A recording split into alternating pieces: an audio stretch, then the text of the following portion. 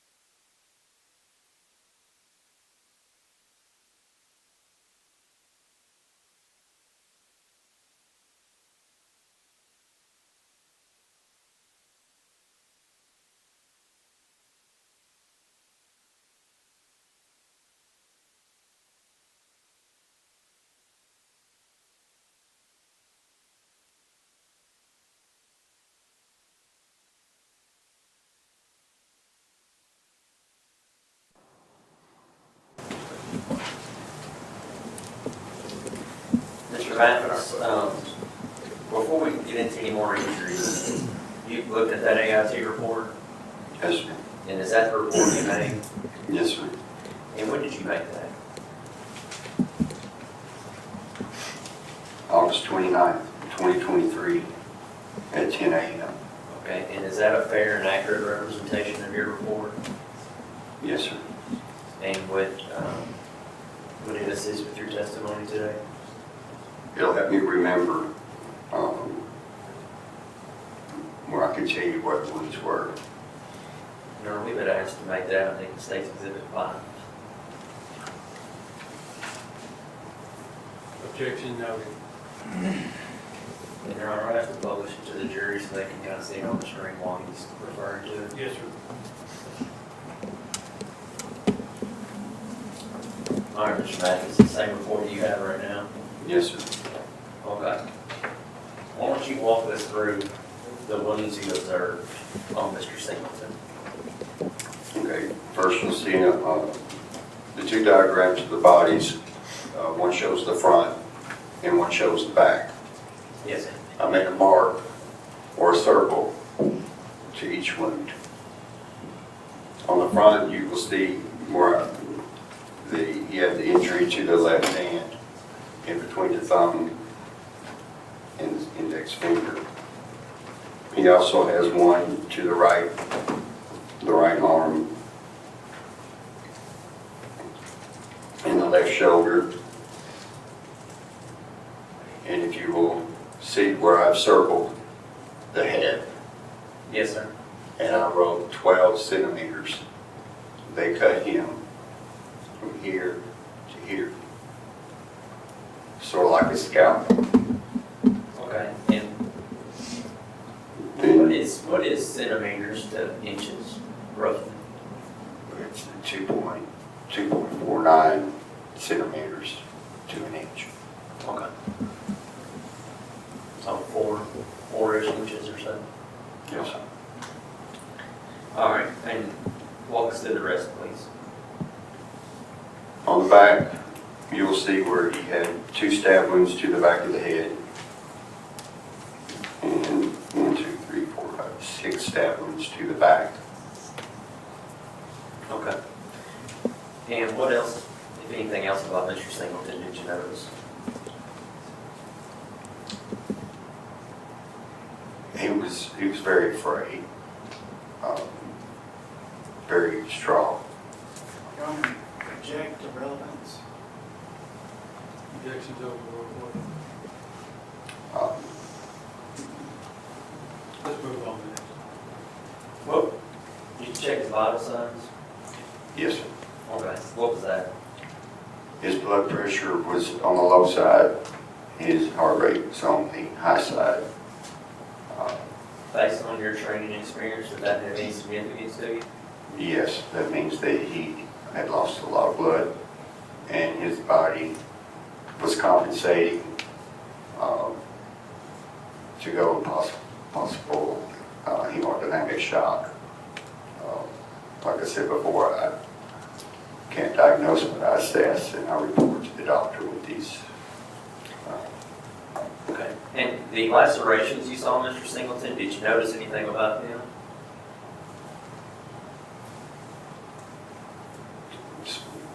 I don't understand what you're asking. Was there anything significant about the lacerations to his body?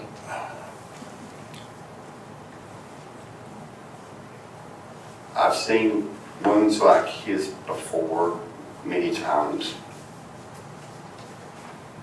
In the prison system, it's very common for inmates to have shanks to protect themselves.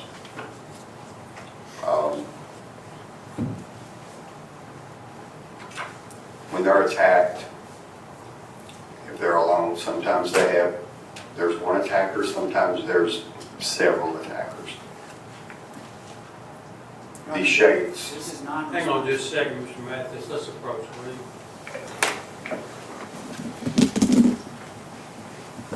Which one of you?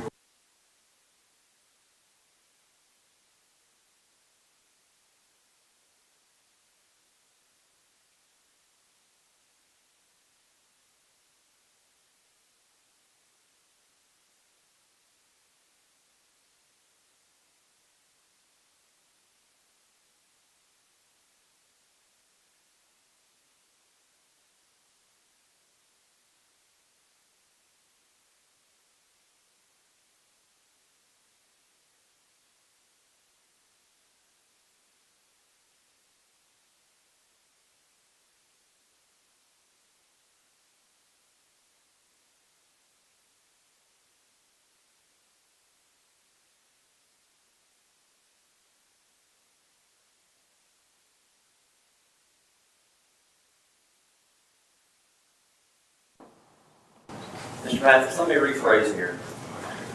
The lacerations on Mr. Singleton's body, were they deep or superficial? some were deep, some were superficial. What is a superficial one? It's one that hasn't penetrated. It's more of a surface. It's not something that needs stitches. Okay. And what do you consider a deep one? Something deep and wide enough to have stitches. Okay. Were you able to treat Mr. Singleton at the clinic, at the prison? Well, because of his vital signs, and because he was going to need several stitches, and the fact that his vital signs showed me that he could possibly be going to shock, he needed to be transported to a hospital. And how long was he gone to the hospital? He was back by the next day. Okay. Did you see him when he came back? Yes, sir. Did you observe anything on him? He had several staples and stitches. You're right past the witness.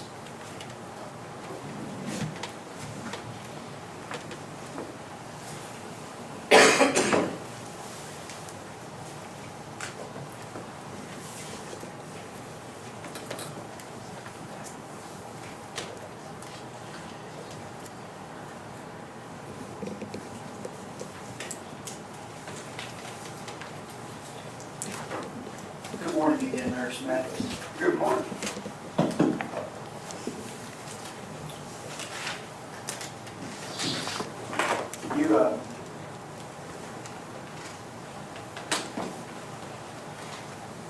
Your educational background stopped with an associate's degree in nursing, correct?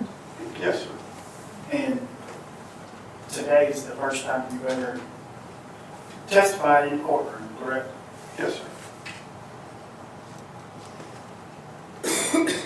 And on the report that's been admitted as an exhibit,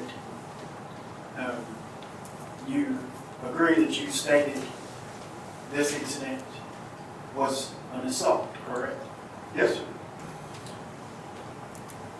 And you agree that in your report, you made no mention whatsoever of the death of anyone, did you? The AIT report, Sir, you agree that your report does not mention the death of anyone whatsoever? not this report, no, sir.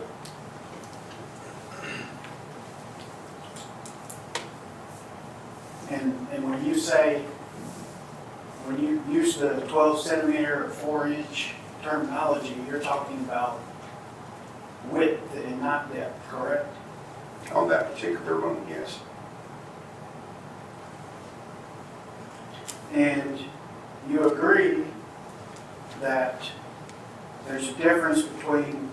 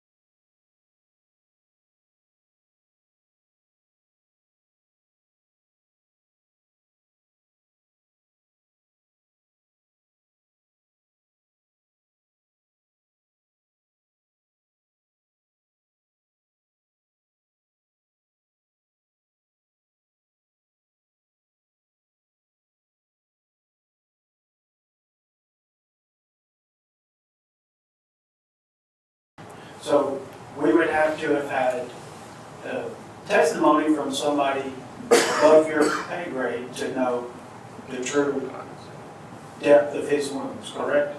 You have to speak to someone at the hospital that treated him. Okay, and we don't have their records, do we? I don't know if you or not.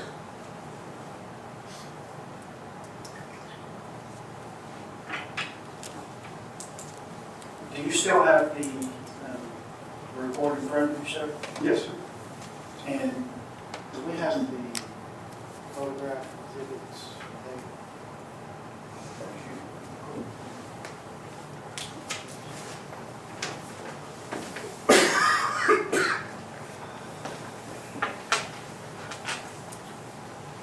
Your Honor, may I approach? What are you going to do? I'm going to show the witness. Does the officer hand it out to the photograph to the witness? Your Honor, for the record, I've handed the bailiff State's Exhibit Number 2.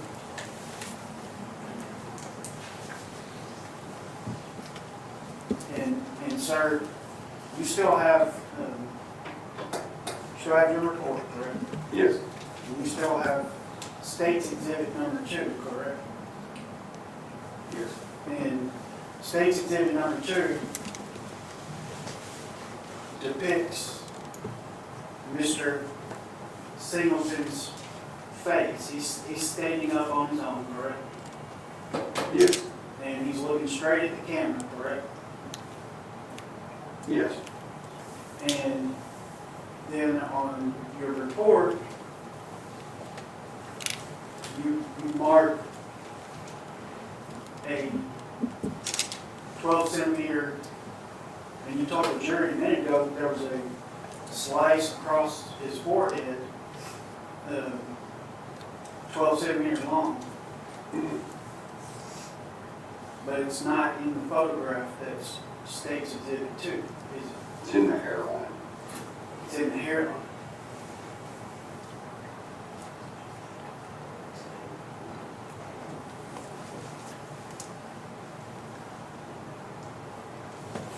Can you draw on the, can you draw on the exhibit, Brian?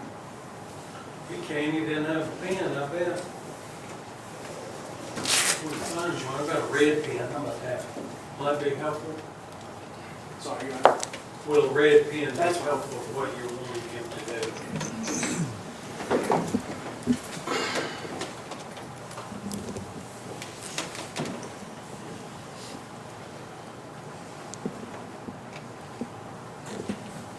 Now, view what he's drawn. Sure.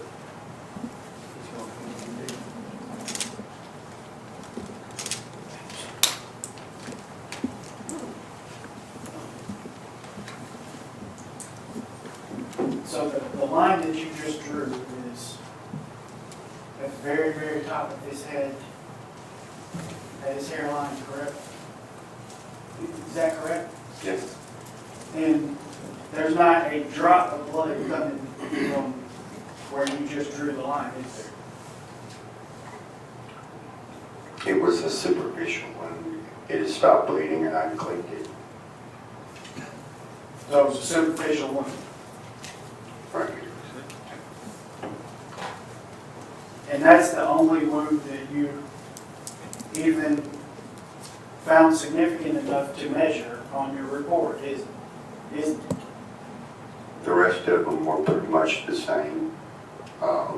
His chart, where I charted, the measurements of the other one would be in his chart. It wouldn't be on the AIT. And you didn't bring the chart, did you? You didn't. I don't have access to the chart. You want to publish the Yes, sir. drawing to the jury? Yes, sir. Let's go ahead and pass that through. But we see it. Of course.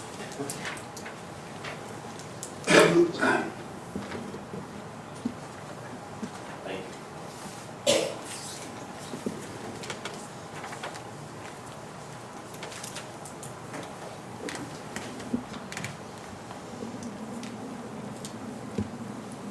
Marvin, have you finished? Yes, sir. Mr. Warren, go ahead and fill the podium, hang on, let the jury know there. Yes, Judge. And I'll return the remaining exhibits. If you will, that'd be great. Thank you.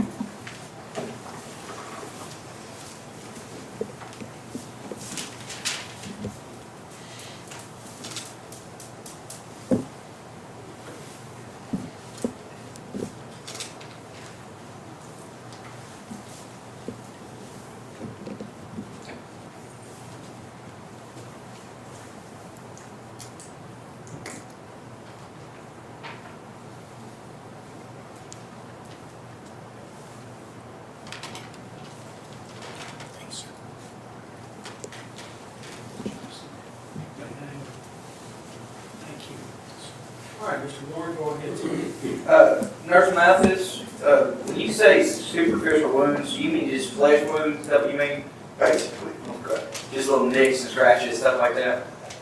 yes, something not deep enough to require stitches. And then on your report, you classify this as an assault, correct? Yes. So, Yep.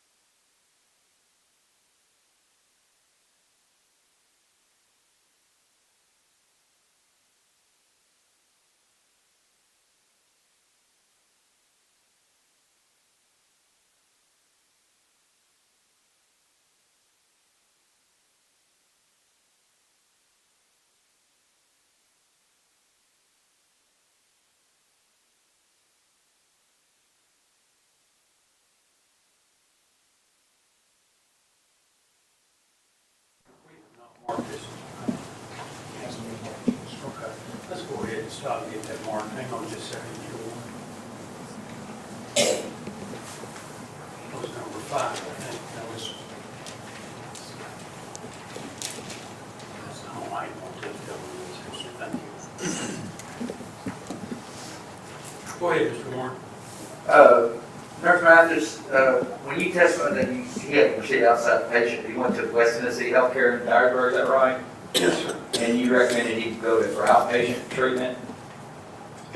Emergency, Is there a difference between outpatient and inpatient treatment? of course. What's the difference? Well, outpatient treatment usually starts in the ER, and, or you get appointments and go to get treatment. Inpatient, you're actually a patient of the hospital. Does one signify more the severity of the injuries versus the other one? It depends on what treatment's needed. Okay. Did you notify Mr. Single and his relatives in this matter? No, sir. You didn't? No, sir. Thank you. No redirect. All right, sir, you can step down your excuse and treatment. Okay.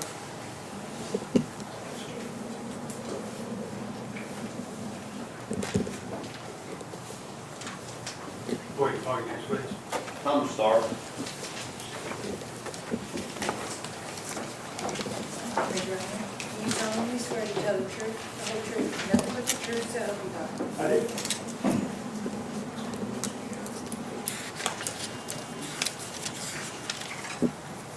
State your name, please, Thomas Bard, and would you spell it? T-H-A-R-B, Okay. And Thomas is common spell. Thomas Bellis, Mr. Tharp, where are you employed? Tennessee Department of Corrections, Office of Investigation and Conduct. And how long have you been in that position? A little bit over 2 years now, sir. Okay. Tell us what that position is about, what your duties are. I'm assigned to the investigative unit. As part of that, we conduct criminal investigations into criminal conduct that occurs at the prison or has a nexus to TDLC. Okay. And are you a certified officer? Yes, I've been through the academy. And prior to your employment as an investigator with Northwest, or with Tennessee Department of Corrections, where did you work? I was the chief of police in the city of Erie. Okay. And how long did you have that position? A little bit over 3 years, 3.5 years. And how long have you been in law enforcement? All together, over close to 15 years. 15 years? Okay. And I may have asked this, but I'm sorry if I did, but when did you start working for the Department of Corrections? June 17, 2024. Okay. So you are not actually working for the Department of Corrections at the time of this incident on August 29th, 2023? No, sir. Okay. Were you eventually assigned this case to investigate?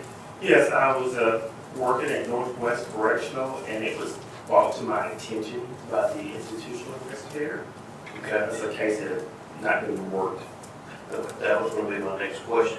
Was there a delay in investigating this case? Yes, sir. Do you know why? I don't really know the reason why. There seems to be, there's a disconnect between notifying the Office of Investigation and Conduct into the incident, what had occurred. So I don't really know the reason why. Did you know if policies have changed for the Department of Corrections about their requirements for reporting offenses that happen in the prisons? I do know there's a mandatory reporting now. Okay. And is that something that was in effect in August of 2023, or did that happen afterwards? I think it happened after. I'm not totally sure on that, but I do know aggravated assaults are required to be reported now. Okay. Now, prior to that new change in policy, were you or other investigators required to report all incidents in a prison? That was going to be prior to me arriving, so I wouldn't really know that. But do you know that there's been a policy change to where that is required now? Yes. So anytime there's a violent offense like that, or even indecent exposure, they are required to report that to our office. And was there a period of time where there were no investigators assigned to Northwest Correctional Complex? I believe there was a period of time there was limited investigators assigned. I believe because they were so short-handed. But Do you know if it was during this time period? I do believe it's in that time period. So at the time this investigation should have been completed, there was a shortage of investigators. I think that's a fair assessment. Once this case was assigned to you, what did you do to investigate the incident?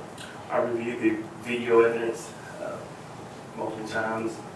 I reviewed the AIT report and I checked to make sure there was like an e-Thomas, which is basically just the TLC reporting system, documents incidents like this. I reviewed that report.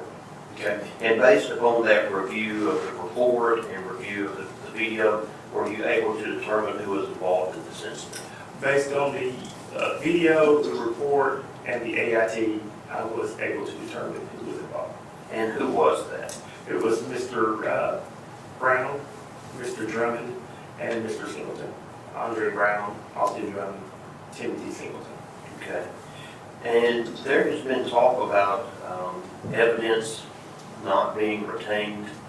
What is the policy about retaining evidence in an investigation? As far as, The prison policy? well, there's an administrative investigation and there's the criminal investigation. Okay. This initially, was it just an administrative investigation? Starts out as an administrative investigation. Okay? For administrative investigations, how long is the evidence retained? It is retained until the completion of their disciplinary hearing. Okay. And at that time, is it disposed of? Yes, there's a policy that dictates how the evidence will be disposed of. Okay. So would that disciplinary hearing for Mr. Drummond and Mr. Brown have been held prior to you investigating this matter? Yes, Okay. So would it have been the policy of the prison to go ahead and dispose of that evidence prior to you actually investigating? it would have been the policy then to go ahead and get rid of it if they had no indication that it was going to be investigated as a criminal matter also. Okay. And at that point, did they have any indication? As far as I know, no, sir. After you determined who was involved and determined that this may have been a criminal offense, did you then refer that matter to the district attorney's office? I did. And who made the determination as to what the charge that would be indicted was? Is that a decision you made or someone in the prison? Or is that a decision that was made by the district attorney's office? I believe the referral we made was for aggravated assault initially. Okay. And is there a reason that it was aggravated assault? Oh, because it just met the elements in weapons, bodily injury. So, And once it was referred to the district attorney's office, is that the point that a change was made to the charge? yes, sir. Very approach.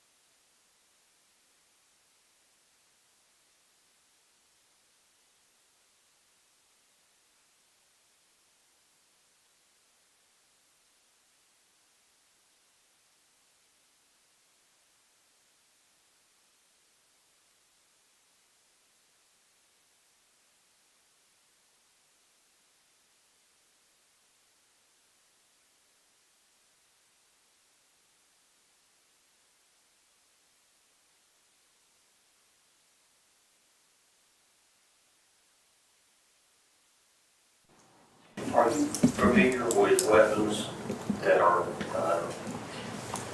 either found at the prison or that were used in offenses at the prison? Have you seen those? Very. And just, and that's, how many would you think you've seen? Well over 150. Okay.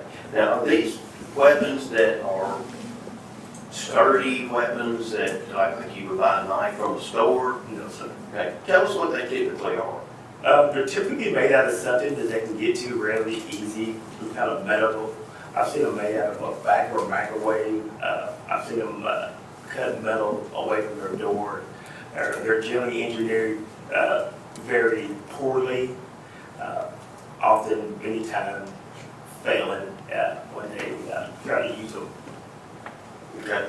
What, do they do anything to make a handle or to do? Yes, sir. A lot of times what they'll do is they'll try to put some sheeting or something on to protect themselves. Again, these are homemade engineered weapons, so they're cut them out of metal. To keep them cutting themselves, they'll try to put a handle on it. They'll try to put something on it so when they stab that force, they don't want to accidentally cut themselves. That leaves evidence behind. Okay. And did you see the video that's been played numerous times? I did, sir. Did you see the video where there were questions asked about whether something came out of Mr. Singleton's hand?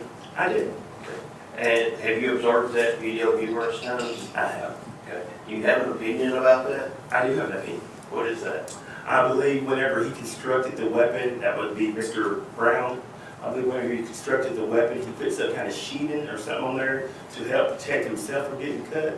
And as you see, when they collide, he stabs, they collide, that's when you see the object. I believe it's some sheeting or something that was on the weapon that, due to the force, came off the weapon. And that would have been something that would have come from Mr. Brown. Correct.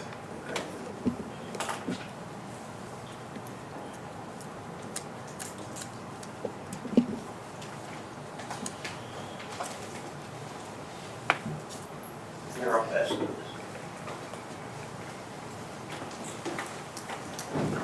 Good morning, Special Agent Doctor. Good morning, Mr. Farmer. You've been sitting here for the past 2 days, correct? I have, sir. You've been sitting right by the jury and right in front of all the other witnesses, I correct? have, sir. You've had a wonderful opportunity to practice for what you're going to say today, correct? That would be a correct assessment. Yeah. And you, unlike the other witnesses, right?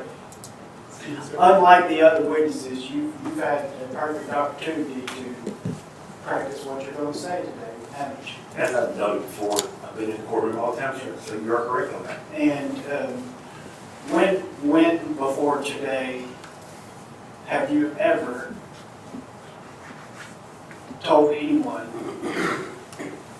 written down anything about this sheet that you say you now see?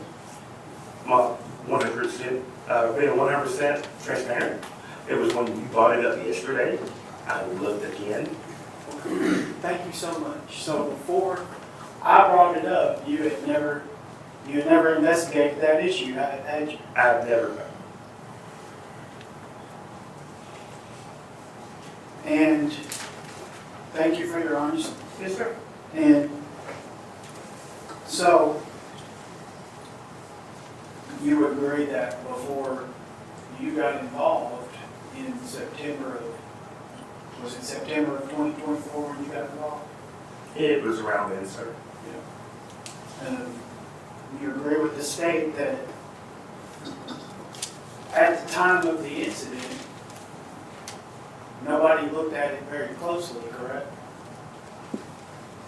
Nobody investigated very closely, did they? I think the institution investigated it closely, and I think that is the reason they maintained the video. Well, you can't speak for why none of the people in the institution back in August of 2023 did not talk to any of the other eyewitnesses in the unit, can you? No, sir. You agree that as an investigator, a thorough investigator would have wanted to do that, don't you? I agree as an investigator that, yeah, there should have been more done. Yeah. And you agree that as an investigator, a thorough investigator would want to examine potentially other angles of the video, correct? I'm going to disagree on that. You don't think, well, you agree that there were other angles that could have been considered, don't you? According to testimony, there was other angles. Again, I would not know that. So you don't know how many camera angles were available at the I time? have no idea. I have the video that you saw was the video that I got. Well, you're familiar with the surveillance system inside the prison, are you not? I'm familiar with how it works, but where all the camera placements are, I am not. Do you know if there, so you're saying you just don't know if there were other cameras in the unit that day? I'm saying, I'm sure there was other cameras there, but I don't know the placement of those cameras. I'm not sure what they would have called. So, as an investigator, in my opinion, if that's okay, we give you that. If the prison maintained the footage that was the most evidentiary. But you don't know if anybody looked at any other footage? Sir, I would not know that. And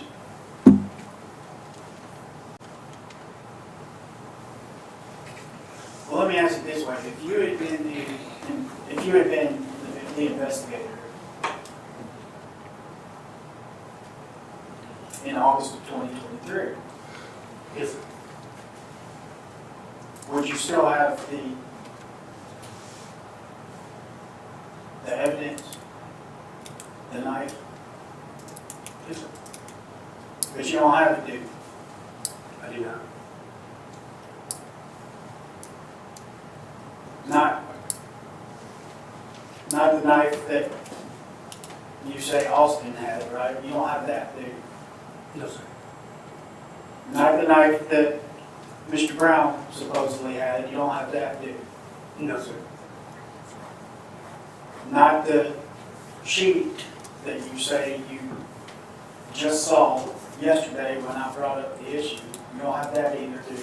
No, sir. You don't have any statements from any eyewitness in the pod, do you? No, sir. You don't even have a photograph of either one of the knives that you're testifying about, do you? No, sir. I mean, you can't even tell the jury specifically, you describe variously engineered objects that it could have been, correct? Yes. But More probable than not. you have no idea specifically what any of these objects look like in this particular case, do you? What they look like? What the specific objects involved in this specific case, you can't tell the jury what it looked like, can you? No. Right. No. You can't even tell them what color it was, can you? No, sir. No further questions. Before, Yes. Mr. Thorpe, I'm Johnny Warren, I'm Mr. Brown, I'm gonna ask you a couple questions. Yes, sir. You testified about a difference between an administrative investigation and a criminal investigation. Yes, sir.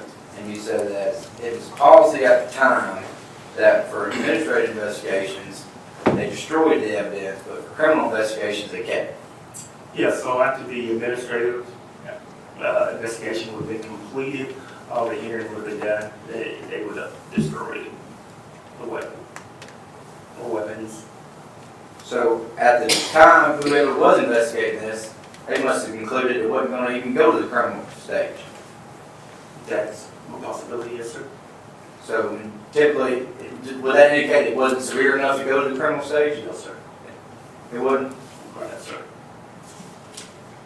And you also testified about how, in your experience, there's things wrapped around knives and things like that, right? Yes, sir. And then when you view the video, you're saying, in your opinion, that's what came out of that direction of that hand, right? Yes. Okay. But you never actually collected it and saw it. No, sir. So you don't know what it was. That's just what you think it was. So that's nothing. That's And- not my experience, sir. Yes, sir. And you just testified it's more probable than not that's what you think it was, correct? But you don't know beyond a reasonable doubt it was what it was. I cannot tell you 100% that's what it was. Thank you.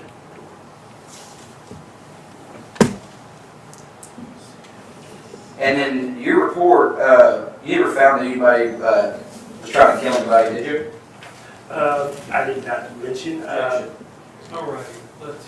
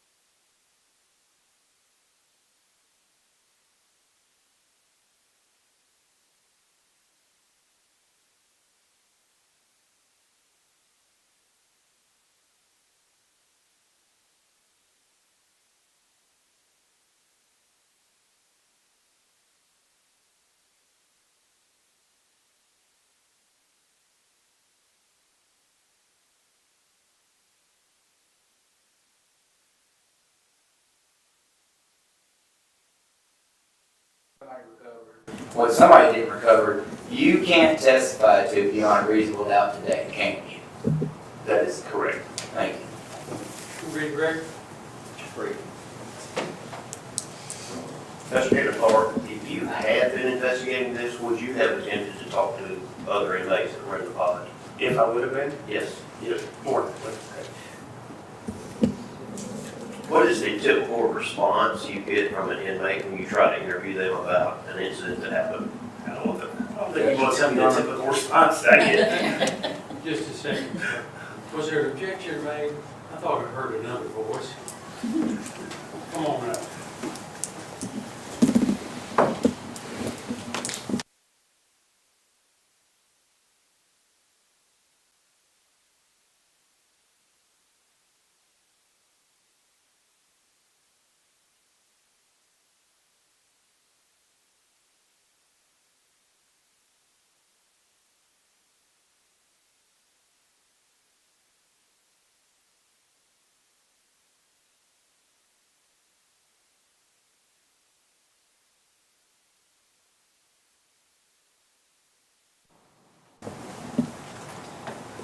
Investigator Clark, when you attempt to interview inmates about offenses that have happened, how do they usually respond? Not talking, No, you usually won't say anything. nothing. Okay, thank you. Sir, you're excused and please step back down. Sir.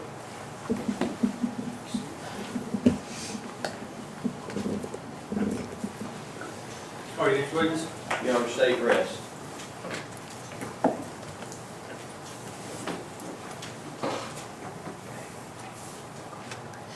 Ladies and gentlemen, it's a good time to take a break. We have some other business we have to take up anyway, and it's a good time for your mid-morning break. And so you all may be back there a few minutes. We're going to take up a little business, and then we'll have to take a short break as well. Keep in mind, at this point, You should not discuss this case with each other, certainly not with anyone else. I don't think you'll have an opportunity. Don't form or express an opinion about the case at this time. You've not heard all of the proof yet, nor have you heard the instructions of law.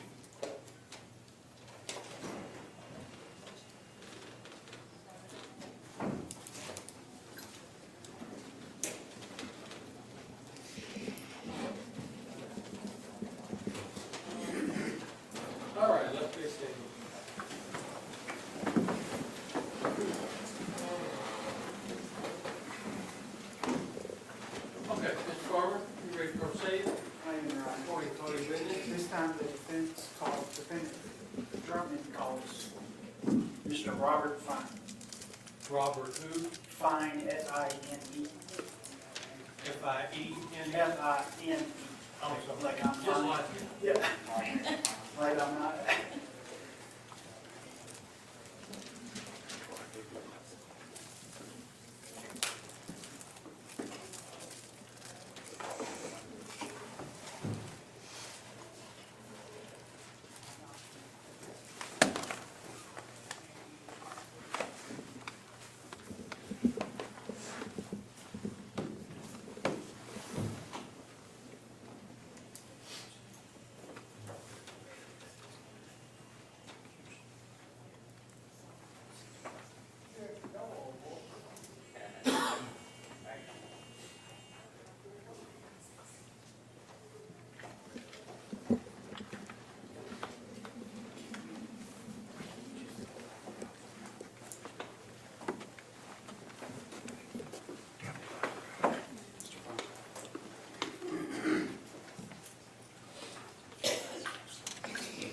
Raise your right hand.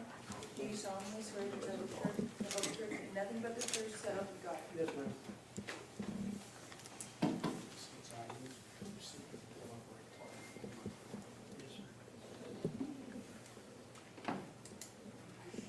Good morning, sir. Could you please state and spell your name for the record? Robert Fine, F-I-N-E, Mr. Fine, where are you employed? with the Tennessee Department of Corrections for the Office of Investigations and Conduct. And is that your only job? Besides my military, yes, sir. How long have you been employed in the capacity you're employed with the Tennessee Department of Corrections? My current with OIC, sir, I've been employed with them since the middle of December of 2025. And how long have you been with Tennessee Department of Corrections? I've been total with TDLC since May of 2007. So you've been with Tennessee Department of Corrections for, you can do the math. 19 years, sir. Okay. Yes, sir.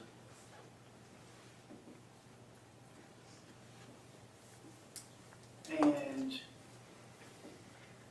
do you know Austin Drummond? Yes, sir. I remember from when I was employed with the West Tennessee State Penitentiary.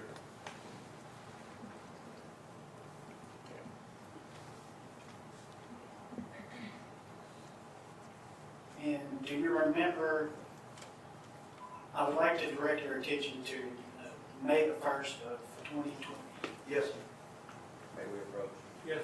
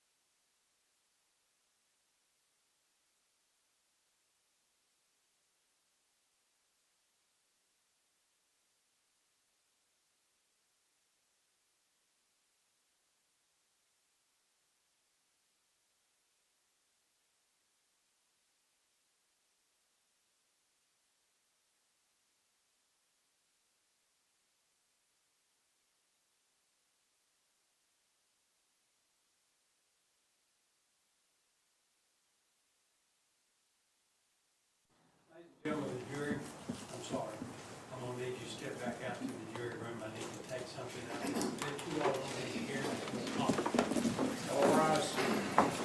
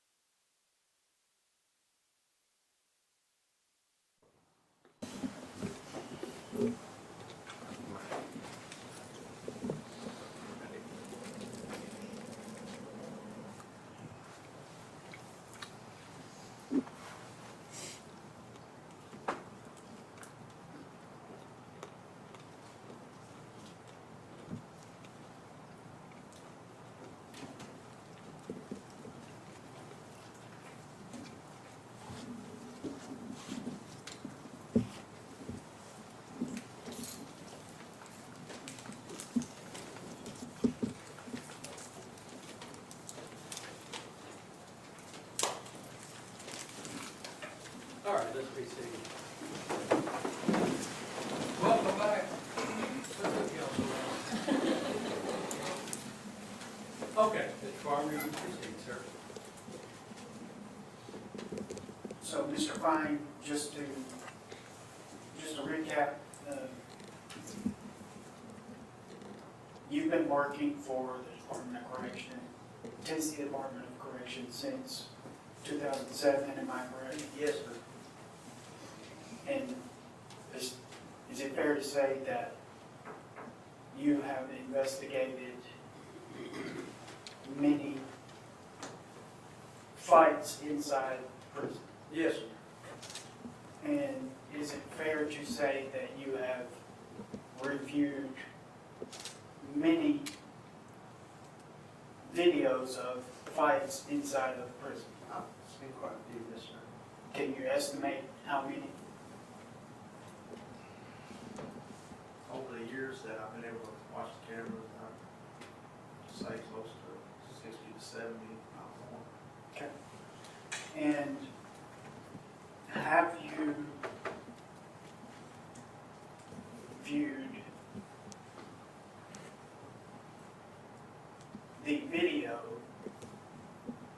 that depicts the fight that occurred at Northwest on August the 29th of 2023? Yes, sir. Would you recognize that video if we showed it to you right now? Yes, sir.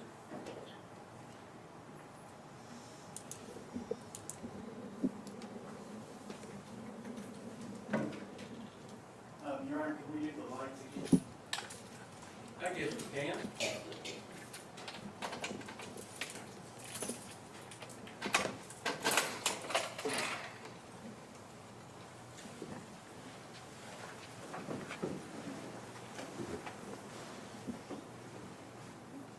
For the record, Your Honor, we have is it State's Exhibit number 1. Yeah, video is exhibit 1, and you have it on the screen. And where are we on time? 59 seconds.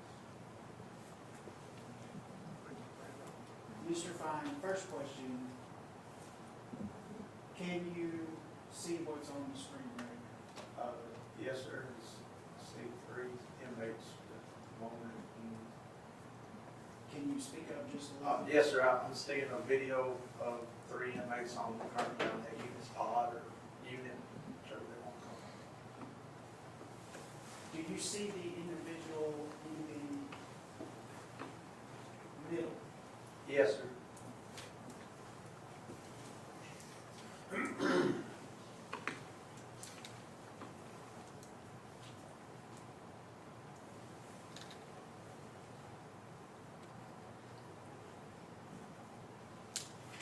And I'd like for you to, are you sure you have, do you need the video to be enlarged? Yes, sir. If you don't mind, there you go. Is that better? Yes, sir. Do you still see the individual in the middle? Yes, sir. Can you see anything on his left hand? Yes, sir.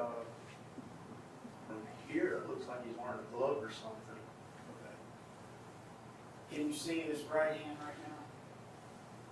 I don't see his right hand. I'm only seeing his left hand, sir. Go ahead, Commissioner Warren.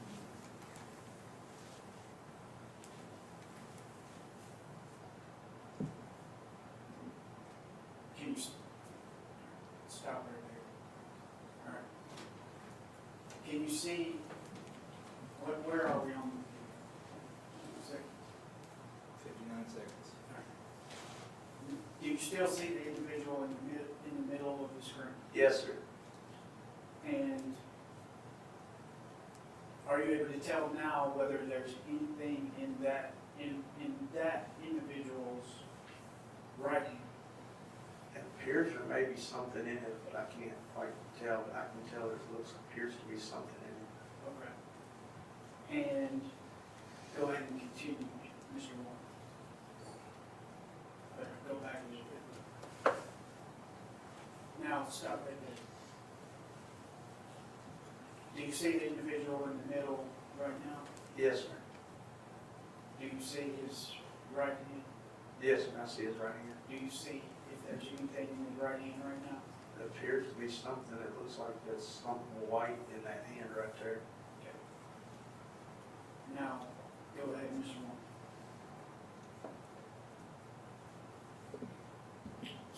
Stop right there. Where are we on the seconds? 59 seconds. 60. Do you see the individual in the middle right now? Yes, sir. Do you see where his hand is? Yes, sir, it looks like His right hand. his right hand appears to be coming towards the middle of the other inmate's chest area right there. Okay. Go ahead and proceed, Mr. Moore. Stop. Where are we? 1 minute. Okay. I'm sorry, Mr. Warren, I just can't hear you when you. 1 minute. Thank you. I want it on the record, I just need you to speak up. Do you see the individual in the middle now? Yes, sir, I see him. And do you see an object that is, yes, just a slightly upper right of his right hand? I don't see nothing in his hand now. No, I'm saying you see the object. Oh, the object on the, That is- yes, sir, there's an object that appeared right there by that seat right there. on the And floor. can you back it up just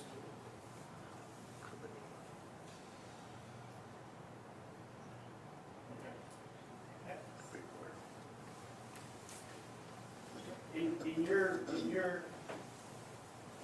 capacity as a Tennessee Department of Corrections investigator,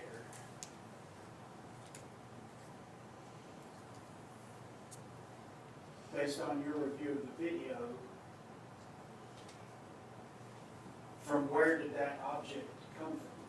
It looks like it came from the guy in the middle, from where his hand, to me, it's the way he was coming with his hand, and then the way they were fighting, it's like the way it come flying out of his hand is it appears that it came from the guy in the middle, whoever that guy. And are you able to state what the object is? I'm not for sure what it is. I can tell it's some kind of an object, but I don't know 100% sure what it actually is.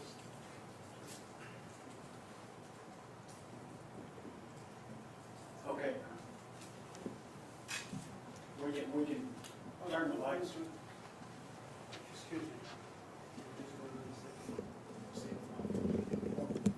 You need to confer with your client. No, it's okay. Let's do so at the time. Go ahead and play. Stop right there.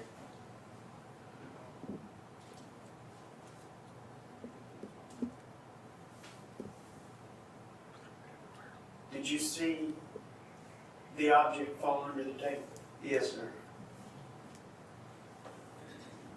And it's your opinion, is it your opinion that that object came out of the individual in the middle? Yes, sir.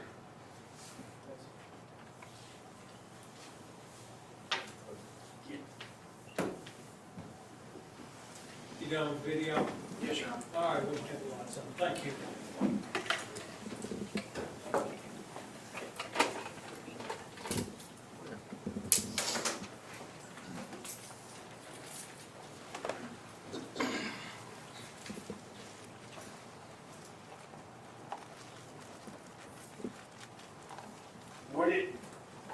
Would it surprise you if that object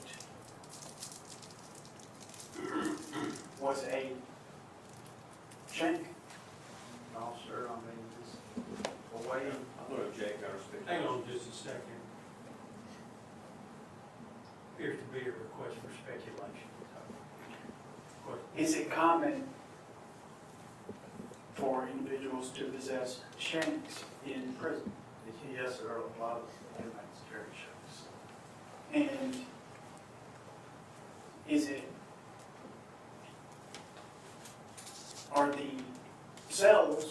inside of the prisons that you've worked in for so long,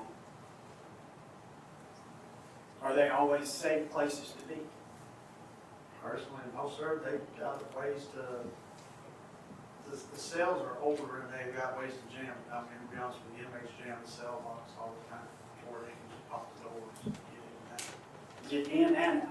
Yes, sir, that's, inmates will do that. I mean, that's why staff is supposed to go around and actually check the cell doors to make sure they're secure, because inmates are gonna be inmates and they put jams in the door to where they can do it, to where they can get in and out of their cells.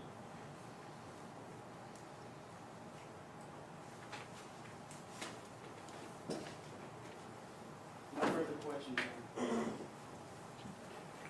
If we could ask the defense to disconnect so we can get you. I don't know how, Drew.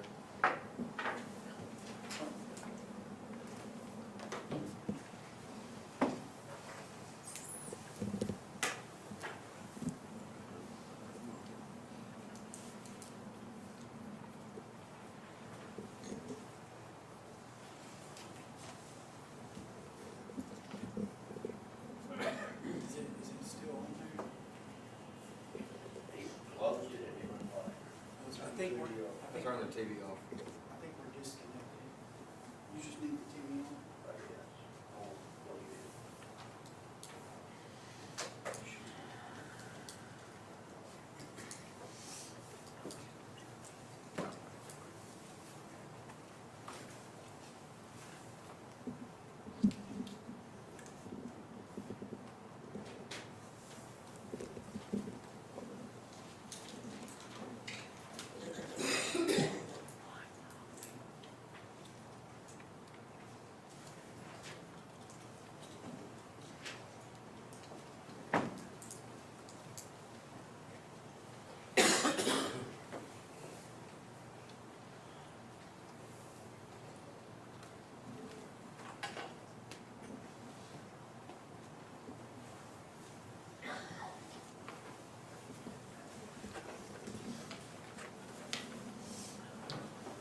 Okay, Mr. Drummond. You were asking a lot about what might have been in the person in the middle's hand. You don't actually know what it was, do you? No, sir, just appears. Matter of fact, you don't even know that he had anything in his hand, do you? I just know it appears that something was in his hand, that's all it appears to be. It would appear to be a white spot on the video. Yes, Right. sir, it appeared to, yes, sir. Okay. Could have been just his hand, couldn't it? I'm not sure, and it appeared to where he was wearing a glove, and then it seemed like it was something white, like it was something white in his hand. Okay. You said he had a glove on his left hand. Yes, sir, I Okay. seen that. Okay. There wasn't anything on his right hand though, right? It looked like there was something, it looked like a glove to me, from what I'm seeing, it looks like it was a glove on his hand, it may have not been, but to me. So you don't know? I don't know, it just appears to be, it looks like a glove on his right. Okay. Okay, so you can't say for sure he had on a glove, right? No, sir, You can't say for sure he had anything in his hand, can you? it just appears that he has something in his hand. Right, that's your opinion, right? Yes, sir, that's just my opinion, it appears that he has something in his hand. All right. Now, you talked about door locks and people being able to get into a cell. Yes, sir. If a person is in their cell and nobody's around them and nobody's doing anything to them, are they safe at that point? I guess so. I mean, Okay. All right. Now, this is the same video. You didn't see the whole thing. You only saw part of it. So I'm going to play this. Okay. We'll stop it for just a second. Can you see this mouse I'm moving? yes, sir. That's the pointer. Okay, do you see this individual right here? I see feet.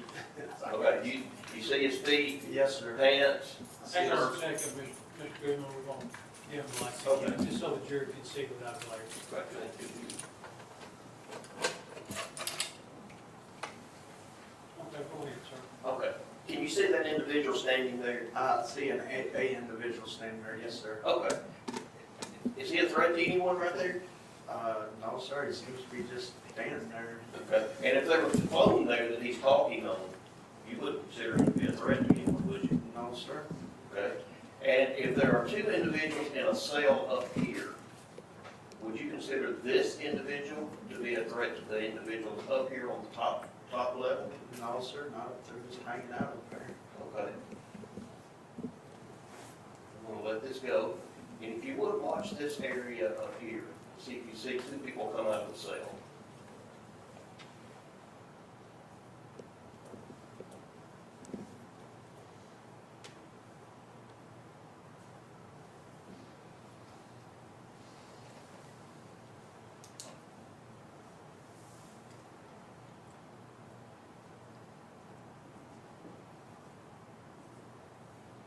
Okay, do you see this I individual? see somebody Okay. coming very, barely All out. right, do you see another one I there? see another one coming out and look like they're wearing white t-shirts and stuff. Okay. Is this individual a threat to these guys up here? Which one, sir? I'm sorry. The guy This here, one? Okay. is he a threat to the two guys on the top stairs at that point? He doesn't appear to be, he appears just to be standing up against the doorway or something. Okay. We'll let it play. Can you see the gentleman coming down the stairs? Yes, sir. Okay. Is the gentleman on the phone a threat to him at that point? Not if he, the man over here in this corner is on the phone, no, sir, he's just standing there. Okay.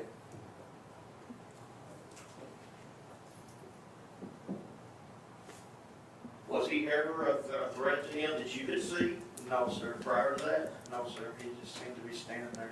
Okay.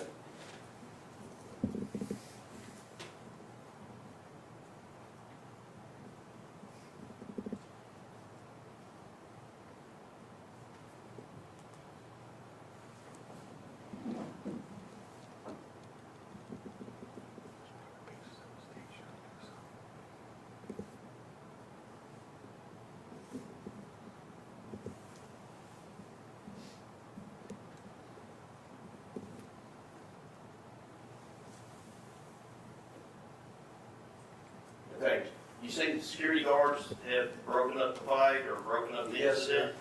Yes, sir. Okay, the gentleman that's retreating now with no shirt on, Yes, sir. he's retreating, right? Yes, sir. Is he a threat to the guy in front of him? Not right now, he seems like he's trying to get away. Who would be the aggressor in that? Appeared to be Mr. Drummond, that he's coming towards him.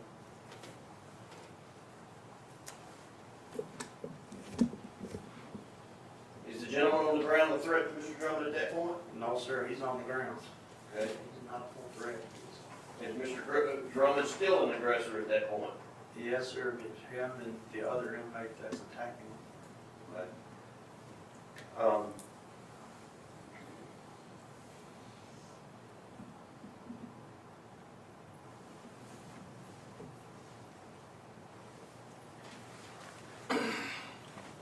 One second.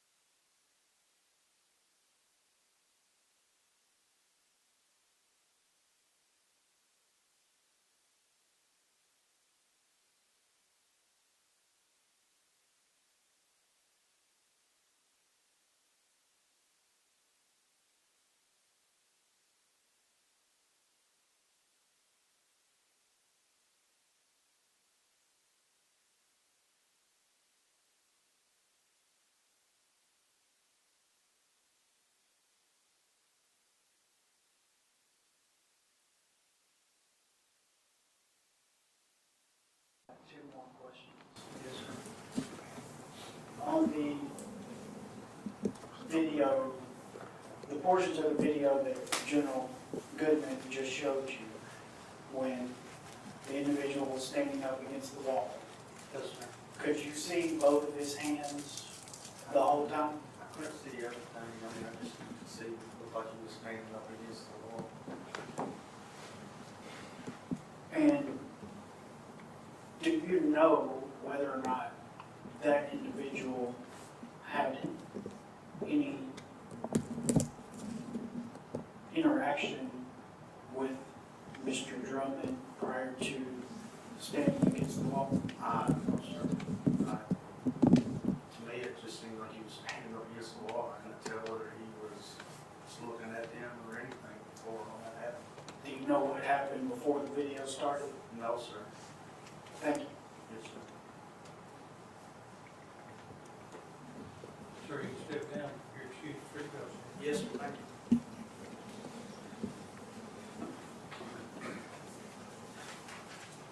Go ahead, please. Your Honor, I call Austin Drummond.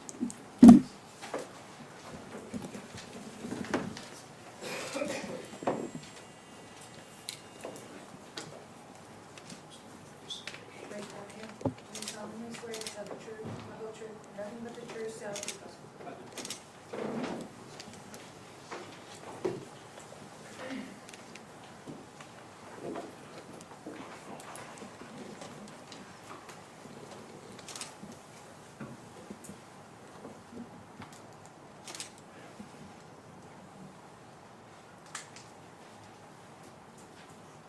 Good morning, sir. Please introduce yourself to the jury.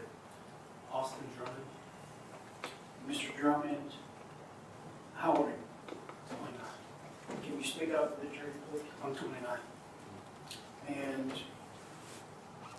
where have you spent the majority of your life? I've been in the Tennessee Department of Corrections since I was 16 years old. What led to your going into the Tennessee Department of Corrections when you were 16 years old? When I was 16, I was at a party. Can you speak up, sir? When I was 16, I was at a party, and I took some Xanax because I blacked out, and I robbed the gas station with a BB gun. And I was charged as an adult in Central Prison. So you have you been in the adult prison system since you were a teenager? Yes. And what is your weight? 180 pounds. When I entered the Department of Corrections, 170 pounds. What is your height? 5'10". Where did you first go to? Were you convicted of aggravated robbery when you were 16? Yes, I was. And were you convicted of retaliation for past action when you were 16 or 17? I was, yes. And where did you first go to prison? I went to Bledsoe for classification, and then I went to Whiteville. It was the first person I went And is I'm not able to hear Mr. Drummond. Sir, you want to speak up or pull the microphone up to you? Okay? to. I went to Bledsoe for classification, and then Whiteville was the first actual person I went to. And where did you go after Whiteville? I went to Northeast, And where did you go after that? Trousdale, And where did you go after that? Hardeman County, Where did you go after that? West Tennessee State Prison. When did you go to West Tennessee State Prison? 2018 Where is West Tennessee State Prison? in Henning, Tennessee.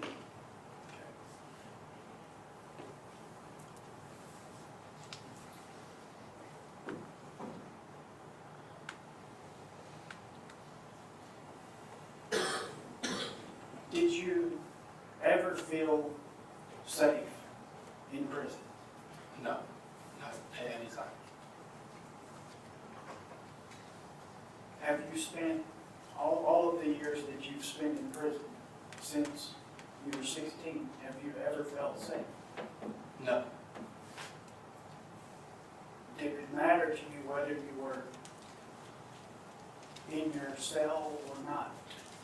no, I've been attacked in my cell before during lockdown time, when the doors are supposed to be locked. And I'd like to direct your attention to May the 1st of 2020, okay? Just, that's where we are. Okay. On May the 1st of 2020, where were you in prison? At the West Tennessee State Prison. And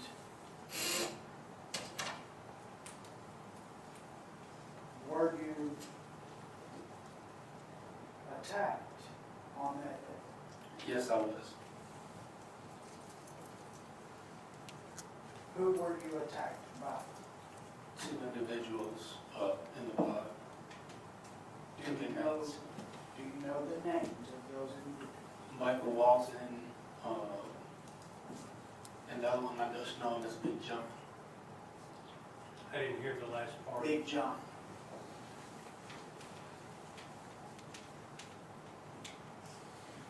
Where were you located when those individuals attacked you? I was in my cell. It was during count time. What is count time? It's a time when all the inmates are supposed to be locked down and officers count the inmates.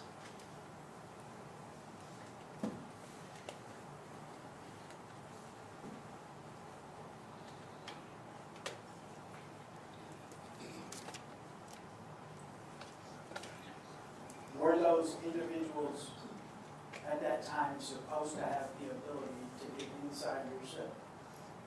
No, no one's supposed to have the ability to get inside of a cell, but they do. Do you know how those individuals got into your cell? On that specific day, the officer unlocked the doors for them. An officer. Yes, Officer Estrella. Do you know his first name? I believe it was Oscar. Oscar Estrella? Yes, sir. Do you know if Oscar Estrella was disciplined as a result of that incident? To my knowledge, he lost his job because of that.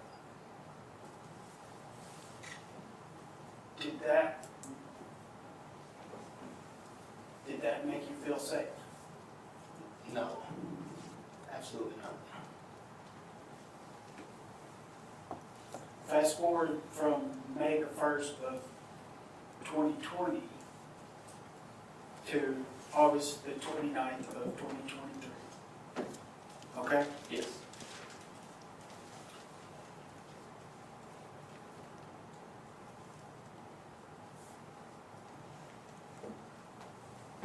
Did you know Timothy Singleton on August the 29th of 2023? I had just recently moved into that pod 2 weeks before the incident. I knew him as True.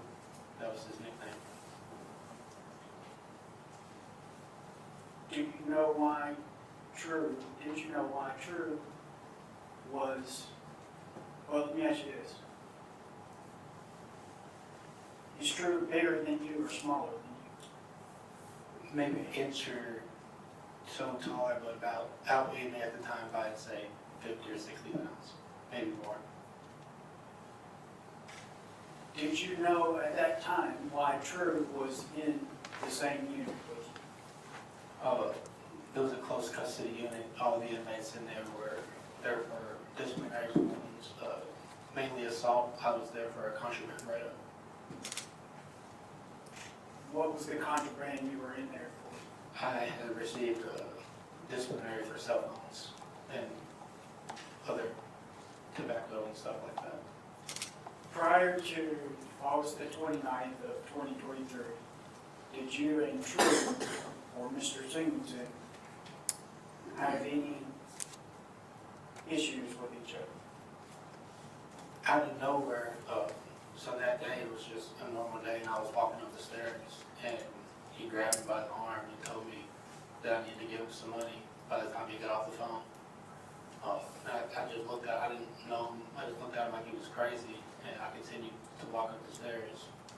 And excuse my language, but he said, "Bitch ass white boy, I'm not playing, I'm gonna stick the shit out of you." And I continued to walk to my cell, and I went 2 doors down from my cell and asked an inmate named JD if he had a shank. And inmate, he gave me a shank.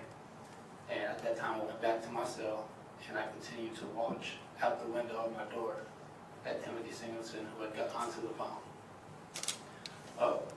Inmate Brown then came to my door and he came in my cell, and he told me that True was down there talking about stabbing, excuse my language, being a bitch ass white boy. And I continued to watch out the door, at which time I saw an inmate bring something to Timothy Singleton, which I saw what looked like to be a silver object being handed to Mr. Singleton. I then saw Mr. Singleton start to put on gloves, at which time I told Brown, I'm finna go see what's going on, what this problem is. So I left my cell and went downstairs, and I intended to ask what's going on. As I approached, Mr. Singleton brandished the knife, at which time I reached with my left hand to try and grab the knife. I was unable to grab the knife, at which time I used my right hand and started to swing at him. A fight ensued. There was some swinging back and forth, and then Brown came out of nowhere and jumped in the fight. At the time, we started to get the better of him, and the officers ended up coming in, and they sprayed. I went around the stairs, and as I came around the stairs, Singleton was getting up, and I went back after him. At this time, he hit the ground, and I went to go after him again, and I noticed he didn't have the knife anymore, and that's when I walked away and gave the officers my knife. Did you ever have any intent to cause Mr. Singleton to die? Absolutely not. During any time did I intend to kill Mr. Singleton. I had 1 year to go home at this point, and that was the last thing I wanted to do. So you've said a lot, but I want you to back up and break down your testimony a little bit, okay? Was the first incident between you and Mr. Singleton, was it on the stairs inside the unit? Yes. And was that the very first incident? The very first, The very first incident between you and Mr. Singleton? we spoke maybe before in the blood, but there was never any conflict or anything like that. So it never threatened you before? Before that, no. And he asked you, he told you that you better have some money for him, By the time he got off the phone, or else, he was gonna stick me, which is a word they use in prison for stabbing. and what did he call you? A bitch ass white boy. When that occurred, at the moment that occurred, did you have a weapon? The moment that he threatened The me, moment that that statement was made, did you have a weapon? no, I did not. Do you know how much time passed between that threat and when you walked down the stairs to where Mr. Singleton was standing? I'd say anywhere 5 to 10 minutes. It was not long at all.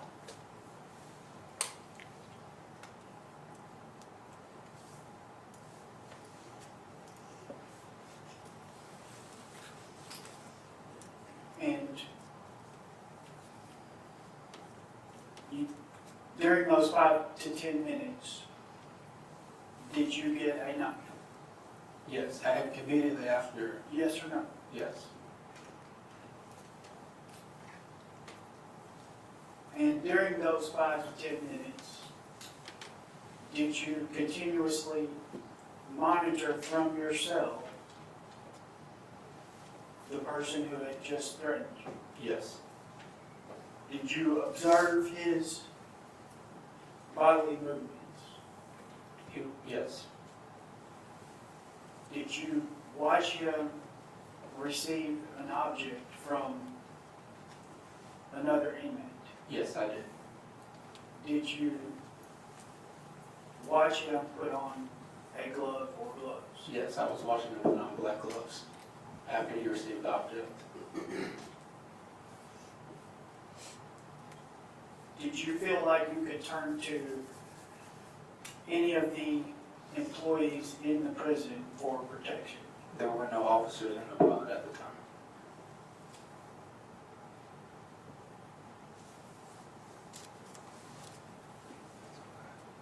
Did you feel safe inside your cell? The doors can be opened by sticking a knife into the side of the door and pulling the lock open. When you exited your cell and walked down the stairs, had you made up your mind as to whether or not there was going to be a physical altercation? I was prepared for an altercation, but I did not intend for the altercation to happen. I intended to see what his problem was, but I was prepared for an altercation. So you were prepared for an altercation, but you hadn't made up your mind. I didn't know what the problem was. And when you got close to him, did you see his hand move? Yes, he had the knife, he had it behind his wrist in his hand, and when I came forward, he just flipped it out and brandished it. Did you do anything did you just have one knife at the time? Yes, it was, Which hand was it in, your knife in? it was in my right hand. Did you do anything with your left hand? That's the first thing I did. I went to try and... Can you stand up and show the truth? The first thing I did is I tried to grab the knife out of his hand. And I'll get a record of his testimony when he stands up. So I understand what you're trying to do. He doesn't need to be talking if he's demonstrating. Okay? Just not getting.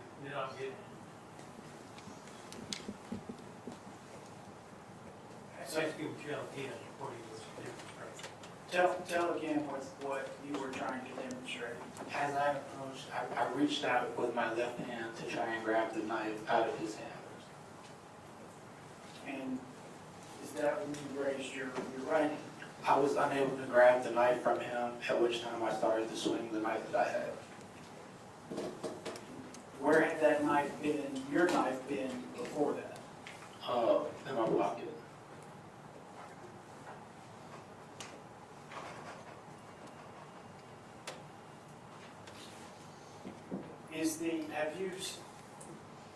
It's a good question. How many times have you watched the video that we've seen 100 times over the past 2 days? I saw it at least 30 times before today.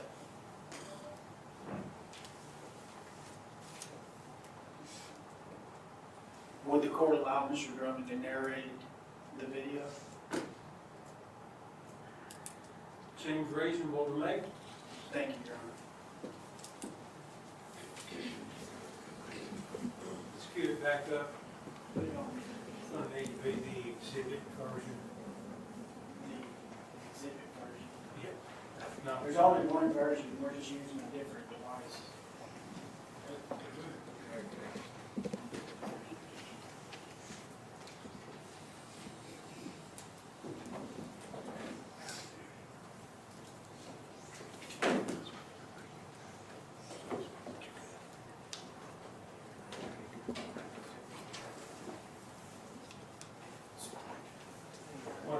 What I'm suggesting to you is that it needs to be the view, there you go, the original view. Thank you.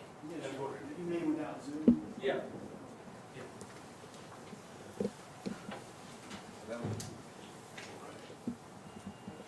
So, can you see the screen, Mr. Drummond? Yes, I can. Do you see the stairs on the screen? Yes, so the stairs where the altercation occurred at on the left. The staircase on the left. Is that where Mr. Singleton threatened to stick you 5 to 10 minutes earlier? He was standing at the bottom of the stairs, so I was probably 4 or 5 stairs up the stairs. Okay.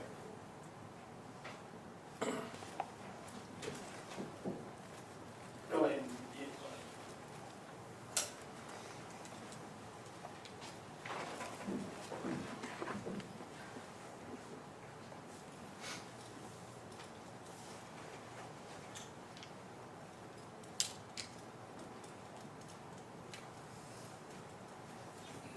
Stop right there. Mr. Drummond, do you see the individual at the bottom center of the screen right now at 8:43:58? Yes, I do. Do you know who that individual is? I just know him as double. I don't know his real name. Okay, Mr. Warren. Stop right there.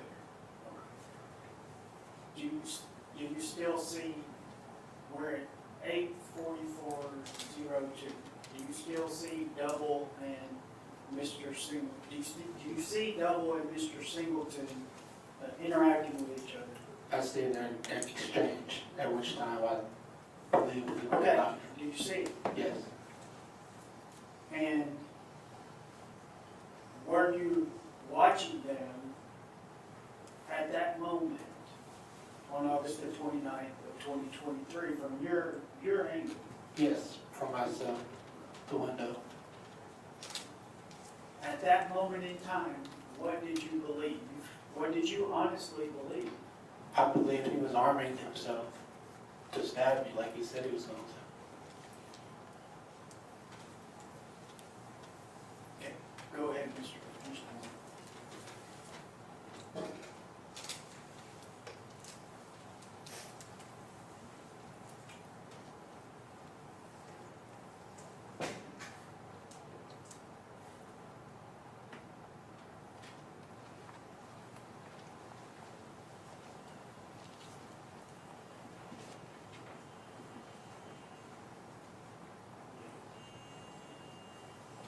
Stop right there.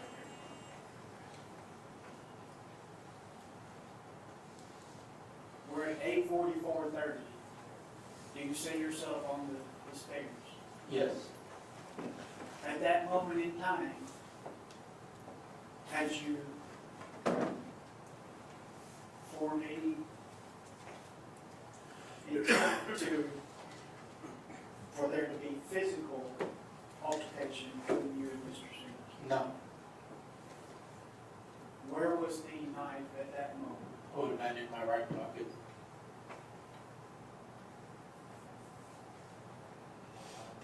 Okay, Mr. Warren. Stop.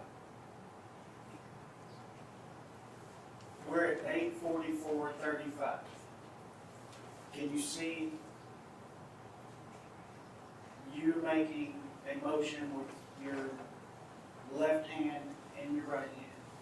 Yes, Can you see on the video Mr. Singleton's right hand at that moment? no.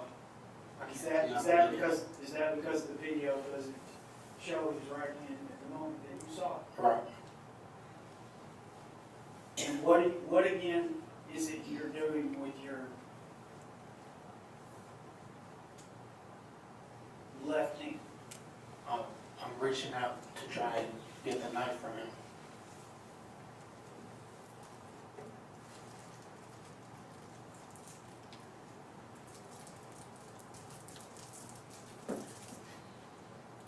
Okay, Mr. Warren. Stop. 4439. Do you see where everyone is at this moment? Yes. At that moment in time, did you know where Mr. Singleton's knife was? I believe this guy had it in his hand. Did you know it had fallen under the table? No.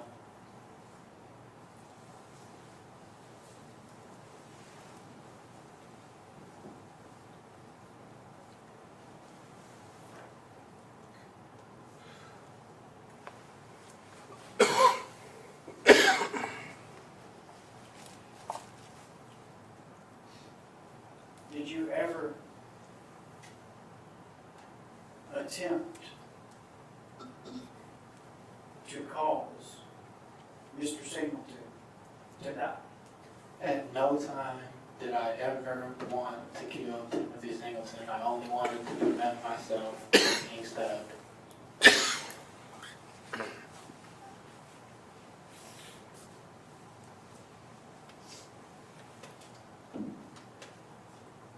Did all of your experiences, including what had happened to you on May the 1st of 2020, when you were supposed to be locked in your own cell and protected by the state of Tennessee, did all of those experiences Yes. affect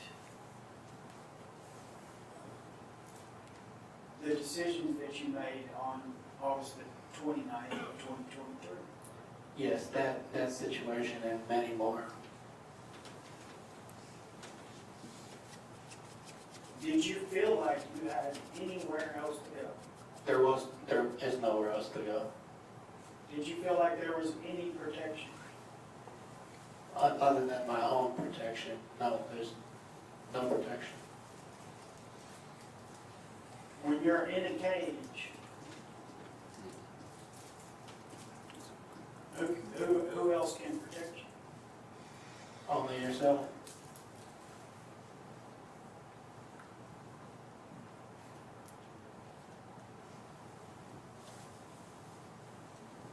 The state will have some questions.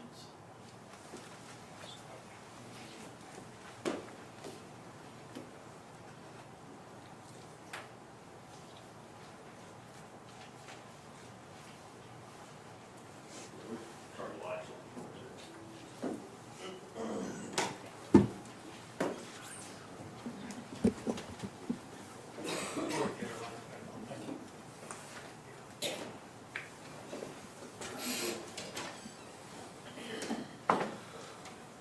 Mr. Drummond, you admit, Just a second. oh, I'm sorry.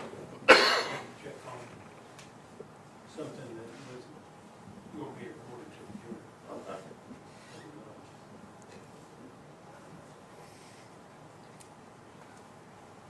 Lunch is here, if you want to go ahead and break it, you Oh, can sure. resume your, Sure. begin your cross-examination right Sure. after lunch. Very good.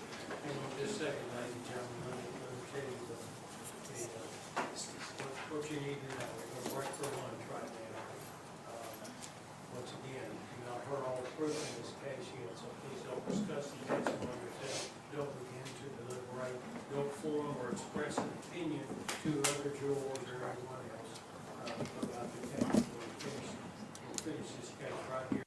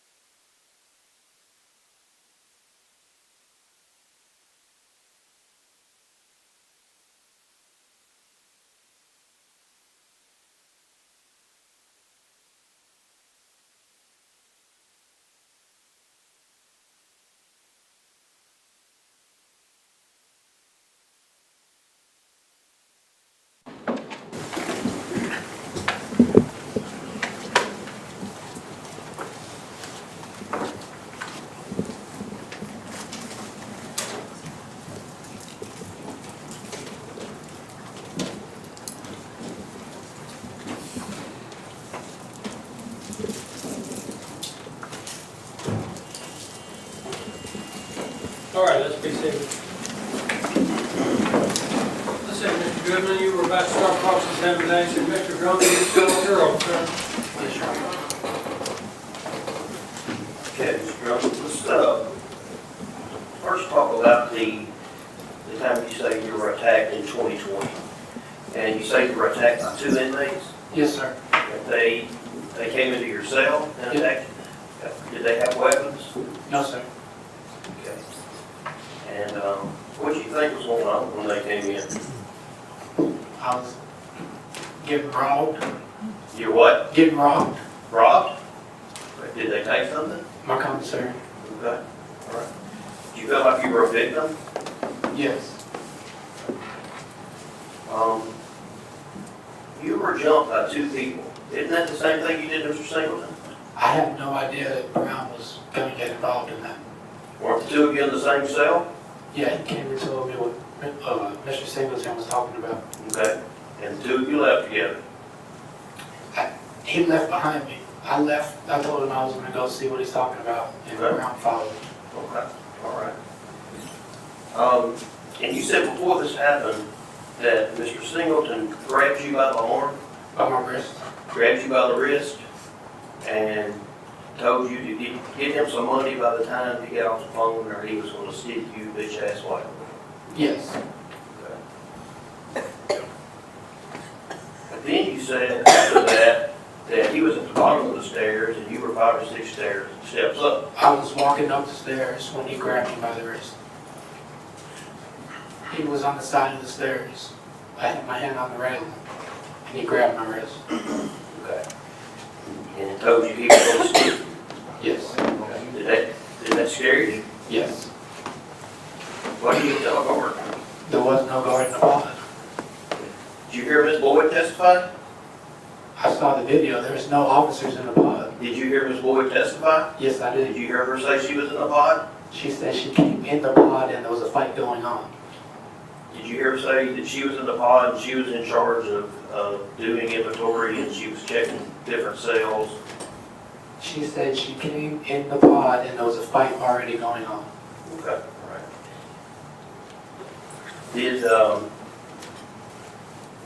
Did you hear Officer Sansom say that he was standing right there looking in the glass? Outside the pod? Yes. Yeah. Okay. Couldn't you get his attention if he was looking in the glass? No, I couldn't see him. Did you not walk over to the door where the guards were? No. Why? I wasn't intending to fight. That wasn't my intention. No. So I'm questioning. He grabs your arm, Correct. tells you, get him some money. Correct. Okay. Why didn't you immediately go over to the area where the guards were? Because I didn't know the guards were there. Do you know where the door to the pod is? Yes. Okay. Do you know where the window is? The window in the office? Yes. Yeah, it's inside the office. Okay. Can you see outside the pod? I can't get in the office. Can you, when you go to the door, can you see outside the pod? Yes. Okay. Why didn't you go to the door and look out to see if there was a guard right out there? I didn't want to turn my back to him. You didn't want to turn your back to him, Correct. but he was on the phone. No, he wasn't at the time. Okay, all right. He makes a threat to you. Correct. He goes and gets on the phone. Correct. What'd you do? I went and got a knife Why didn't you go to where the guards were? because there were no guards in the pod. Why didn't you go look for one at the door? Because they weren't around. How do you know that? Because they weren't. I was in the pod. Did you go look? May we approach him?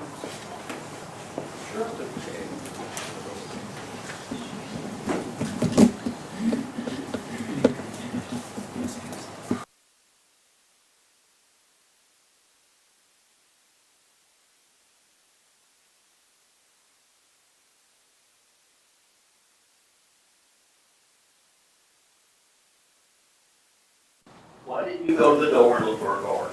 I don't trust officers. Okay, so now we're getting down to it. Not necessarily because there wasn't a guard there, because you don't trust them. Well, they weren't there. Okay? Well, you don't trust any guard. I don't know which ones to trust. Okay. Has Ms. Boyd ever given you a reason to not trust her? No, but neither did Oscar Estrella. Okay. Has Officer Sansom ever given you a reason to not trust him? I didn't really have any association with Sansom. You what? I didn't really know who Sansom was. But he was an officer.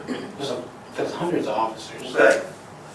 Was there ever an officer in your pod that day that had given you a reason to not trust them? When they opened the door, I'm not sure who the assigned officer was that day. Okay. Do you not think that the better idea would be to go and try to prevent something from happening? No, because it could lead to what happened in the past. And an assault that happened during count time, where they let me into my cell. So you think if you go and report to an officer that you're in danger, that they're going to let someone come harm you later? It's happened. And you thought that's what was going to happen that day? Thought it was a possibility, yes. Okay. All right. And so you go upstairs, and the first thing you do is say, I gotta get a knife. Correct. Why? Because I didn't have a knife. Okay. Why did you need one? Because someone told me they were going to stab me. Okay. Did he come up the stairs to try to stab you? No, Did he make any further attempts to come towards you and stab you? no. He said if I didn't have some money for him by the time he got off the phone, that's when he was going to stab me. Okay. So he never made any physical movements towards you in an aggressive manner, did he? He flicked the knife in his wrist like this.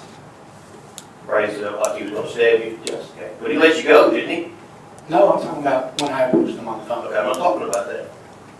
After he made a threat to you, told you to get him some money, Right. he went and got on the phone. Correct. He was not a threat to you at that point, was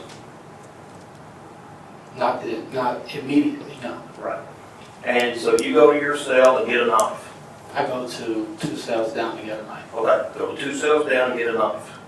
Okay. So you admit that you were possessing contraband in a prison. Yes. So you admit that you're guilty of count 2. Yes. Okay. So you go to get a knife. What was your intention at that point? To be prepared to defend myself. Okay, to defend yourself. Okay. Why didn't you just stay in your cell? Because there's no cameras in the cell, and if you get caught in the cell, it's usually a lot worse than if something happens out in the middle of the pod. Okay. All right. So you decided the best thing to do was for you to become the aggressor. No, I wasn't being the aggressor. Oh, you weren't? No. Oh, okay. Well, what were you doing? I was going to try and see what his problem was. Why? Because he said he was going to stab me. Why did you get a knife? Why didn't you ask him what his problem was when he told you to get the money? Well, say that again? All you wanted to do was know what his problem was, right? Correct. Why didn't you ask him what his problem was at that time? He caught me by surprise. I didn't know what the hell he was talking about. But, well, if that's all you wanted to do was to ask him that, why did you have to have a knife to ask him a question? Because he just said he was going to stab me. I didn't know what he was going to do. Okay.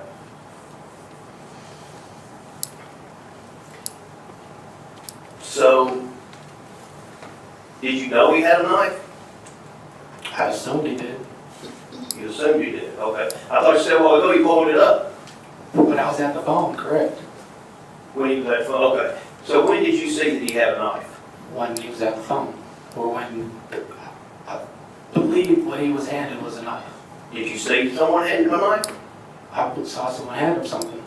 But you didn't know what it was, I believed it to be a knife. but you didn't know, Not with 100% certainty. okay? So you go down and you approach a person, you get a knife, even though they don't have one, and you get a knife, and you go down to confront the person, Correct. okay? Do you not think that's an aggressive move? No, I just wanted to know what the hell, why he was trying to get money from me. Like, I don't know, we never had any dealings before. Okay. All right. Okay, so you approach him, and you realize he has a knife. Right. Why did you back up? I didn't feel I needed to retreat Why? because he was going out of money. Isn't that the time to retreat? Somebody pulling out a knife? No, I kind of defend myself. Defend yourself? Correct. Is it more dangerous to stand there and let somebody swing a knife at you, or to get out of the way? Is it more dangerous to stand there or to get out of the way? Right. It's less dangerous to take action to prevent myself from being stabbed. You agree that once you saw the knife, if you would have backed away, he would have been close enough to stab you? He could have advanced. Possible, but he could have stood there, couldn't he? He could have advanced. But he could have stood there also, couldn't he? Could have. Okay. Okay, so you see a knife, and first thing you do is to start stabbing him. No, the first thing I do is I reach with my left hand to get his knife. Did you grab it? No. Okay. Well, you saw the video, you said it about 30 times? Yes. Okay. When you go over, you reach, and you immediately start to stab. Yes, I'm prepared. But my first move is defensive. But yes, I'm prepared to use mine as well. Okay, so that's my question. Your first move is defensive. Right. Your next is to stab, Correct. right? Did he still have the knife? Yes. Okay. In the video, he started swinging wildly at that point, didn't you? We were both swinging. Right. I never made contact until we returned back to the table the second time. Okay. You never made contact with him? Until we returned back to the table the second time. I never got him until then. When I fell down and then got back up, that's when I made my first contact. Okay. But you agree he was swinging wildly at you, right? Yep. Did he hit you? No. No? No. Did he stab you? No. You never got cut, did you? No. Never got stabbed anywhere? No. But he got stabbed 17 times. No, didn't. Did he get stabbed? Yes. Did you stab him? Yes. Okay. Did you stab him multiple times? I'd say at least 4 or 5 times. Okay. In all that time that he has a weapon in his hand and he's swinging, just I guess you were just lucky and he never hit you? Well, he dropped it up within the first 5 seconds. Oh, okay. Okay. So, the entire time that this is going on, Mr. Singleton is trying to get away from you, isn't he? No. He's not? No. Did you see him backing up? He was still swinging. Was he backing up and swinging? I mean, he was sidestepping at first. It wasn't Okay. immediate backing up. Because essentially he was backing up and swinging, right? Correct. And you were still advancing, right? Why did you run away at that point? Why would I need to? To protect yourself. You said you were scared I was protecting myself. by trying to kill him. No, by using force necessary to stop him from attacking me. Well, what was your intent with that knife? To prevent him from stabbing me. By doing what? That knife wasn't capable of killing anyone. Really? 100%. Okay. All right. It's capable of causing serious injury, wasn't it? I don't think it was really serious injury. He got serious injuries, didn't he? That's what they said. What the nurse said, didn't he? They also said he got cut across the top of his forehead. I didn't see any blood. Did you hear him say that's because he'd already cleaned it up and got it stopped? So the bleeding stopped? He also said it was a superficial injury, so he had all these serious injuries, and the only one that we cleaned up was a superficial one. It only makes sense. Okay. All right. So, he starts retreating. You keep advancing. Keep going after him. Keep stabbing. Right? Yes. And you keep stabbing over and over and over, right? I got him 4 or 5 times. And he was on the ground. The last time, that's when I realized he no longer had the knife. Okay, when he was by the table, Yes. right? He was trying to get up Okay, and you were stabbing him over and over, a couple times. and Mr. Brown was stabbing him. I don't know what Mr. Brown was doing. I know he jumped in the fight, but I didn't know. You didn't see him right there beside you. I saw him right there beside me, but I didn't know if he was hitting, kicking, what he was doing. Okay, all right. So the guards come in and they spray pepper spray. Yes. They break up the fight, Yes. right? Yes. Okay? Once again, Mr. Singleton's trying his best to get away from you, isn't He's backing up. he? He's backing up, and he's a good distance from you at that point, isn't he? I'd say we're 5-6 feet away. Yeah, 5, 6 away, not within arm length. No. He was not close enough to hurt you. No. But you kept coming forward, right? Yes. Why? Nobody was intervening. Because what? No, the officers were just standing there. Had the officers not just sprayed everyone with mace? No, they sprayed mace in our direction, but they didn't Oh, they spray. missed you. Yes. Oh, so they were not intervening? Not at the immediate moment they weren't, no. Okay, so because they missed you with the spray, they were not intervening. Is that right? They were not intervening at the time where I went back after him, no. What were they doing? I don't know what they were doing. I wasn't focused on them, I was focused on Singleton. Right. Did you hear them say stop, stop, stop? I didn't hear that, no. Okay. So he goes back, the guards have come in, they've sprayed mace everywhere. You're back over by the stairs, right? Yes. Okay. Mr. Brown is back over by the table, I don't know where Mr. Brown was. okay? And Mr. Singleton drops back and falls down, Correct. correct? And you come after him again. That's when I realized he doesn't have a knife, and I walk away. You come after him again and you try to stab him again, or you do stab I him again, believe right? to still have the knife. That's not my question. My question is, after the guards intervened, the fight is broken up, he is no longer a threat because he's laying on his back. Why do you keep coming forward and try to stab him again? Because I believe he still had the knife. I wasn't So you were being aggressive. supposed to let him get back up. I'm asking you. So you're gonna try to prevent him from getting up? Yes. You were gonna do anything you could to keep him from getting up, right? I was gonna use force necessary. That's right. And if that meant killing him, that's what you're gonna do, right? Absolutely not. What do you think would happen if you stabbed somebody over and over? They would bleed. That's it? With what I had, it was a toothbrush with a screw in it. Okay. Worked, didn't it? Yeah, I didn't get stabbed. Yeah, and he did, didn't he? Right? Yeah. Okay.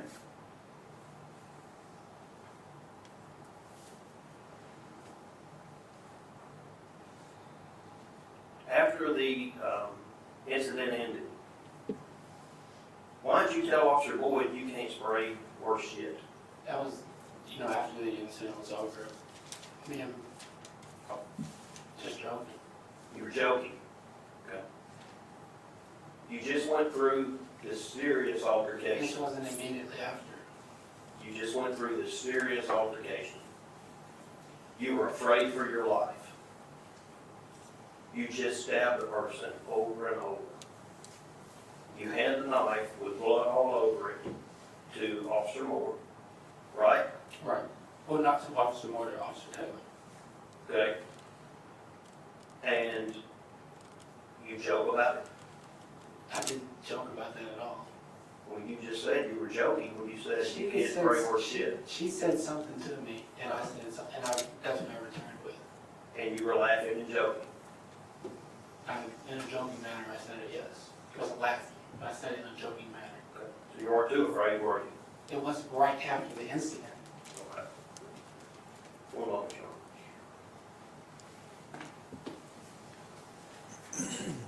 That's with Sean. Warren, you got one off. No, Your Honor.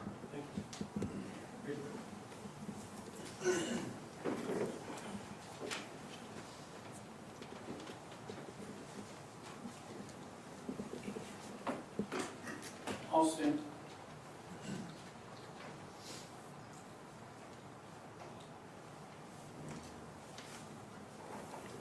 did you trust the Tennessee Department of Corrections to protect you? No. Was that because of your experience in the Tennessee Department of Corrections since you were 16? Not just my experience, but just Hang on a second.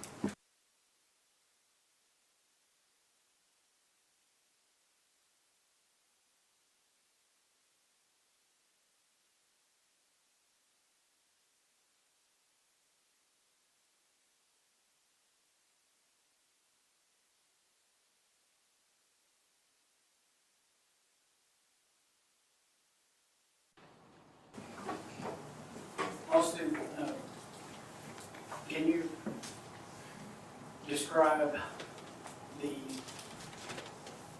device in more detail? It was a toothbrush that had been melted at the end with a screw on it. How long was it? It may have came out like that much with my hand closed. Okay. Do you remember what color it was? It was white and then the screw was like a dark gray color. Do you know, when you say screw, you mean, Like a screw you'd see around the house, like that long. that long? What, how long is that long? I'd say maybe an inch or slightly more than an inch.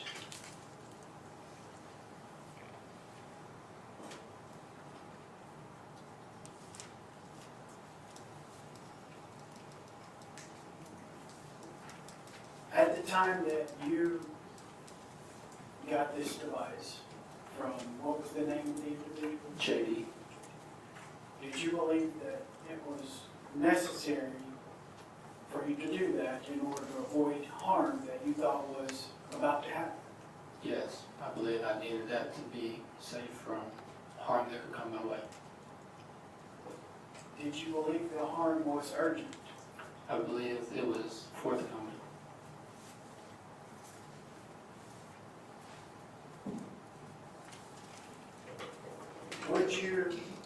Did you hear Mr. Singleton's testimony? Yes, Would you want to kill someone just because they gave clothes to somebody? I don't know what in the world he's talking about, the blankets and clothes. I don't even know why I would care about that. I don't know. I don't know where that came from.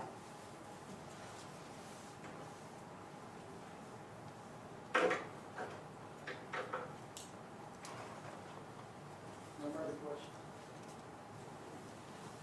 Sit down, sir.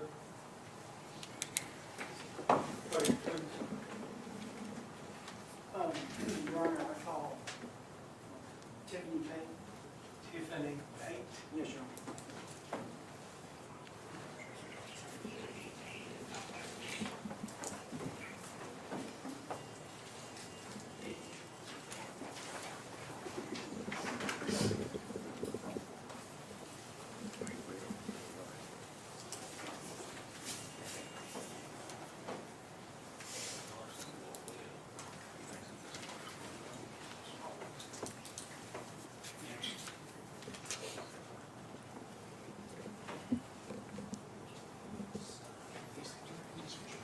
Raise your right hand. Do you solemnly swear to tell the truth, the whole truth, and nothing but the truth, so help you God?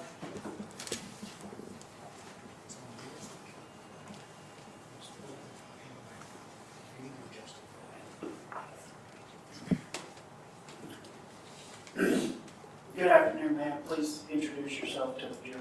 I'm Tiffany Payne. And where are you employed? Right now at the Obion County Sheriff's Department Prior to that, where were you employed? at Northwest. Northwest Correctional Complex? Yes. Is that in Tiptonville, Tiptonville. in Lake County? Yes, How long did you work at Northwest? for 9 years and 11 months. And did you feel like you worked in a safe environment? No, And did you feel like the other guards, employees of the prison, would protect you from harm? mainly, but the last couple of years, no. Okay, Due to short staffing. okay. So you did not feel like you could rely on fellow Department of Corrections employees to protect you? Not all the time.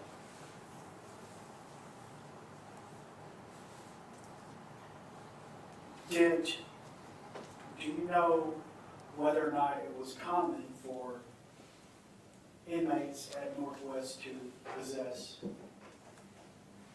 weapons, Yes, shanks, yes, knives? yes, Was all of that common? very common. Was that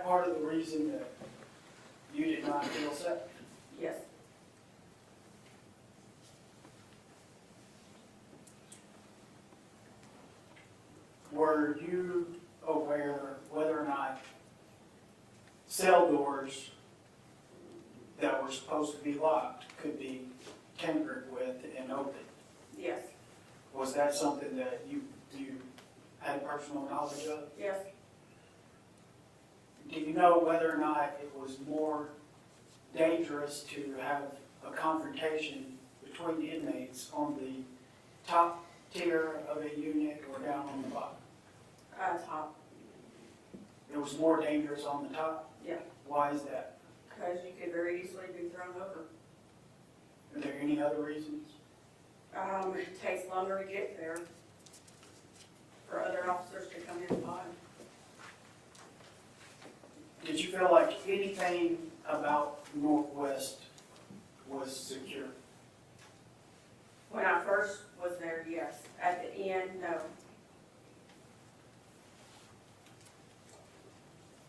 And the end was when? The last 2 years I worked there. What year would that be? It would have been 24, 25. So it would have been after August 2023? Yeah. So in August of 2023, you felt like absolutely nothing at Northwest was secure? It was just so short. Staff was just so short. Thank you, ma'am. You're welcome. Next one, Ms. Peggy. Hey. You work at the sheriff's department now, Yes, at Lane County? yes. Are you a correctional officer? No, I'm medical. Medical? How long have you been there? For almost 3 years. How many shanks have been recovered from there? None that I'm aware of. None? Not that I'm aware of. We don't run. I'm there 12 hours a day. I don't know. You've never had a shank in 3 years inside that jail? Not that I'm aware Well, that's a good jail, isn't it? of. Jails are not like prison. Okay. All right. You said you didn't feel safe when you worked at the prison. No. Why? Because in short staff, medical would go out all the time. The last night I worked, I had 50 insulin needles on me with Okay. no officer in a pod. Wait a minute. Were you a correctional officer? I'm medical. I'm a nurse. You were not a correctional officer. Never. You were not in the pods. I was in the pods a lot. To do what? Pass meds, do diabetics, medical emergencies. Okay. All right. That's not the same as being a correctional officer, is it? Well, no. But I'm still there dealing with them every day. I understand. But you didn't find shanks, did you? Not unless they were in the clinics, no. Okay, all right. Same with Lane County too. You don't look for shanks because you're not a correctional officer, right? I'm at the jails, no. Okay. And you didn't look for them at the prison? No, not unless we run up on them in the clinic. Okay, all right. And you didn't still feel safe in the clinic? The clinic was a little safer because you have to be buzzed in and buzzed out. Okay. And where was it you didn't feel safe? Out in the units, Okay. in the yard. Did you ever get attacked? Have I had stuff thrown on me? Yes. Did you ever get? Physically attacked? No. Okay. Right. No one ever hit you or tried to stab you or anything like that? Not me, no. Okay. And that was in almost 10 years that you worked there. That never happened? Not to me. Right. Okay. If you're not a correctional officer, how do you know the top area is more dangerous than the bottom? Because we go out as medical in pods and we have to be very aware of what's going on. If there's shortages, you have to be aware Shortages. of staff. How do you know that it's more dangerous though, on the top than the bottom? Because you can go over a rail, Is that just your opinion? well, yeah, that's my opinion. Okay, it's Because not I've that seen you, guys thrown off the top. it's not that you've seen fights or anything like that. Yeah, I've seen. You have seen fights. Yes, You've been in a part when the fights happen. yes. Okay, you've seen someone get thrown off the top. Not actually thrown, but we've had to deal with them after they've been thrown off. Okay. If you felt like you were not safe when you were at the prison, what would you do? Well, I would tell my charge nurse and they would notify people, but Right. You go tell somebody, would you? Yes. And you'd want to get help and try to get some protection, right? Okay. Don't you you think an inmate should do the same thing? That's, I mean, yes, in general, yes, but is the help always there? No. That wasn't my question. My question was, if a person is an inmate and they don't feel like they're safe, don't you think the logical thing to do is to go tell a guard and try to get help? Yes. Thank you. Mr. Warren, you want to? Yeah, I'm sorry, but I have one question. No, I'm sorry, go ahead. I'm sorry. You mean to interrupt you? Let me ask you another question. You were medical at the pod, right? At the prison. When you went into a pod, you didn't go by yourself, did you? We're not supposed to go by ourselves. Right, you were escorted by a guard when you went, right? Always no, No? not always. I thought you just said you were supposed to be. We're supposed to be. So you would go in without? If we And had a that's medical emergency, a lot of times there would be a shortage of staff and we have to go in. How many times did you do that? Over 10 years, almost 10 years, at least 5, I would say, That you went in without any other guards being in the pod? until they got there, yes, Where were the guards? on their way to the lodge. So there's nobody there at all? Sometimes no. How did you get there before a guard? I worked in a pod all the time, In medical? Yes. You stayed in that pod? in the mental health pod, yes. Oh, just in the medical pod, not in general? In the mental health pod is where I stayed. Okay, well, my question is, when you go outside of that, into the prison, into regular pods, you always had an escort, right? You're supposed to always have escort, yes. Okay. And even with that, you didn't feel safe? No.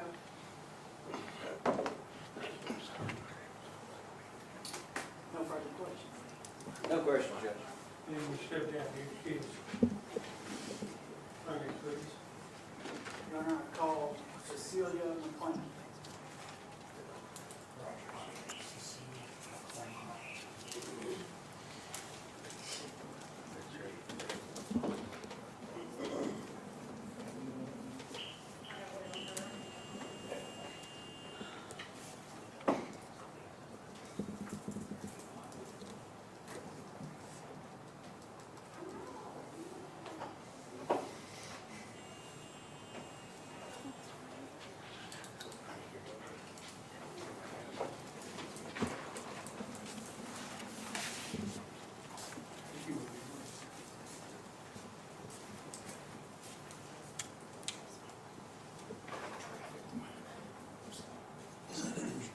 Raise your right hand.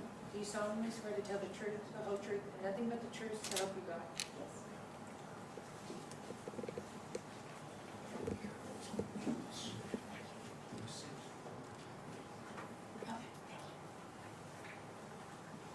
You ready, Your Honor? I'm ready when you're ready. Good afternoon, ma'am. Would you state and spell your name for the jury? Yes, Cecilia McLean, CECILIA, MCCLAIN. Ms. McLean, what is your line of work? I'm classification, I do assessments and classes at the Lyon County Sheriff's Department. And is that, do you work in the jail? Yes,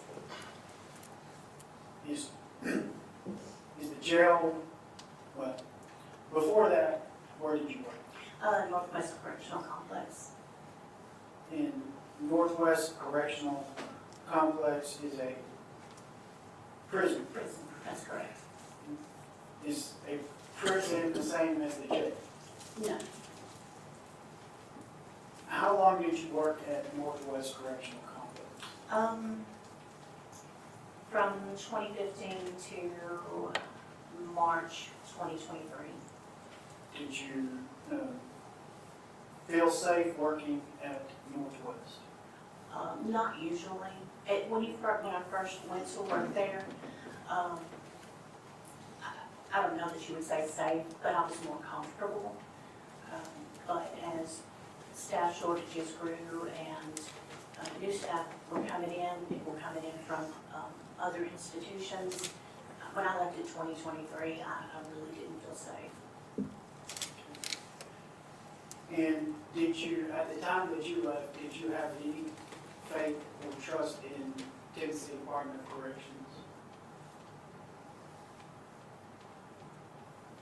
Well, I had gone to work for another company. I worked for the state, and I think in 2020 I was still at the prison, but I worked for a contract company in mental health. So, you know, I depended on them for, you know, safety and security, and so the biggest reason I left was because of the security issue. I was concerned about that. The main reason you left, It was mostly because of the security issues. because you were scared? Scared, just uncomfortable. And did you ever feel necessary to have a shank? I'm down to shape. One time I was in one of my dresser drawers, but I have some. Just a minute, miss, if you don't mind.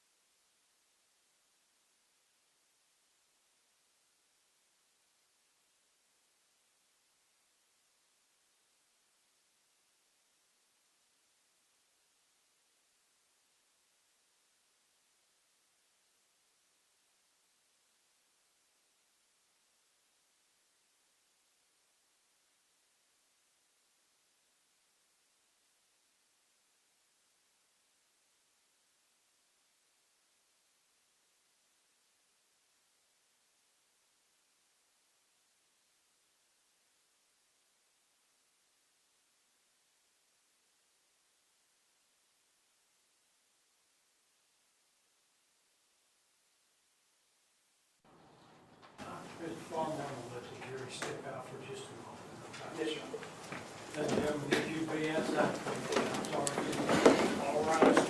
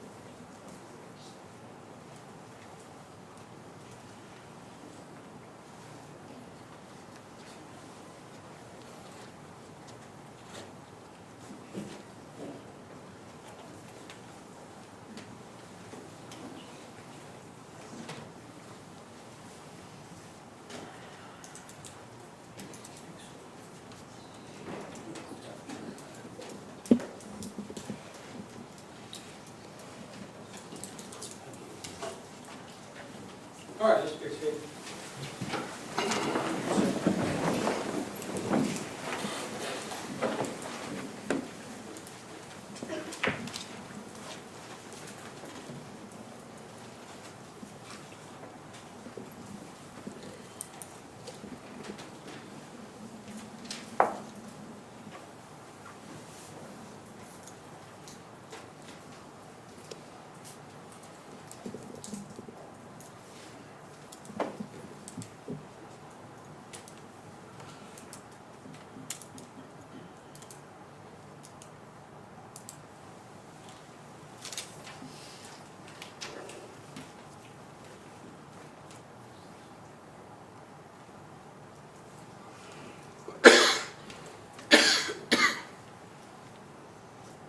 All right, ladies and gentlemen, here we are again.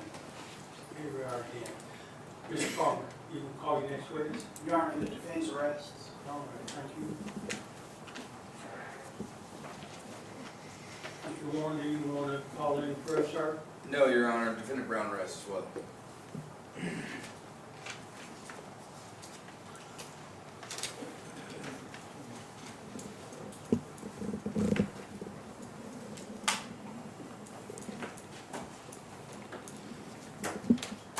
Guess what? Needs to go back to the jury room for just a few minutes. I know, this happens in every trial. When we near the end of the proof, there are things we have to decide, and we have to decide them in order. You know, and that's just part of the sequence. Once again, do not form or express an opinion yet. You have heard all of the evidence, I think. You don't have all the proof? No, Your Honor. Thank you. You have heard all the evidence, but you have not yet heard the instructions of law, and those are super important. So I ask that you not form or express an opinion and don't deliberate about this case. We'll get you back in as quick as we can. Okay, promise. Let's rise.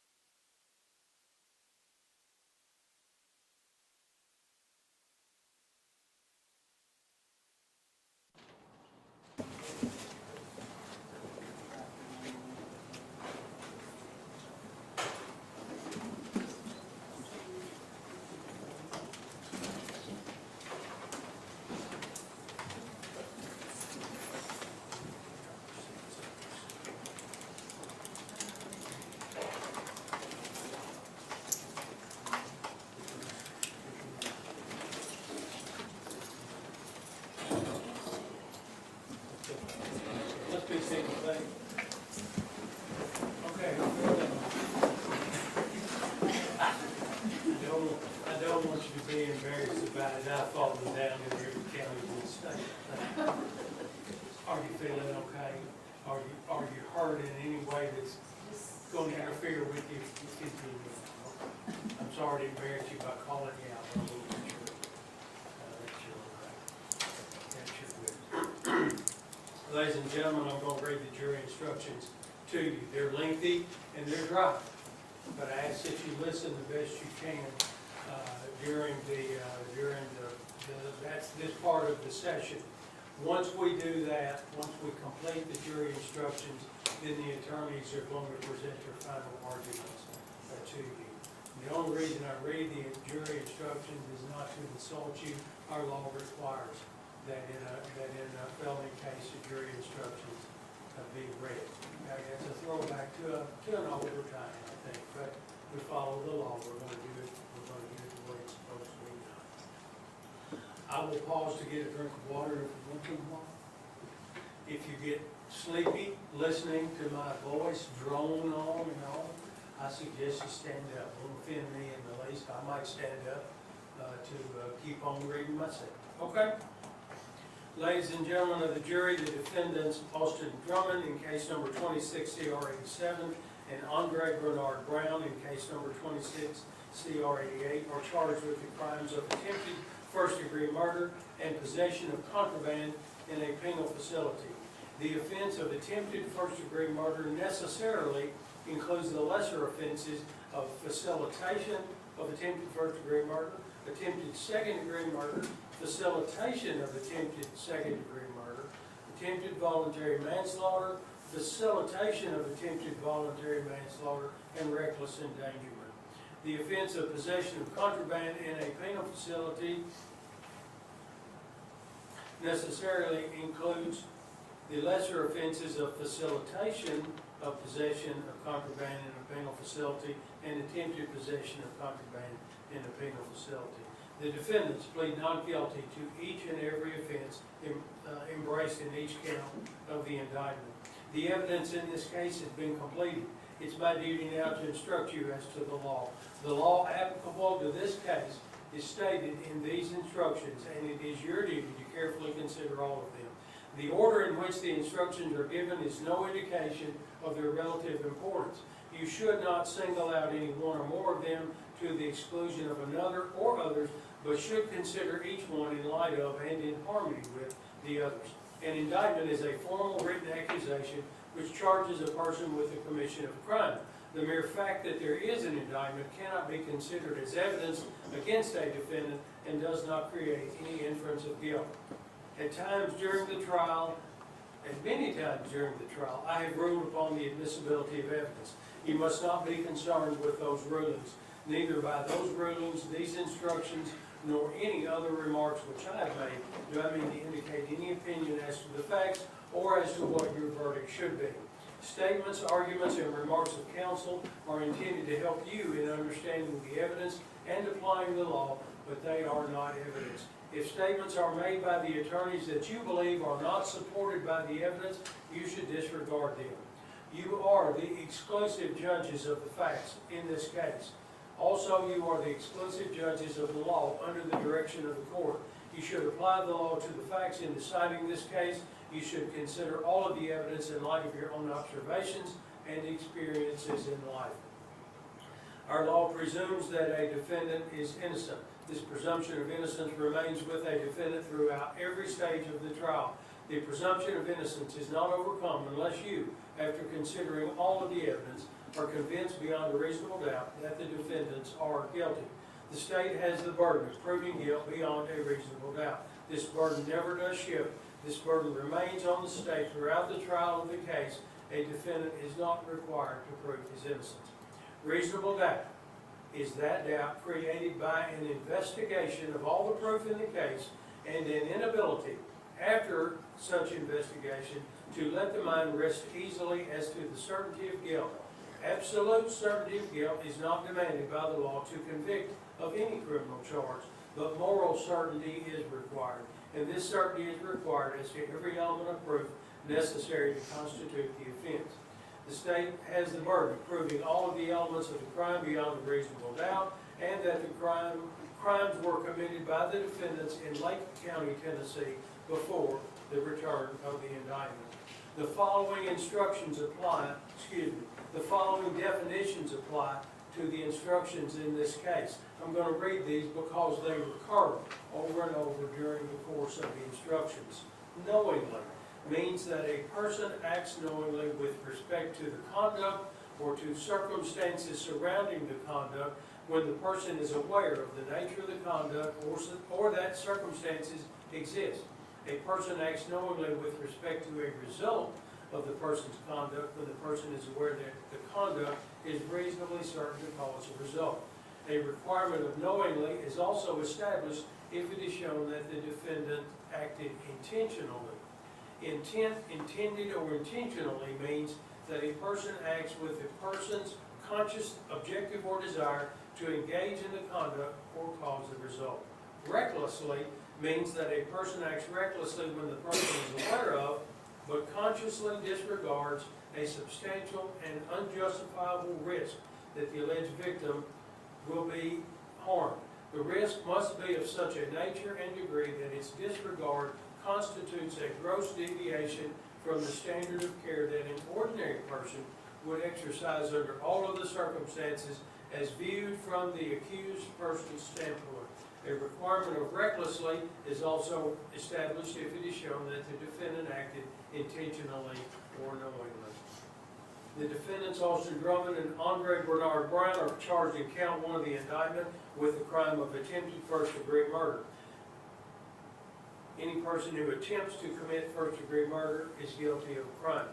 For you to find a person guilty of this offense, the state must have proven beyond a reasonable doubt the existence of the following essential elements. 1, the defendants intended to commit first-degree murder, and 2, that the defendants did some act intending to cause an element of first-degree murder to occur, and at the time believed the act would cause the element to occur without further action on the defendant's part. So that you understand the underlying offense, the essential elements which would have been necessary to constitute first-degree murder are 1, that the defendants unlawfully killed the alleged victim, and 2, that the defendants acted intentionally, and 3, that the killing was premeditated. A premeditated act is one done after the exercise of reflection and judgment. Premeditation means that the intent to kill must have been formed prior to the act itself. It is not necessary that the purpose to kill pre-exists in the mind of the accused for any definite period of time. The mental state of the accused at the time they allegedly decided to kill must be carefully considered in order to determine whether the accused were sufficiently free from excitement and passion as to be capable of premeditation. If the design to kill was formed with premeditation, it is immaterial that the accused may have been in a state of passion or excitement when the design was carried into effect.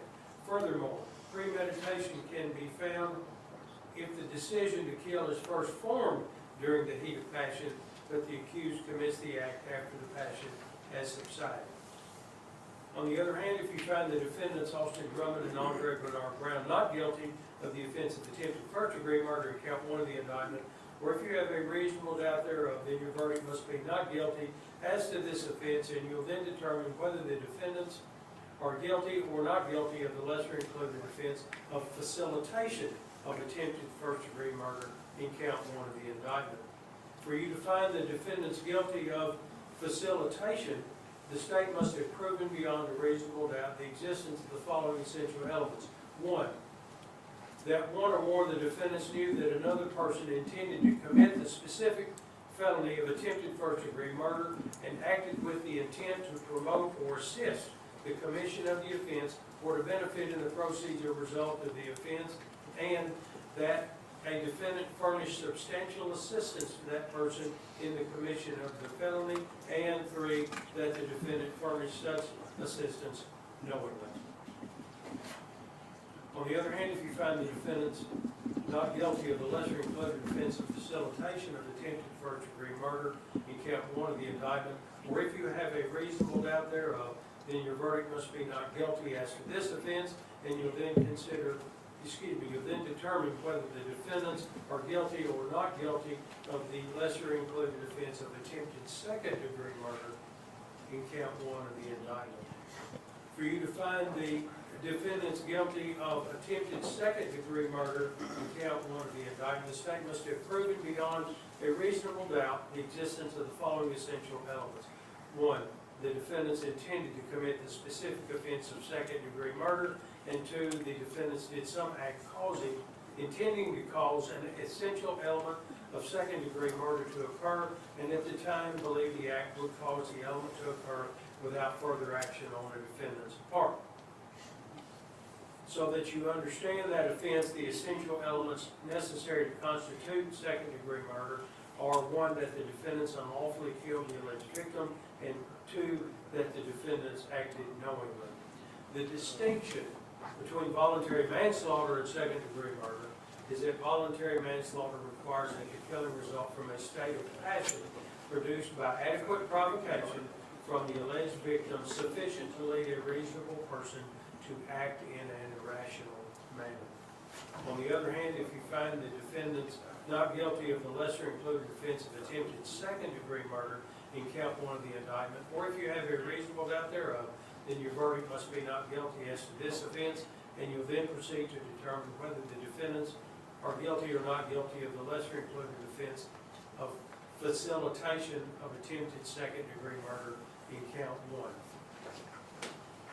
For you to find the defendants guilty of the offense of facilitation of attempted second-degree murder in count 1 of the indictment, the state must have proven beyond a reasonable doubt the existence of the following essential elements. 1, that the defendants knew that another person intended to commit the specific felony of attempted second-degree murder and acted with the intent to promote or assist the commission of the offense or to benefit in the proceeds or result of the offense. And 2, that the defendants furnished substantial assistance to that person in the commission of the felony. And 3, that the defendants furnished such assistance knowingly.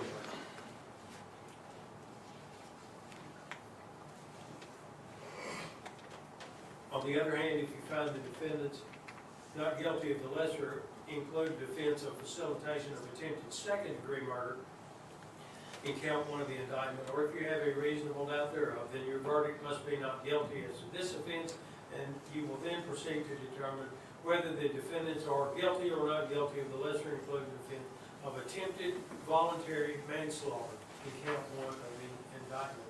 For you to find a person guilty of attempted voluntary manslaughter, the state must have proven beyond a reasonable doubt the existence of the following essential elements.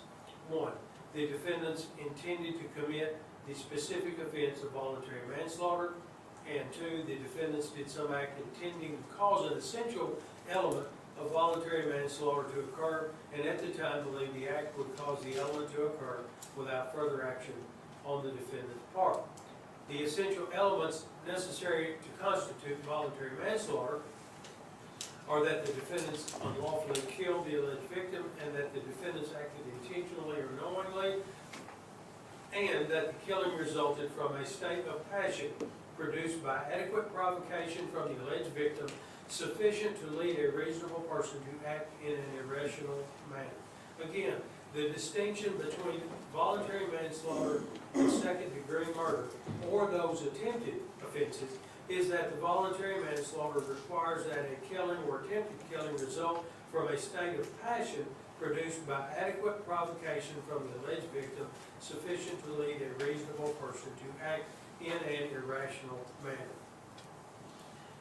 On the other hand, if you find the defendants not guilty of the lesser included offense of attempted voluntary manslaughter in count 1, or if you have a reasonable doubt thereof, then your verdict must be not guilty as to this offense, and you'll then proceed to determine whether the defendants are guilty or not guilty of the lesser included offense of facilitation of attempted voluntary manslaughter in count 1 of the indictment.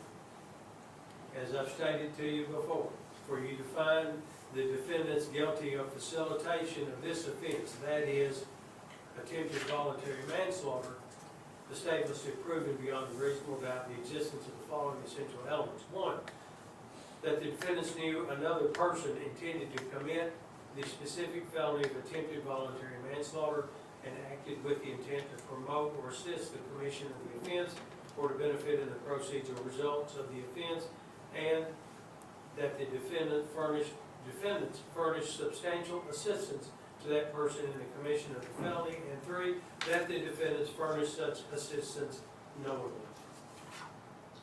On the other hand, if you find the defendants not guilty of the lesser included offense of facilitation of attempted voluntary manslaughter in count 1 of the indictment, or if you have a reasonable doubt thereof, then your verdict must be not guilty as to this offense, and you'll then proceed to determine whether the defendants are guilty or not guilty of the lesser included offense of reckless endangerment in count 1 of the indictment.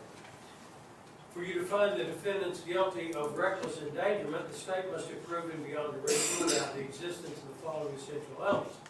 1, the defendants engaged in conduct which placed or might have placed another person in imminent danger of death or serious bodily injury, and 2, that the defendants acted recklessly.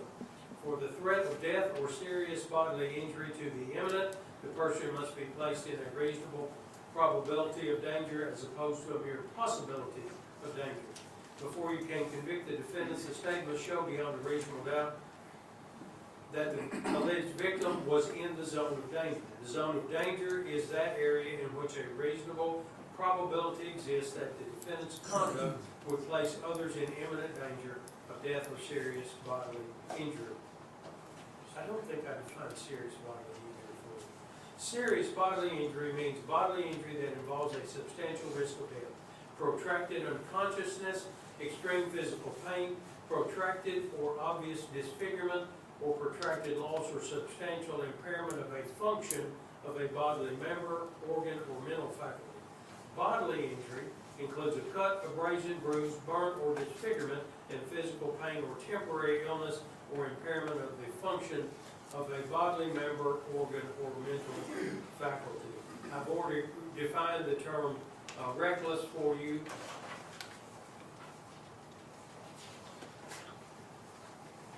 If you unanimously find beyond a reasonable doubt that the defendants are guilty of any offense embracing count 1, you should return a verdict of guilty for that offense. If, however, you find the defendants are not guilty of the offense or any lesser included offense in count 1 of the indictment, or if you have a reasonable doubt thereof, then your verdict must be not guilty, and then you will proceed to determine whether the defendants are guilty or not guilty of the offense of possession of contraband in a penal facility in count 2 of the indictment. Any person who commits the offense of introducing contraband into a penal institution is guilty of a crime. In this instance, for you to find the defendants guilty of this offense, the state must have proven beyond a reasonable doubt the existence of the following essential elements. 1, that the defendants possessed any weapon while present in any penal institution where prisoners are quartered or under custodial supervision, and 2, that the defendants did so without the express written consent of the chief administrator of the institution, and 3, that the defendants acted knowingly and with unlawful intent. Possession may also be sole or joint. If a person alone has actual or constructive possession of a thing, possession is sole. If 2 or more persons have actual or constructive possession of a thing, their possession is joint. On the other hand, if you find the defendants Austin Drummond and Andre Bernard Brown not guilty of the offense of possession of contraband in a penal facility in count 2 of the indictment, or if you have a reasonable doubt thereof, then your verdict must be not guilty as to this offense, and you'll proceed to determine whether the defendants are guilty or not guilty of the lesser included offense of facilitation of possession of contraband in a penal facility in count 2 of the indictment. For you to find the defendants guilty of this offense, the state must have proven beyond a reasonable doubt the following essential elements. 1, that the defendants knew another person intended to commit the specific felony of possession of contraband in a penal facility and acted with the intent to promote or assist in the commission of the offense or to benefit in the proceeds or results of the offense, and 2, that the defendants furnished substantial assistance to another in the commission of the felony, and 3, that the defendants furnish such assistance knowingly.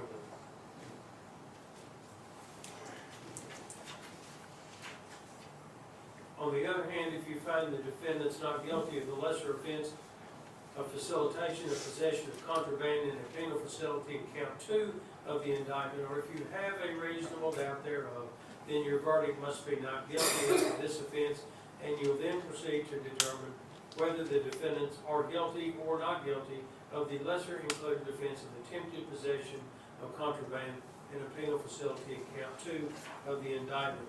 For you to find the defendants guilty of this offense, the state must have proven beyond a reasonable doubt the following essential elements.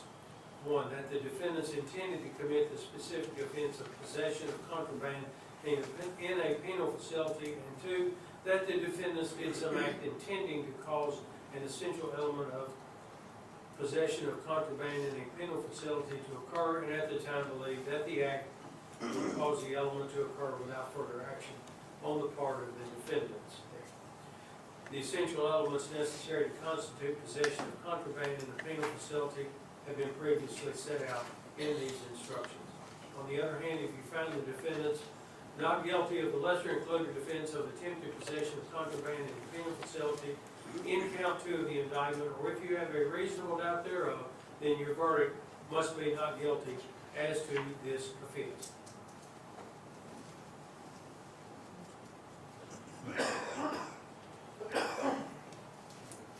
The defendants are criminally responsible as parties to the offenses charged in counts 1 and 2 of the indictment if the offenses were committed by the defendant's own conduct, by the conduct of another for which the defendants are criminally responsible, or by both. Each party to the offense may be charged with the commission of the offense. The defendants are criminally responsible for an offense committed by the conduct of another if, acting with the intent to promote or assist in the commission of the offense or to benefit in the proceeds or the result of the offense, the defendants solicit, direct, aid, or attempt to aid another person to commit the offense. A defendant who is criminally responsible for an offense may be found guilty not only of that offense, but also for any other offense or offenses committed by another, if you find beyond a reasonable doubt that the other offense or offenses committed were natural and probable consequences of the original offense for which the defendant is found criminally responsible, and that the elements of the other offense or offenses that accompanied the original offense have been proven beyond a reasonable doubt. In deciding the criminal responsibility of a defendant, the jury may also take into consideration any evidence that the defendant attempted to thwart or withdraw from any of the offenses that followed from the original offense. Before you find the defendants guilty of being criminally responsible for any offense committed by the conduct of another, you must find that all the essential elements of the offense have been proven by the state beyond a reasonable doubt. Criminal responsibility is not a separate criminal charge of the indicted charge or any lesser included offense, but it is an alternate theory of criminal liability by which the state may prove the defendant's guilt based upon the conduct of another person. Consequently, there is no separate verdict form for criminal responsibility. You will use the verdict form for the offense for which you find the defendant criminally responsible should the defendant be found guilty of any offense under this theory. As jurors, you have the responsibility of judging the credibility or believability of the witnesses and weighing their testimony. If there are conflicts, you should try to reconcile them. Do not hastily conclude that a witness testified falsely, because the law allows you to presume that witnesses are truthful. In determining the credibility or believability of a witness, you may consider the witness's appearance, demeanor, motive, interest or lack of interest in the trial's outcome, general character, reputation for truth, fairness or bias, means of knowledge, reasonableness of the testimony, material contradictory statements, as well as all of the other evidence which tends to corroborate or to contradict the witness. Give the testimony of each witness such credibility, if any, that you think it deserves. Defendant Austin Drummond has testified in this case. You may judge his credibility or believability by these very same rules. Give the testimony of each defendant such weight as you think it deserves. Defendant Andre Bernard Brown has not taken the stand to testify as a witness, but you shall place no significance on this fact. The defendant is presumed innocent, and the burden is on the state to prove his guilt beyond a reasonable doubt. He is not required to take the stand in his own behalf, and his failure to do so cannot be considered for any purpose against him, nor can any inference be drawn from such fact. The identity of the defendants must be proven in the case on the part of the state to your satisfaction beyond a reasonable doubt. In other words, the burden of proof is on the state to show you that the defendants now on trial before you are the identical persons who committed the alleged crimes with which they are charged. In considering the identity of a person, the jury may take into consideration all of the facts and circumstances in the case. If you are satisfied from the whole proof in the case beyond a reasonable doubt that the defendants committed the crimes charged against them, and you're satisfied beyond a reasonable doubt that they have been identified as the persons who committed the crime charged, then it would be your duty to convict them. On the other hand, if you are not satisfied with the identity from the proof or have a reasonable doubt as to whether they have been identified from the whole body of proof in the case, then you should return a verdict of not guilty. One type of evidence is called direct evidence. The other type is called circumstantial evidence. Direct evidence is those parts of the testimony admitted in court which refer to what happened and was testified to by witnesses who saw or heard or otherwise sensed what happened firsthand. If witnesses testified about what they themselves saw or heard or otherwise sensed, they presented direct evidence. Circumstantial evidence is all the testimony and exhibits which give you clues about what happened in an indirect way. It consists of all the evidence which is not direct evidence. Do not assume that direct evidence is always better than circumstantial evidence. Either type of evidence can prove a fact if it is convincing enough. A defendant may be convicted on direct evidence, circumstantial evidence, or both. It's your duty to decide how much weight to give to the direct and circumstantial evidence. The law makes no distinction between the weight you should give either one or say that one is better evidence than the other. You should consider all of the evidence, both direct and circumstantial, and give it whatever weight you believe it deserves. If from the evidence you presented, you find that the defendants have been convicted of any prior crimes, you can consider the same only for the purpose of its effect, if any, on their credibility as a witness. It cannot be considered by you as evidence of their guilt of the offense for which they are now on trial. This instruction does not apply to defendant Andre Brown, since he did not take the stand to testify as a witness. You should give separate consideration to each defendant.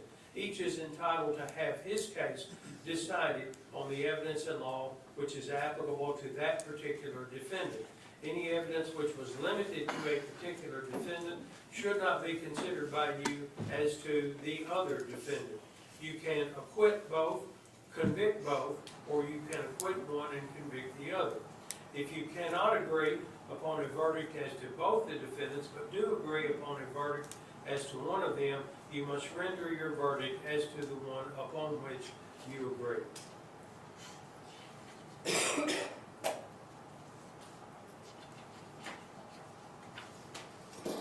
In reaching your verdict, you shall first consider the offense charged in the indictment. If you unanimously find the defendant guilty of that offense beyond a reasonable doubt, you shall return a verdict of guilty for that count of the indictment. If you unanimously find that the defendant not guilty of that offense or have a reasonable doubt of the defendant's guilt of that offense, you then proceed to consider whether or not the defendant is guilty of the next lesser included offense in order from greatest to least within that count of the indictment. You should not proceed to consider any lesser included offense until you have first made a unanimous determination that the defendant is not guilty of the immediately preceding greater offense, or you unanimously have a reasonable doubt as to the defendant's guilt of that offense.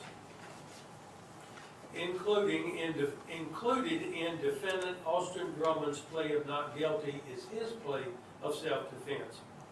If a defendant was in a place where he had the right to be, he would have the right to use force against the alleged victim when and to the degree the defendant reasonably believed the force was immediately necessary to protect against the alleged victim's use or attempted use of unlawful force. If a defendant was in a place where he had a right to be, he would also have the right to use force intended or likely to cause death if the defendant had a reasonable belief that there was an imminent danger of death or serious bodily injury.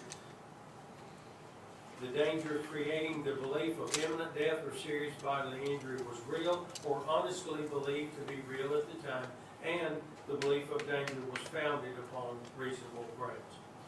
The defendant Austin Drummond had a duty to retreat before using force against the alleged victim. The duty to retreat requires the defendant to employ all means in his power consistent with his own safety to avoid danger and avoid the risk of taking another's life. In determining whether the defendant's use of force in defending himself was reasonable, you may consider not only his use of force, but also all of the facts and circumstances surrounding and leading up to it. Factors to consider in deciding whether there were reasonable grounds for the defendant to fear death or serious bodily injury from the alleged victim include, but are not limited to, previous threats of the alleged victim made known to the defendant, the character of the alleged victim for violence when known to the defendant, the animosity of the alleged victim for the defendant as revealed to the defendant by previous acts and words of the alleged victim, and the manner in which the parties were armed and their relative strengths and sizes. Force means compulsion by the use of physical power or violence.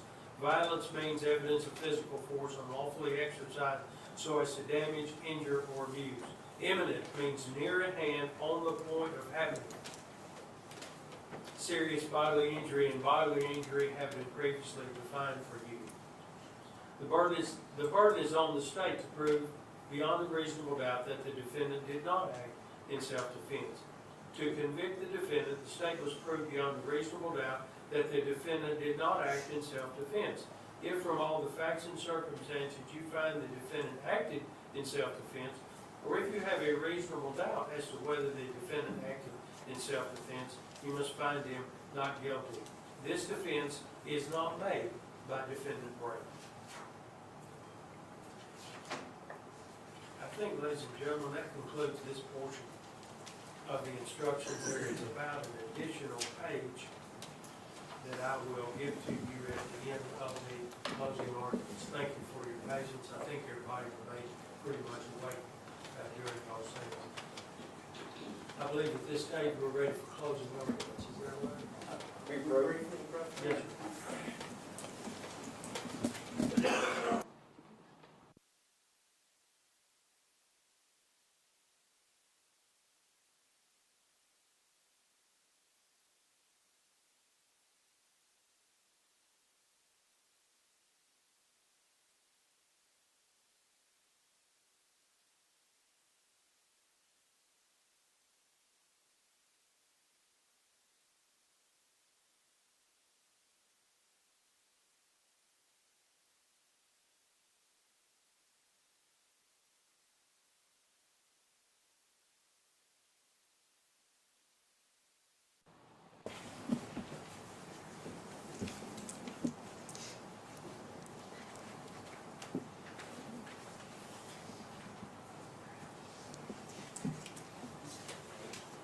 Ladies and gentlemen, I misplaced the page. I'm trying to find it.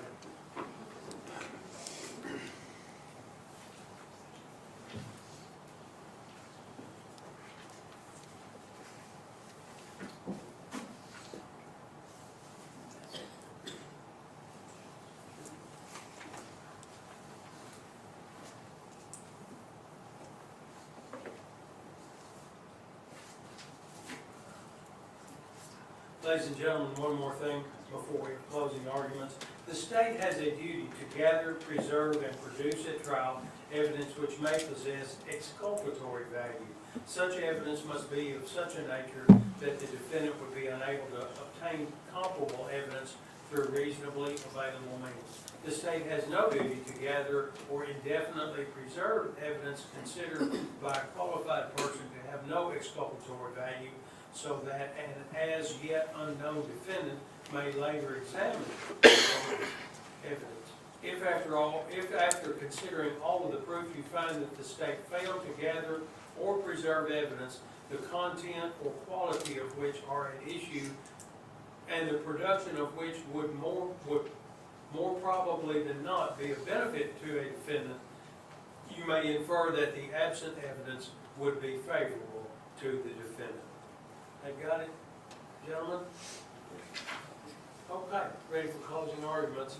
Ladies and gentlemen, in closing arguments, the state gets to go first, followed by the defendants, and then the state gets the opportunity to close. All right, folks.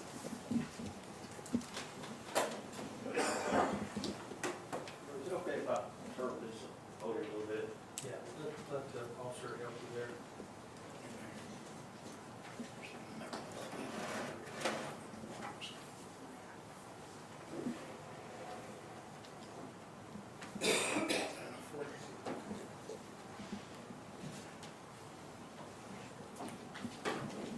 Okay, ladies and gentlemen, I know this has been a long 2 days for you, and I know you're probably ready to get done, get your weekend started, but I want to thank you for your time. I appreciate you being attentive.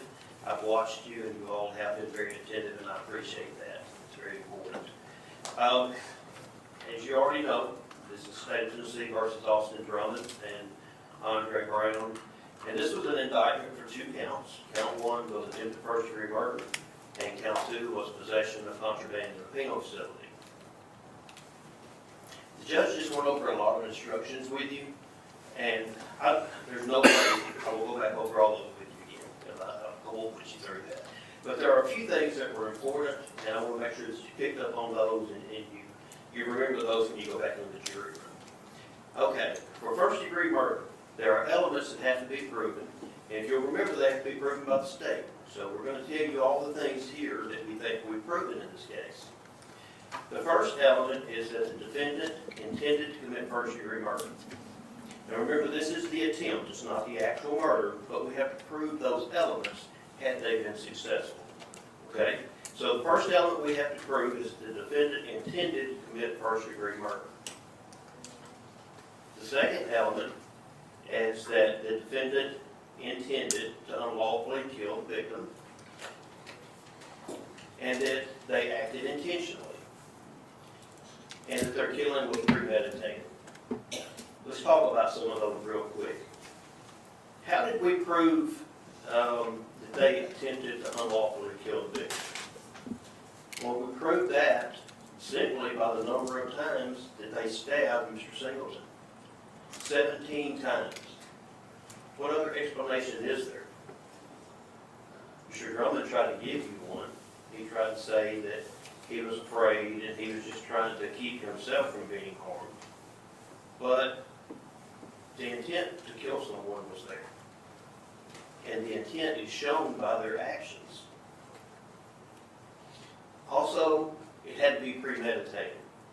If you remember when Mr. Drummond testified, I asked him about that.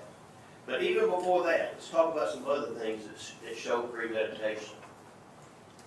First of all, Mr. Drummond and Mr. Brown, prior to this attack, were in a room together. Obviously, they knew what they were going to do, and obviously they had the same plan, because they both came out of the cell, they both went directly down the stairs, and both went towards Mr. Singleton. So the only way they would both know what they were going to do is if they had planned this out, they had talked about it, and it was premeditated. In addition to that, Mr. Drummond admitted that. He admitted that after he was allegedly threatened, that he went to the cell, he got a knife, he talked to Mr. Brown, and he came back down. That's premeditation. He had plenty of time to think about what he was going to do, have acted in furtherance of it by getting a knife, and then coming down to commit the act.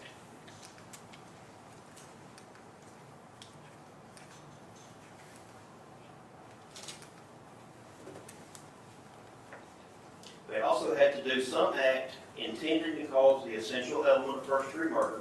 This is the attempted part.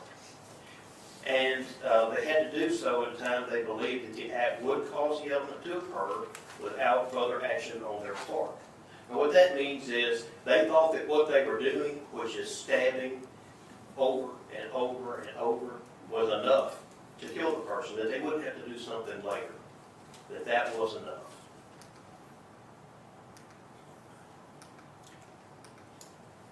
The judge talked about intentional.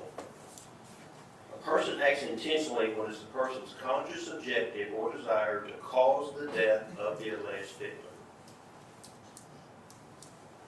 We think we've shown that. We think without us putting hardly any proof on it all, the video by itself, shows his intention. His intention was to kill. These are the facts that show intent. There were multiple stab wounds, 17 stab wounds. The attack was planned inside the cell. They approached the victim without any provocation. And I think you'll remember the victim was on the phone. He wasn't provoking anyone. He was standing there. He said he was talking to his fiancée. They had a conversation. He wasn't talking to Mr. Drummond. He wasn't talking to Mr. Brown. He wasn't provoking anything. He was standing there minding his business. And another thing that shows that is that even after the guards came in, sprayed pepper spray, screamed, stop, stop, stop, and they finally did break up the fight, both of these gentlemen went back for a second try. If they were not trying to kill him, what was the purpose of going back for that second try? Because he was not dead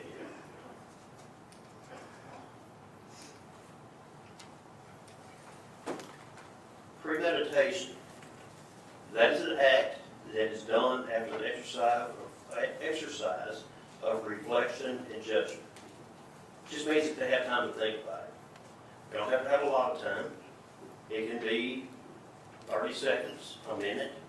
But in this case, Mr. Drummond testified that he was downstairs, went upstairs, and 5 to 10 minutes later came back down after he got his knife. More than enough time to have reflection and judgment. It means, premeditation also means that the intent to kill must have been formed prior to the act itself. So what that means is, before he went down and got in this altercation, he had already thought about it, and that's what his intention was. Not that he went down, they were having a conversation, got in a fight, and then he said, oh, I better kill this guy and pulled a weapon out. This premeditation was done before the attack started.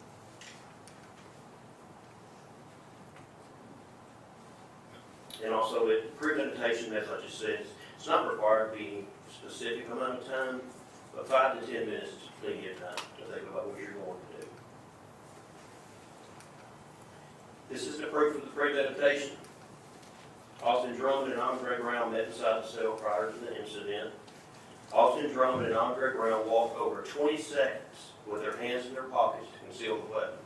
If you'll notice on the videos, when they came out of the cell, it was a pretty good walk. Across the top, and down the stairs, and over to where Mr. Singleton was.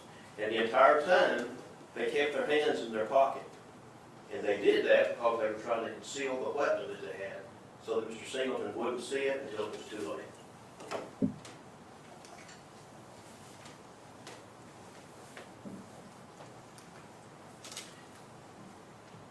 Both the defendants attacked Mr. Singleton when he was just simply talking on the phone, and they continued to do so after the guards separated. Now let's talk about the possession of contraband in the penal facility. In order to prove that, these are the elements. We had to prove that the defendants possessed a weapon or contraband which a weapon is contraband, while present in any special institution where prisoners are quartered or under custodial supervision. And they were Northwest Correctional Complex, that is a Tennessee Department of Corrections institution. The second thing that we have to prove is that the defendants possessed that contraband without the express written consent of the chief administrator of the institution, and that they did this act knowingly and intentionally, which means they knew what they were doing, they intended to possess this contraband. What is the proof of that? Austin Drummond and Andre Brown possessed knives or shanks or some type of weapon. They used that to stab Mr. Timothy Singleton. Austin Drummond even gave this weapon and his shank to Officer Alexis Moore after it was over. And you heard former Warden Watwood testify. He stated that he did not give permission for Austin Drummond or Andre Brown to possess any type of contraband inside the penal institution.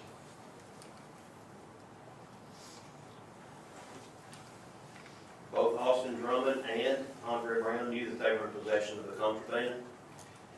They knew that it was unlawful to do so. They had intent to use the weapon, and they had the intent to use it to commit an attempted murder.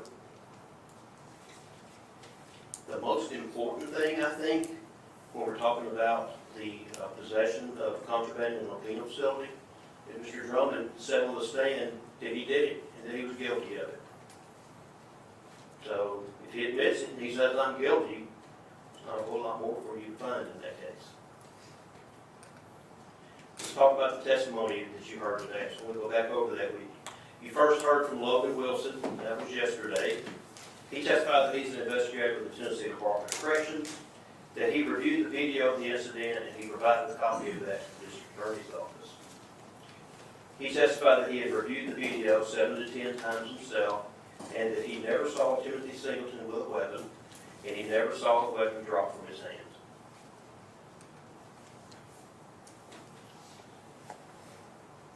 Also, there was something brought up numerous times throughout the trial about the fact that the paperwork that the Department of Corrections filled out said assault.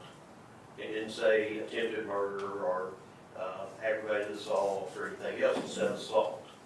And if you'll recall, when we asked Logan Wilson about that, his testimony was that they always just put assault for disciplinary purposes. It's not for purposes of court. It's not for purposes of presenting it to the district attorney's office. It's only for disciplinary actions for the disciplinary board.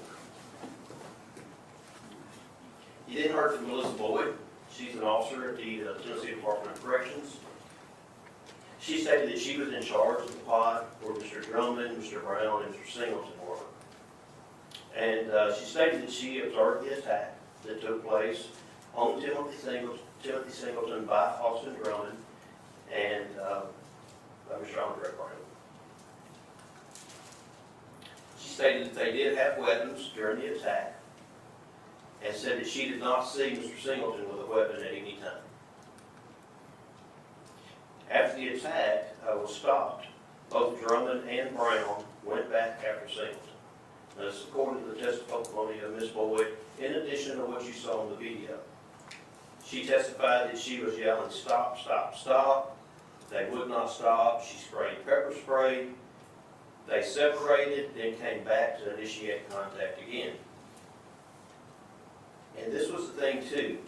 Mr. Drummond wants you to think that he was afraid. This happened because he was afraid. He was terrified. But if you'll remember, Officer Boyd said that after it happened, he came up to her and said, you can't spray pepper spray worth shit. And was joking and laughing about it. And you think about that yourself. If you were terrified, you were afraid someone was going to kill you, within a minute or two after it ended, would you be joking around about it? That's someone who knew what they were going to do, and they did exactly what they intended.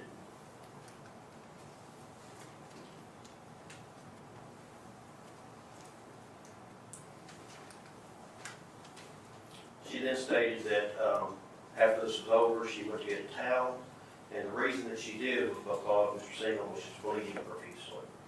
So she went to get a towel and try to help him stop some of that bleeding. Brandon Lockwood was the next witness. He's the former warden at the Northwest Correctional Complex.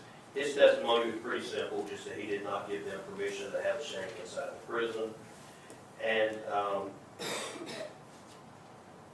when asked about the policy, well, there's been a lot of talk about that the weapon was not retained, that there may have been more video, things like that. If you recall, I asked Warden or Captain now Lockwood about that and about what the procedure was.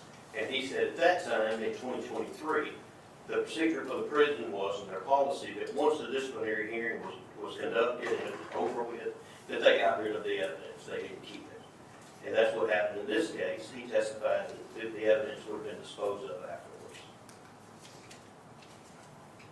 You then heard from Alexis Moore. She told you that she was the unit manager over Northwest Correctional Complex over several different units. And she was actually, she was the unit manager for the pod that the defendants and Mr. Singleton was in. She said that she wasn't actually in there when the attack happened. She came in right after the attack happened, when it was being broken up. She said she heard it on the radio and went in. She told Austin Drummond to go to the cell, at which time he handed her his knife with blood on it. She said he handed me a knife. Not a toothbrush with a screw sticking out of it. She said he handed me a knife with blood on it. She said that she gave that knife to Corporal Taylor, who then gave it to the captain. She also stated that they did complete a chain of custody form, which would have been completed by the shift officer, and that just shows who she gave the knife to and then what they did with it afterwards. You heard from William Sanson. He also was a correctional officer on duty that day. He told you that he was not actually in the pod, that he was in the pod next to it, that he was in charge of, but he was over at that pod and was looking through the window and he saw the fight when it first initiated. Said that he observed Timothy Singleton being attacked by both Mr. Drummond and Mr. Brown. He told the other officers that someone is getting stabbed. He didn't say they're stabbing each other. He said someone is getting stabbed.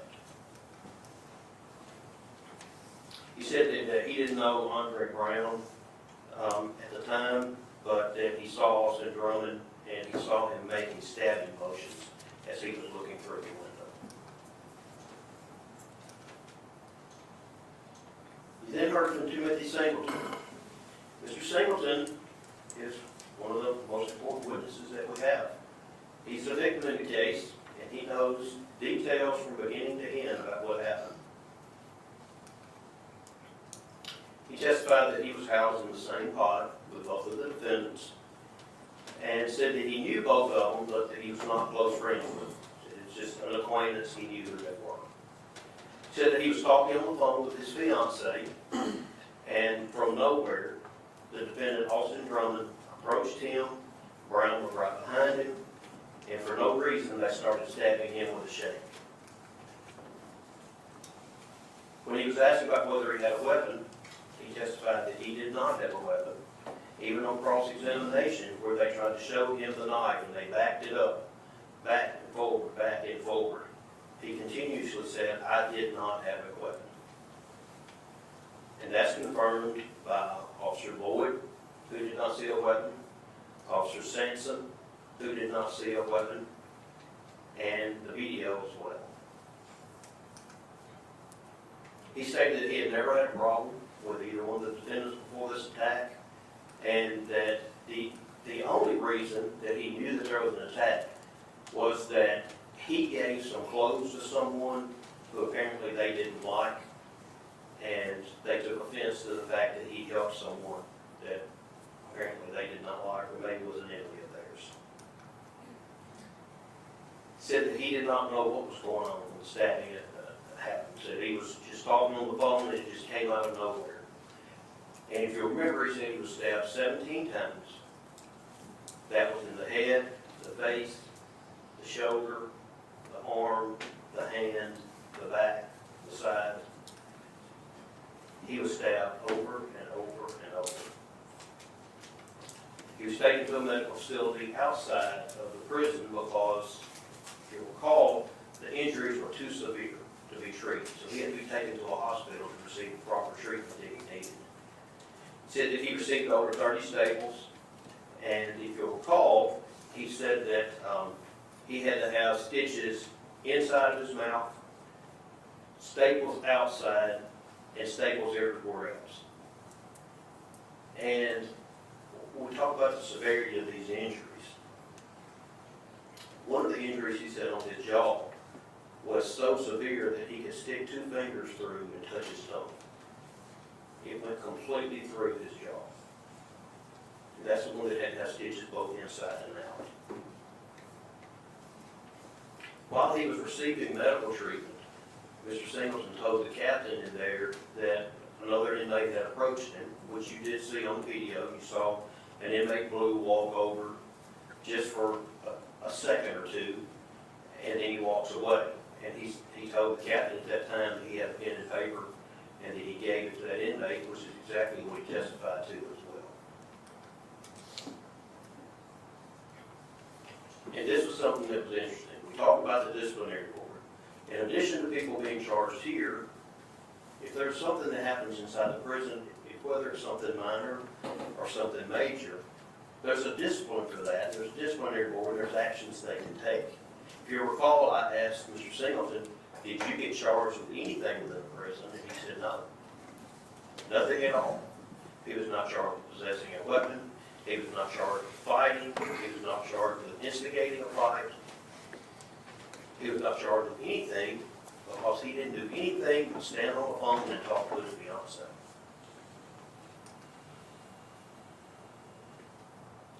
You remember the injuries he had. You can see the ones to his face, and you can't necessarily see the one to his jaw from the angle that we have here, but if you'll look at that, you can see that his face is kind of drooping a little bit, his lip is kind of drooping a little bit, and those are from the injuries that he received. You also saw the photos of the injuries on the side, on the chest, and also the stab marks and stab wounds on his back. David Mathis testified next that he was a registered nurse at Northwest Correctional Complex, that he was the one that treated Mr. Singleton immediately after the attack took place, and that he said that he had been working at the prison for numerous years, and he had seen over 100 different stabbings. He saw different severities of wounds, where they may be superficial, which he called like a scratch, to where they were more severe and more deep, which needed further treatment. He said Mr. Singleton had a wound on his hand. If you remember, he said it was between his thumb and index finger. And he said those are the type of wounds that are defensive wounds. Not when you're trying to hurt someone else, where someone's trying to hurt you and you're trying to protect yourself from being stabbed. And he said he had that one right through his hand. He also said that he had a large 12-centimeter cut to his forehead. And if you remember, you saw the picture, and he drew a line where it was about the hairline. If you'll remember, he said it looked like they were trying to scalp him, where it went all the way across. He had numerous stab wounds to his head, chest, arms, back. And he said when he got in there, that his blood pressure was really low and his heart rate was high. And if you remember, he said that was an indication that the person had lost a lot of blood, and there's a possibility that he got into shock as a result of that. He also said that looking at the wounds, assessing them, trying to treat them, that they were way too severe to be treated at the prison. And if you recall, Mr. Singleton, when we asked about if he was bleeding, he said he went through 3 towels of blood before he could get to the emergency room.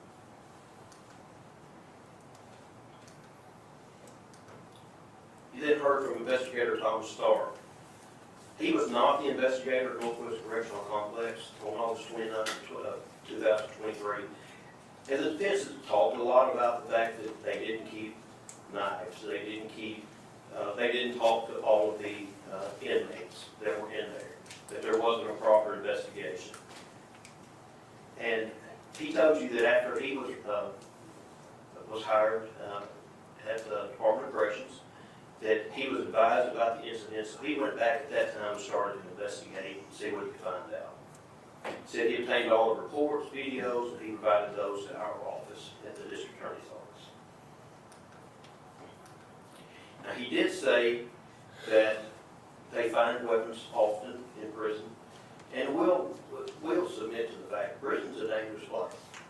You know, I don't think that I had to tell you that. I don't think the defense had to tell you that. I think we all know that prison is a dangerous place to be.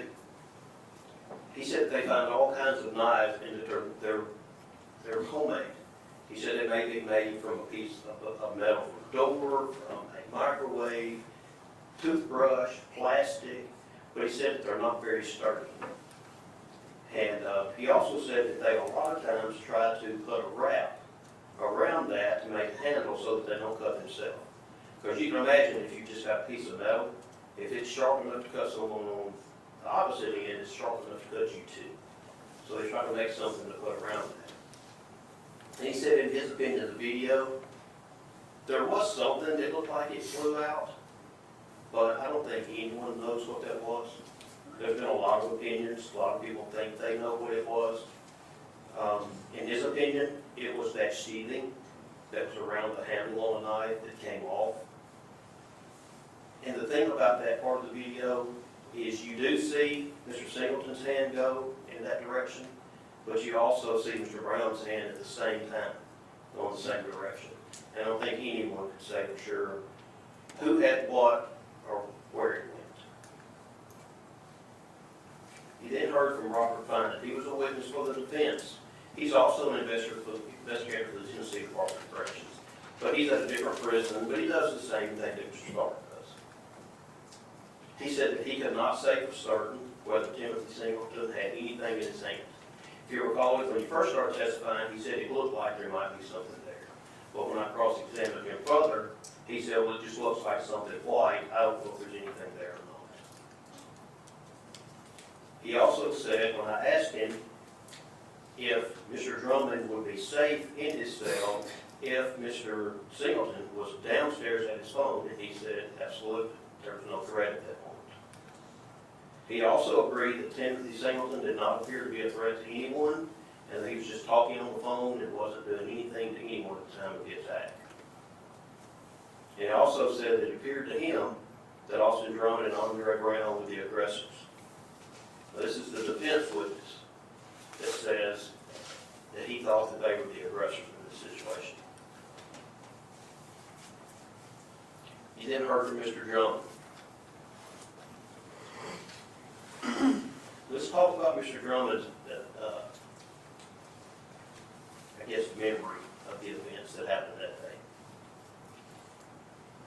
He said that he was found guilty of,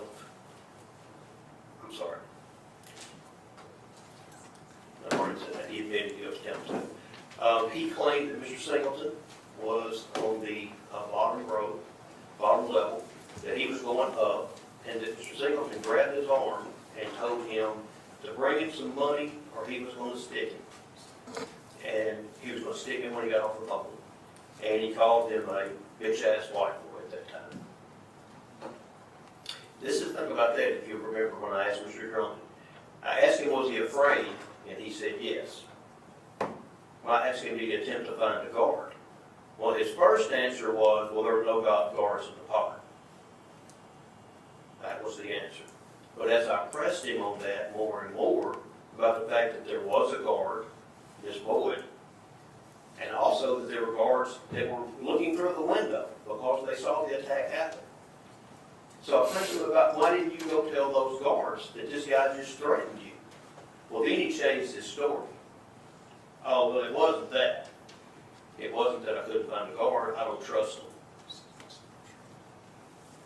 And if you remember when I asked him, had Miss Boyd ever done anything to make you not trust her? No. Had Mr. Sansom ever done anything to make you not trust him? No.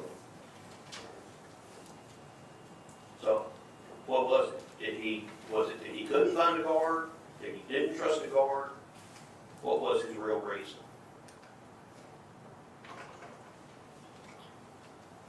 He agreed and he thought about the situation.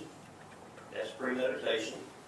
And then he went upstairs to get the shank from someone else. He didn't say he didn't even have one. He went to a couple of cells over. That shows his premeditation and his intent. And then he said he went downstairs to confront Mr. Singleton about his statement.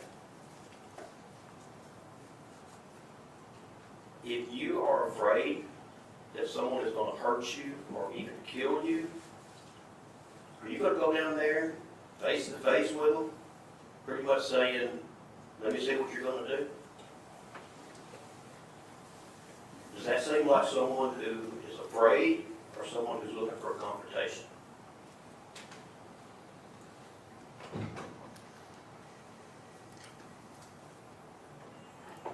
Mr. Drummond said that he could have retreated.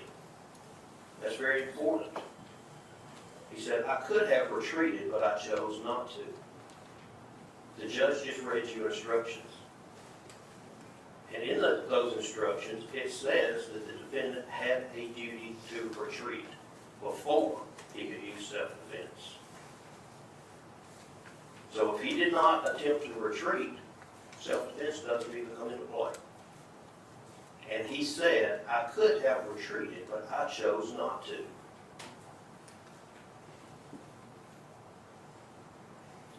After the guards arrived, they're yelling, stop, stop, stop, spraying pepper spray everywhere.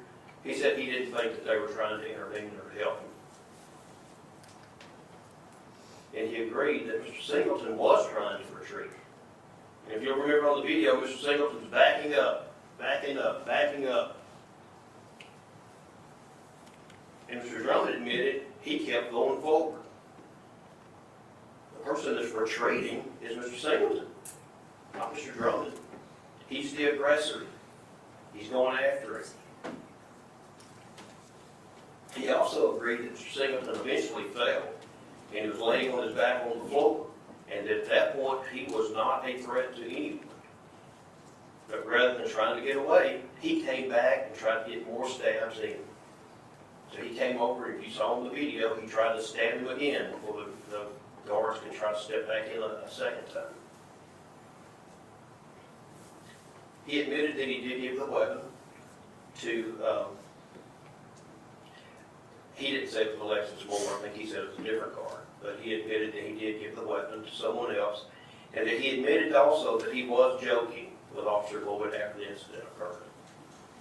And if you're joking about something this serious, you're not too concerned or too scared. Based upon what you've heard, based upon the evidence, the proof that you've seen, we're going to ask that you find Mr. Drummond and Mr. Brown guilty of attempted first-degree murder and possession of contraband in a penal cell. Thank you. Which one of you gentlemen intends to go first? All right, Mr. Barnes.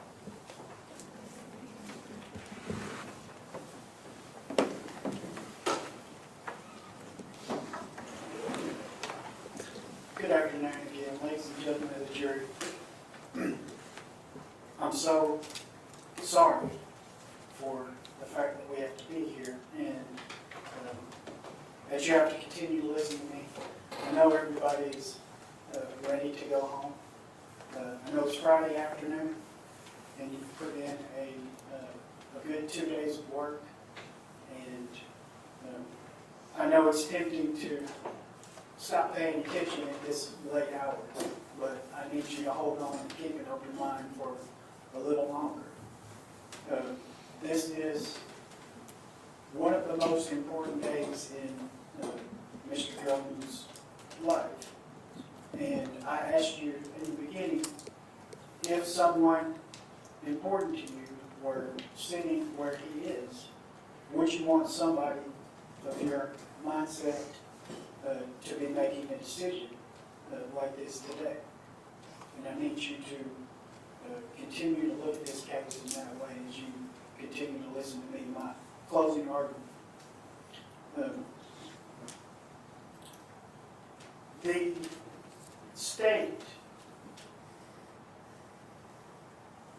would you believe,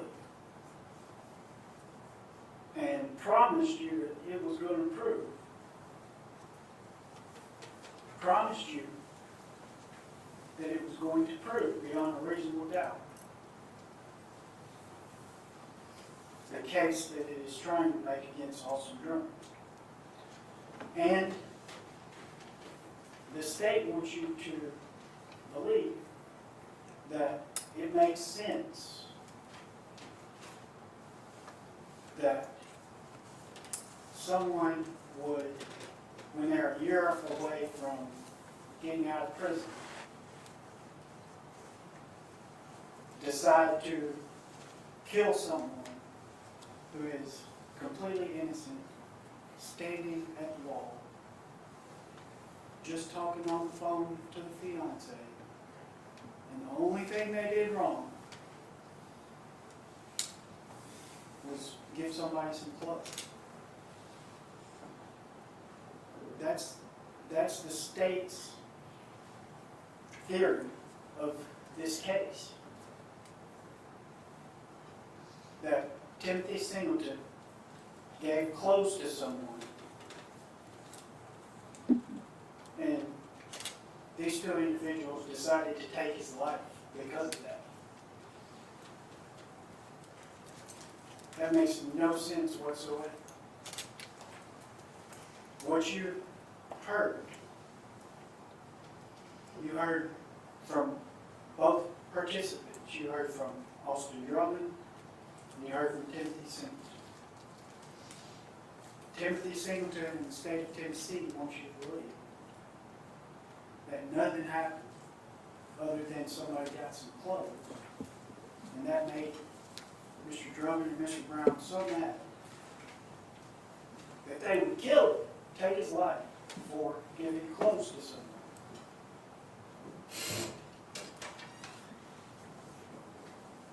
Austin's version of events makes a lot more sense. That something happened before Austin approached Mr. Singleton that made Austin afraid. We wouldn't go kill somebody because they gave clothes away. Now, the state, I don't have fancy PowerPoint presentations. I have a bunch of scribbled notes. I'm sorry for that. That's not one of my bright spots or assets. But the state, the prosecutor, the district attorney general himself, stood up here a minute ago and told you straight up that nobody knows. He said, we don't know. We don't even know. The state of Tennessee, we're the one trying to prove this case beyond a reasonable doubt. Convict a man of a heinous crime. And we can't even tell you what the white object is that was coming out of, according to Robert Fine, was coming out of Timothy Singleton's hand. And they just told you that they don't know, to this day, what it was. How can you possibly reach a conclusion beyond a reasonable doubt when you just don't know? And when the state tells you they don't know either.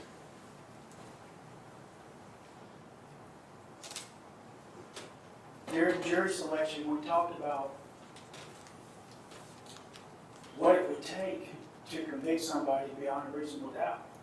And one of you said there would need to be assurance that all of the T's had been dotted and all of the T's had been crossed and all of the I's had been dotted. And clearly, according to the state's own witness, Mr. Tharp, he was completely honest. In Investigator Clark was completely honest. He sat right here on this, in this witness stand and told you that if he had been there, if a thorough investigator had been there, if a conscientious investigator would have been there, who was trying to cross all the T's and dot all the I's, he would have done it differently. He would have talked to the witnesses. He would have investigated.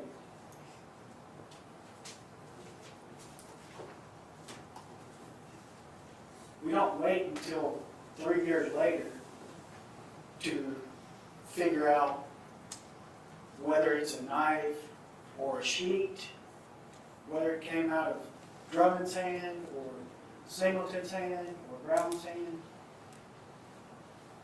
We investigate before we accuse, before we convict. And that was not done in this case because, as the state will today admit, they don't know what's in that video. And you need to go back to the jury room. You need to watch the video very carefully. You need to focus on what happens, what you can see on Timothy Singleton as Austin approaches. He claims that the gloves may have been because he was working out. Why would he need to put on workout gloves while he's talking on the phone? Why would he be focused on putting on workout gloves while he's talking on the phone? You can see him putting on gloves if you watch the video carefully. And I trust you to do that. And you can also see that the moment Austin approaches Mr. Singleton, the angle of the video is such that you cannot see Mr. Singleton's right hand. And therefore, you cannot see what Austin saw at that moment from looking at that video. But if you extend the video just a little bit further,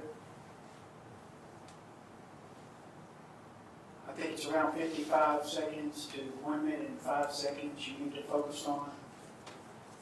Go real slow, zoom it in. You see an object in Mr. Singleton's right hand. And you see it after it comes out of his hand. And you see it fall under the table and land.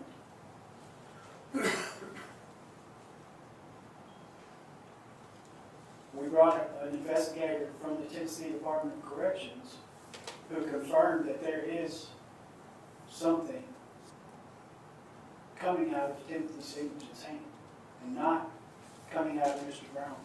Brown's hand. He wasn't going to get up here and exaggerate. We didn't ask him to get up here and exaggerate. He told you frankly that he doesn't know what it is.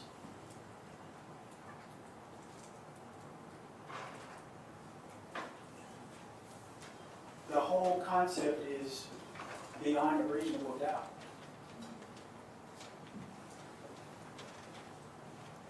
If Special Agent Tharp doesn't know what it is, and he's an investigator, Robert Fine, who's an investigator, doesn't know what it is, and it's their job to figure stuff like that out. How can you go back there and say that you know what it was and convict a man of a heinous crime?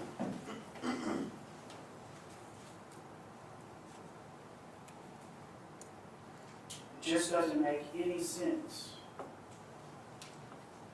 that someone would want to take somebody's life because they gave away clothes. There's many comments that the state has made that haven't been proven beyond a reasonable doubt.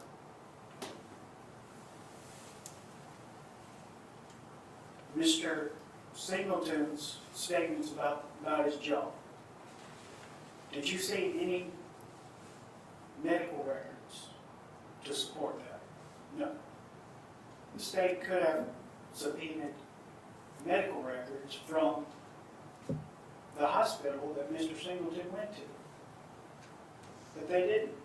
They could have brought medical experts besides a nurse who has an associate's degree. They could have brought a doctor up here and they could have produced the actual medical records to confirm what the true nature of Mr. Singleton's injuries was.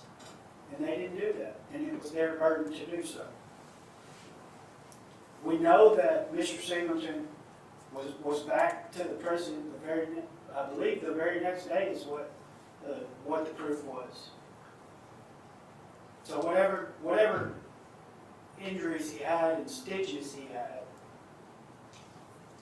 weren't bad enough to keep him at the hospital longer than that if he was back at the prison the next day. Now, another statement that I want to refer to.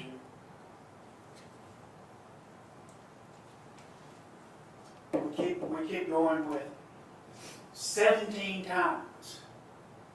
17 times.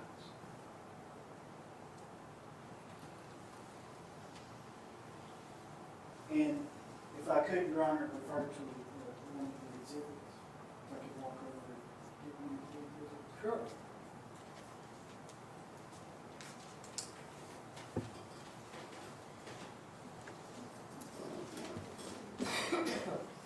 "17 times is what they keep saying. You gotta make the state do what they promised that they're going to do. What is their burden to prove the case beyond a reasonable doubt. Put up or shut up.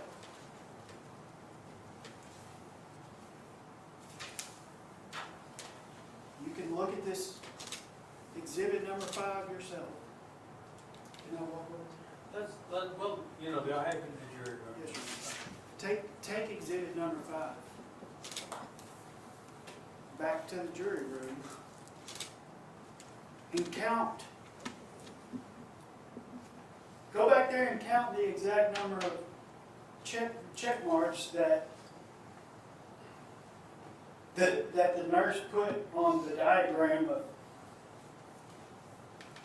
this guy's body when he was counting the number of lacerations or whatever you want to call it. It ain't 17. It ain't 17.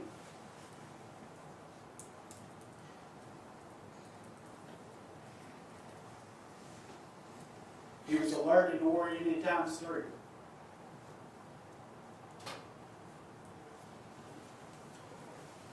And there's not 17. And he didn't even think that it was important to note any of the injuries. Interestingly, the one injury that he actually measured and drew a circle around, both on exhibit number 5 and on the photograph.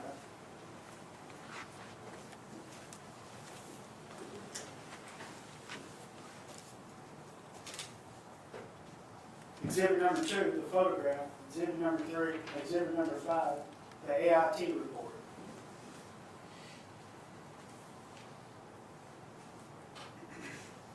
The one injury that he thinks is even important enough to circle and measure, he calls it a laceration. That's laceration, not a stab. And when we asked him to point it out on exhibit number 2,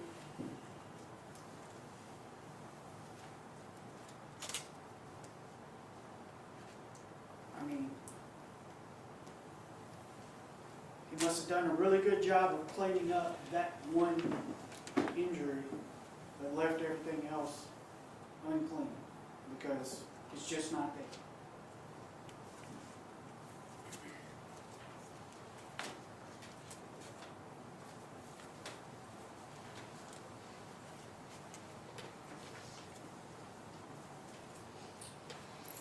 State makes a big deal about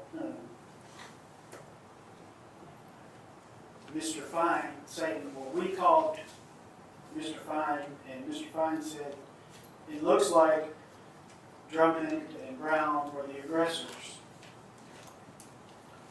from what he saw. But he didn't see the interactions between Drummond and Singleton that preceded the video.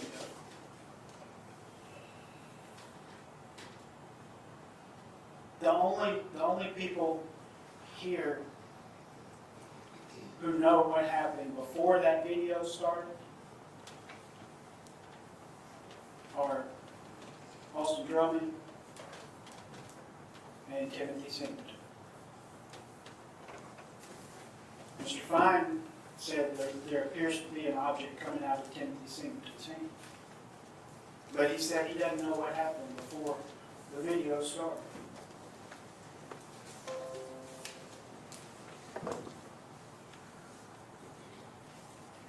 Nothing that the prosecutor says, nothing that's up on the PowerPoint, none of that is evidence. It's in, nothing that I say is evidence. What the witnesses say is evidence. What the video shows is evidence. And what's on the exhibits is the evidence.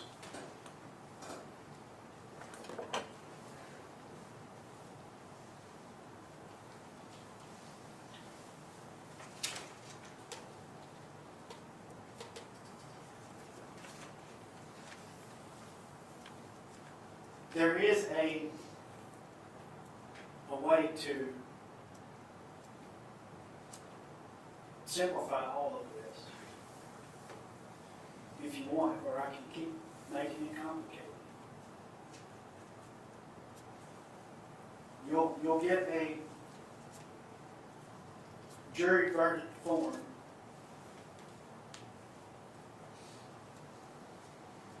and it lists offenses in descending order.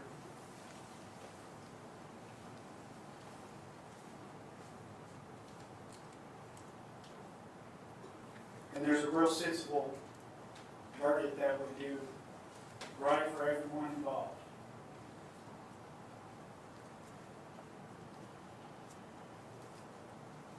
And you can all go home, because all this was a prison fight that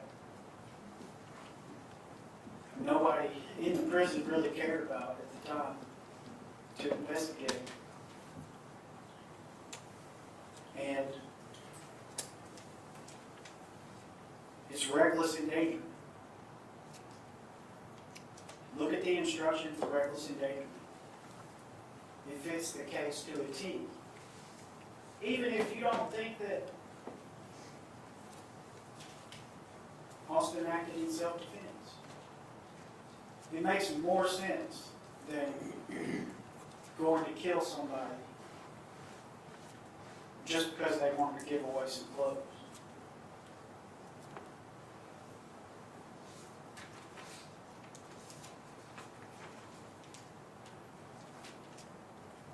Reckless endangerment, unlike any of the other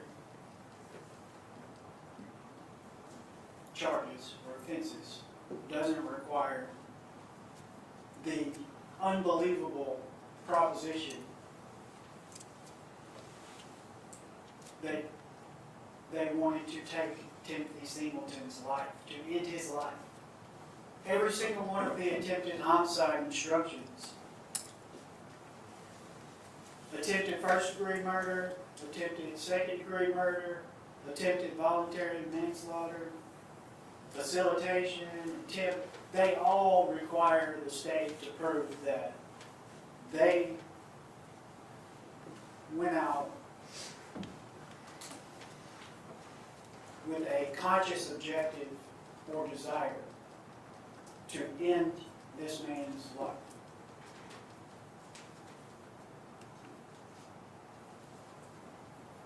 No, that makes no sense. Reckless endangerment makes common sense. Nothing else does.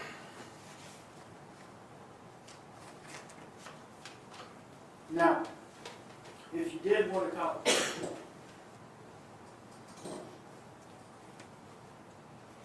and you did want to consider whether they acted with intent to cause death, ask yourself whether or not the state even proved that the object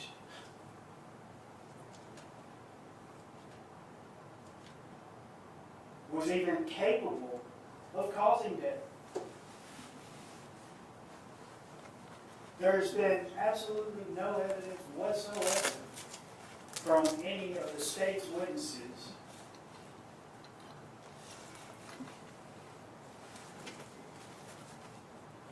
Austin told you it wasn't even capable of causing death, and he knows it better than anyone.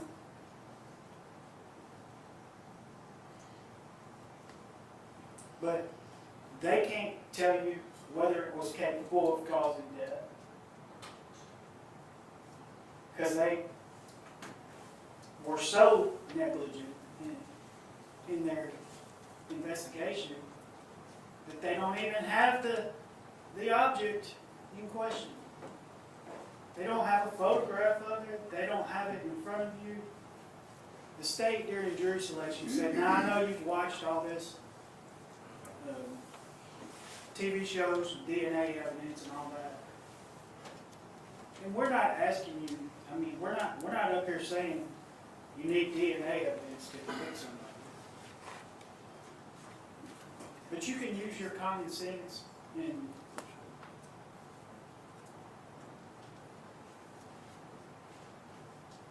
you've seen enough to know that if this were an object, this important object in question, you should at least be able to look at it. You should be able to hold it. You should at least see a photograph of it. Assess it for yourself and see whether it's even something that could cause someone's death.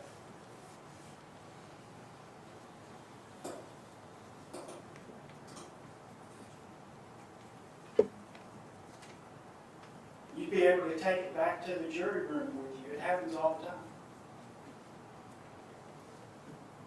Evidence is brought to court all the time in evidence bags. And the jury gets to take it back to the room and hold it, and look at it, deliberate the way it's supposed to be before you convict a man of a heinous crime based on the proposition that this missing object, this destroyed object, this discarded object was capable of causing death. We're better than that in this country. I mean, this is supposed to be serious.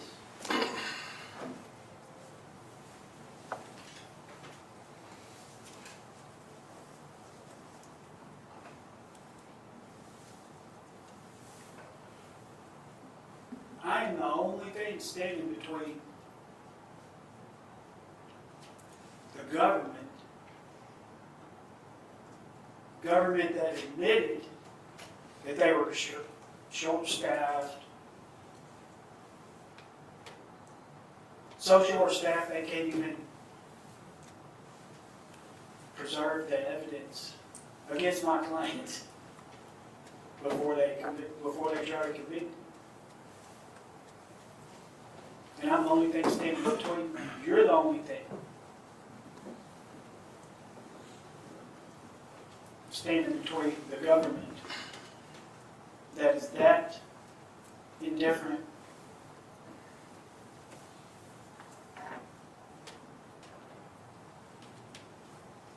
and a wrongful conviction. You can't convict a man of attempting to cause someone's death with an object when you don't even know if the object is capable of causing death.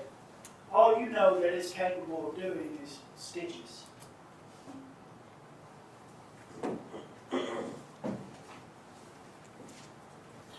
That same logic applies to every one of the instructions on first-degree murder, second-degree murder, attempted first-degree murder, attempted second-degree murder, attempted voluntary manslaughter.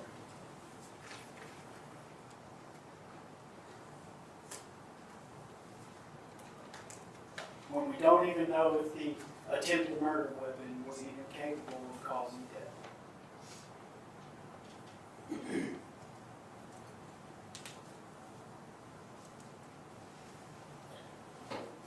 On the possession issue, possession of contraband, possession of the contraband that we don't even know the nature of, the only evidence regarding the possession of the toothbrush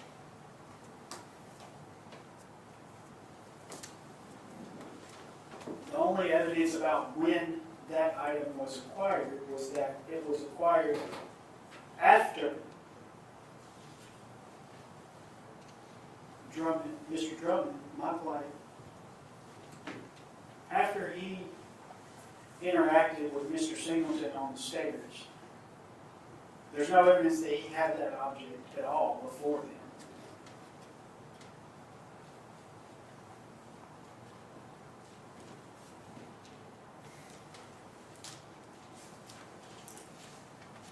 Now,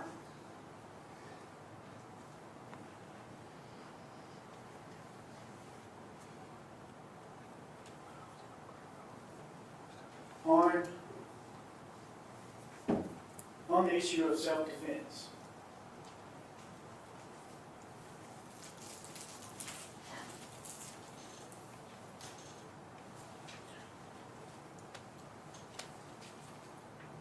you don't have to go that far if you find that this was reckless endangerment. But if you're going to seriously consider whether this is an attempt to take someone's life, you better consider self-defense. And you better consider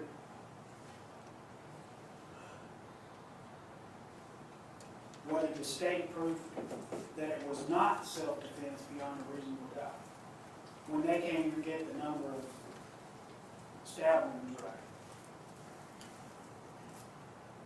And you better consider this from Austin's point of view, because that's what the law requires you to do, and that's what you took an oath to do. So,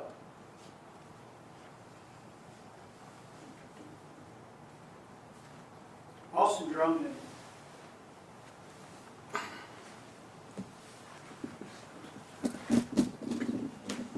he's a complex individual.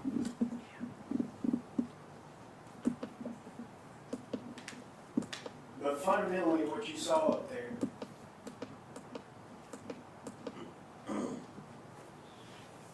was a scared baby.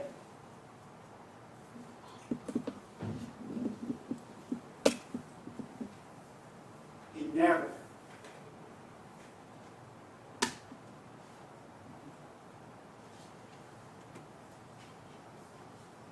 been in prison since he was 16 years old.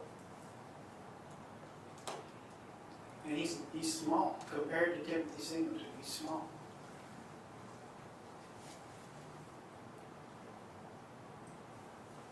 And he had an experience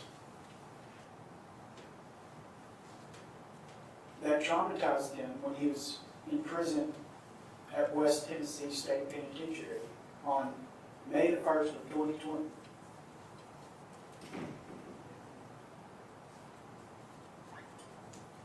He was attacked when he was in his own cell during the one time of the day that he was supposed to be able to count on the Tennessee Department of Corrections and the government of the state of Tennessee to protect him. He called it counting time.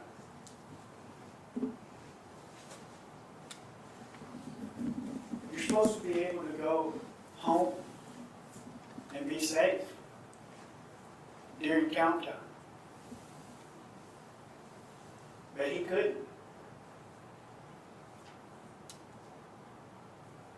He had nowhere to go.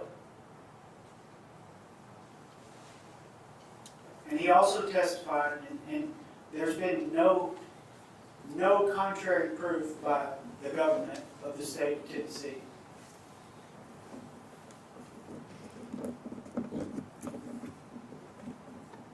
You would think that they would want to protect their own name. But they don't have anything to contradict what Austin told you happened about what happened to him on May 1st of 2020. They don't have anybody in here to tell you that one of their own guards let other inmates into Austin Drummond's cell to attack him. And now they want you to say he's wrong somehow for not trusting them.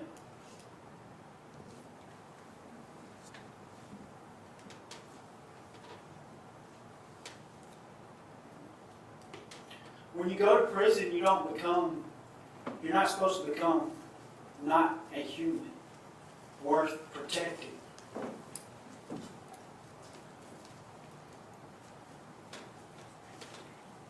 There was nobody to protect him other than himself.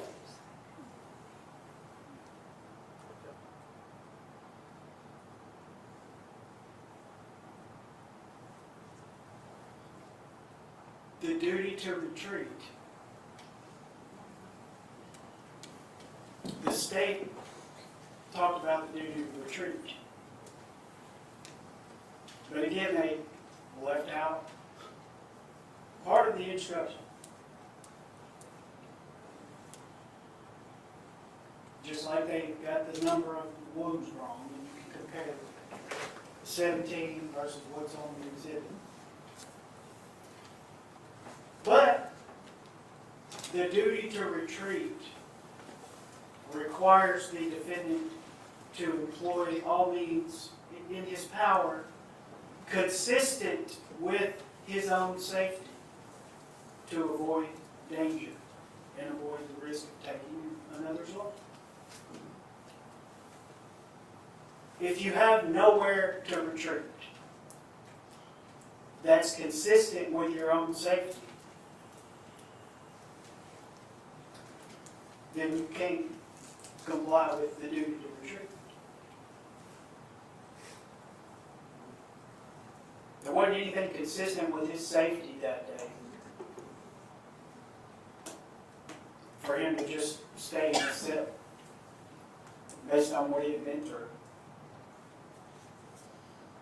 And the state asked him about the guards and why he didn't go to the guards. Well, you saw those people. They're nice. But you think they were going to protect Austin? You think the elderly gentleman who testified was capable of protecting Austin? You think the nice lady who testified?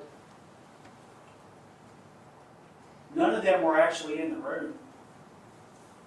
They came in after the fight.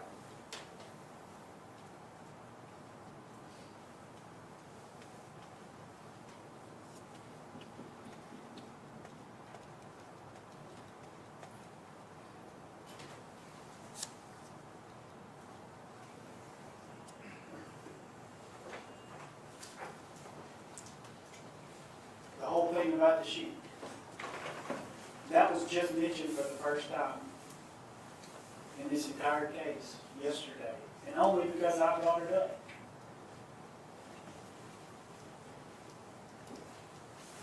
Nobody has investigated this case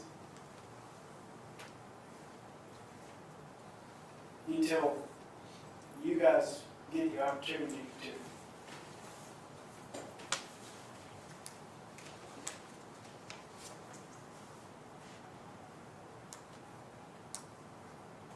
You should conclude that the state has not proved beyond reasonable doubt that Austin did not act in self-defense because he had nowhere to retreat. And his story makes more common sense than Timothy Singleton's story that he was attacked because he gave clothes away. And that's the bottom line.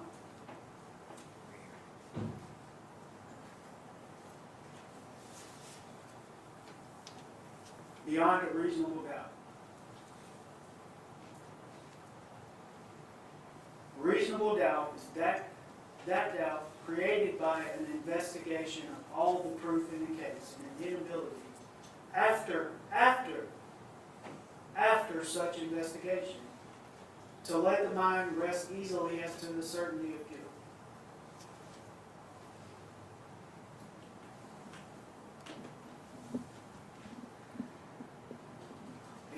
If they haven't investigated all the proof,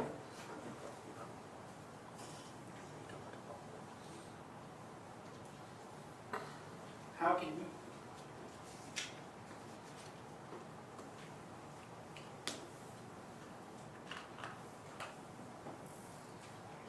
You heard the judge's instruction, I hope, on the duty to preserve. The state has a duty to preserve evidence. The judge told me that.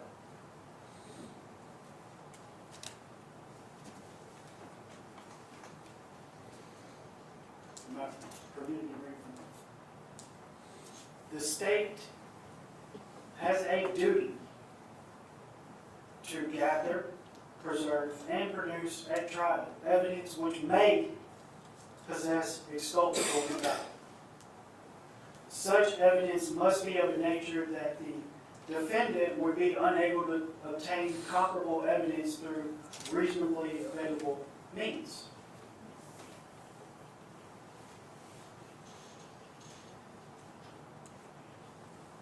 No other video angles,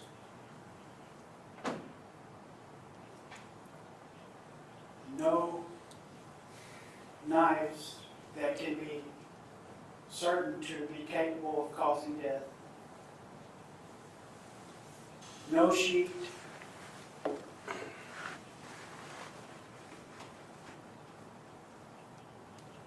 no medical proof. It says the state does not have a duty to gather or indefinitely preserve evidence considered by a qualified person to have no exculpatory value. But nobody has looked at the missing evidence. So nobody has determined one way or the other whether or not it would benefit us or them. But, and I think the the district attorney general acknowledged that we don't know.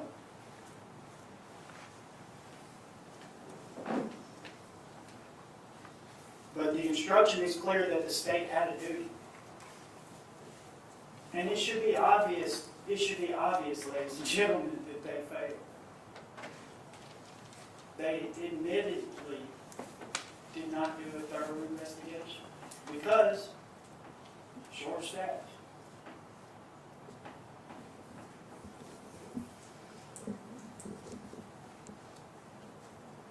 We're better than that before we convict somebody of something like this. If you take that oath, I mean, we're wasting our time. If you're willing to convict a man of something this serious,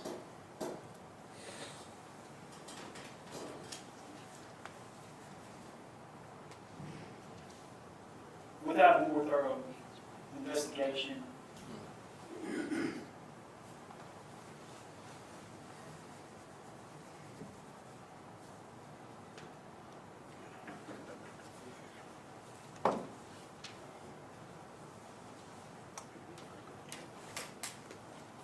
There's witnesses. The guy in the blue shirt, all those other inmates up there.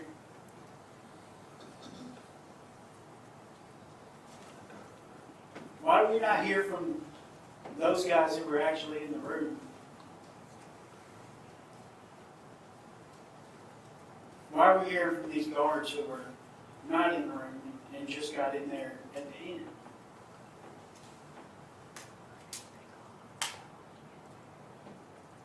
Something clearly happened before this interaction.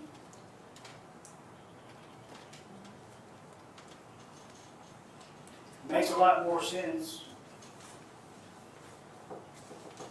that Austin was threatened than it does that he would decide to eliminate someone from the universe over some clothes.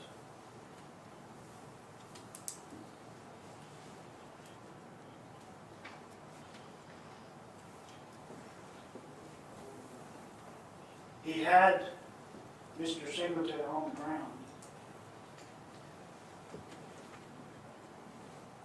We don't deny Austin won the fight. I mean, it was two of them. But he had the guy on the ground, looking right at him.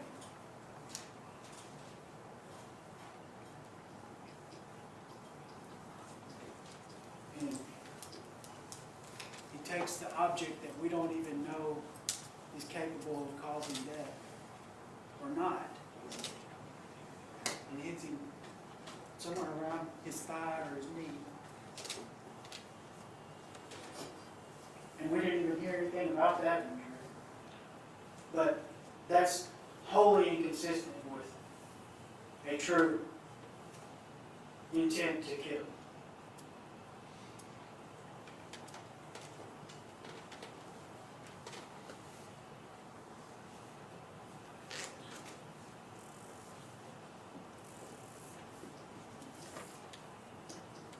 One of the worst things about my job as a defense attorney is this part, where I have to tell you that they get to go last. It's such, we got to rely on them to do this, to do the investigation. Can't count on them to do the investigation. But then we have to let them go last when they argue. Okay. And they'll tell you that they get to go last because it's their burden of proof. And that is what the law is, and that's true.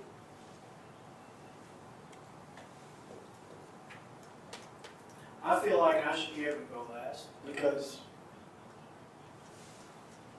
we have the most at stake. But I don't make the rules. And all I can ask of you is that when the state gets back up to respond to what my argument has been, that you will consider what I might say if I did have a right to respond.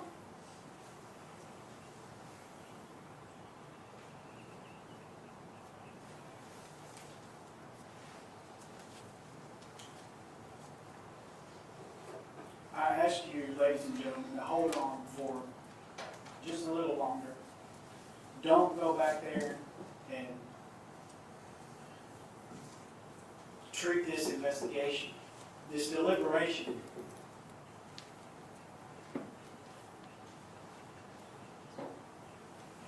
the way it's been treated so far. Go back there and finish the job that has been unfinished. Look at that video as many times as you have to. Zoom it in.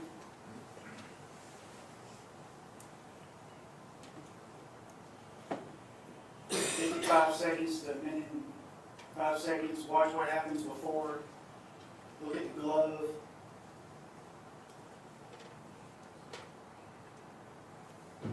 Consider all of the testimony. Look at the exhibits. And make the state do their job of proving the case beyond a reasonable doubt." Thank you. Just a second, Mr. Moore. Let's stand up and stretch for doing this to you. I was just about to suggest that.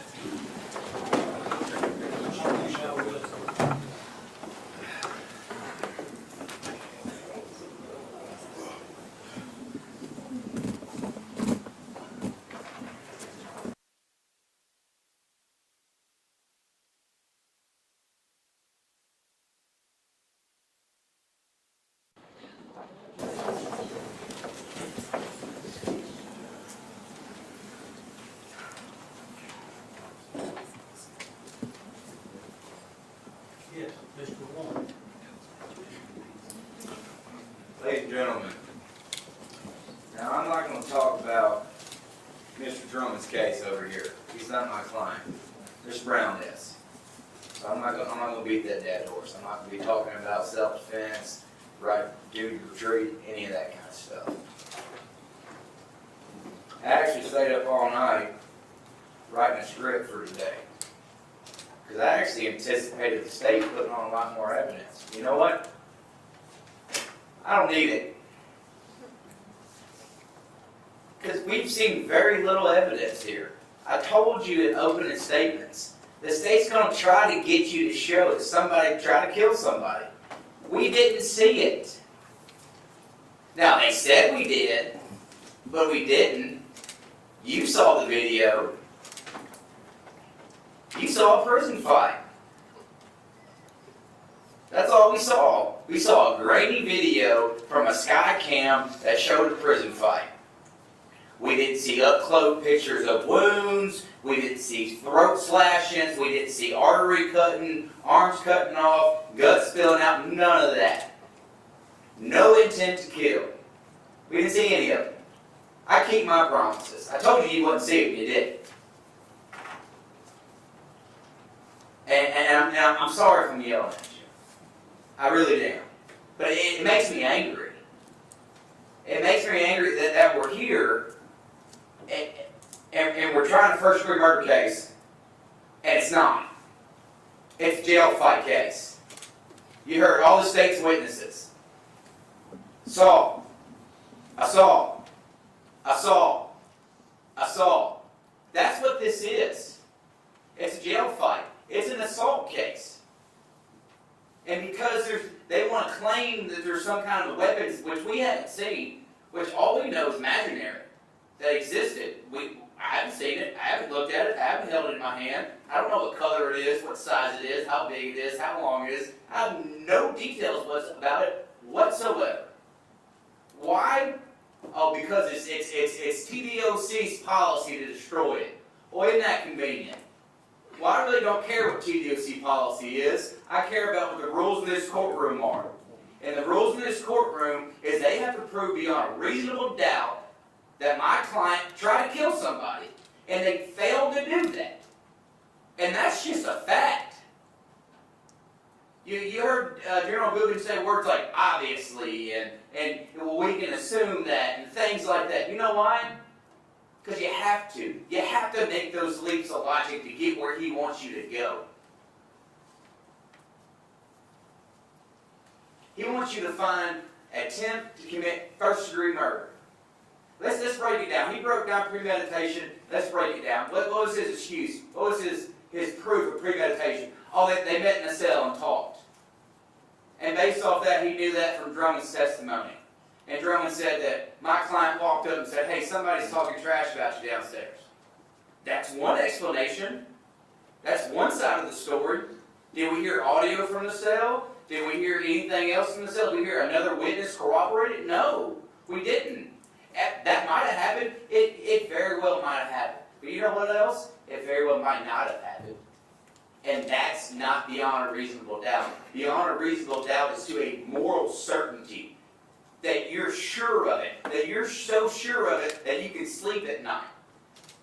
That it's not going to keep you up. That you're not going to send a man to prison for an A felony. An A felony, the worst crime you can be indicted for, an A felony, and take away his freedom. That's the stakes we're talking about.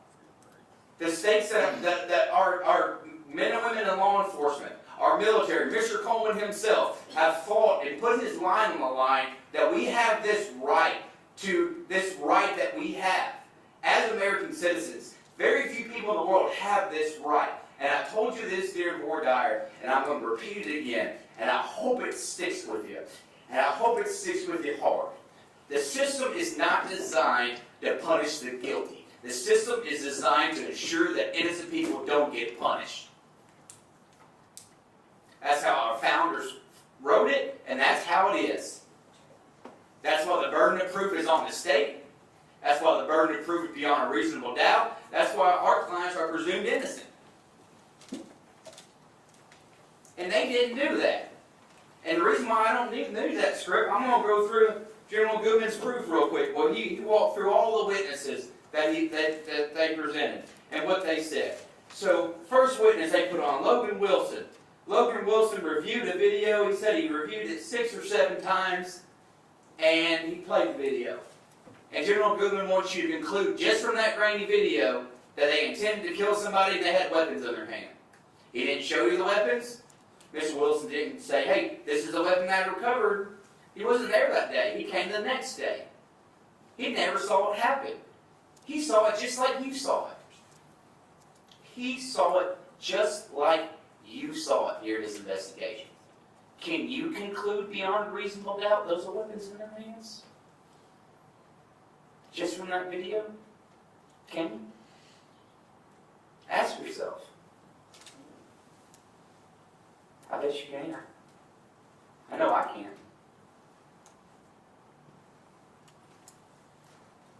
Mrs. Boyd, she testified they had weapons. I believe on cross-examination I asked her if she was sure of that, and if she was sure that they had something in her hands, and she said, yeah, I think they did. I think they did. I think. Or I believe. She wasn't sure. She didn't know. She didn't. The warden. The warden's testimony was kind of light. And he testified that the weapons weren't retained. And he testified that there wasn't video kept.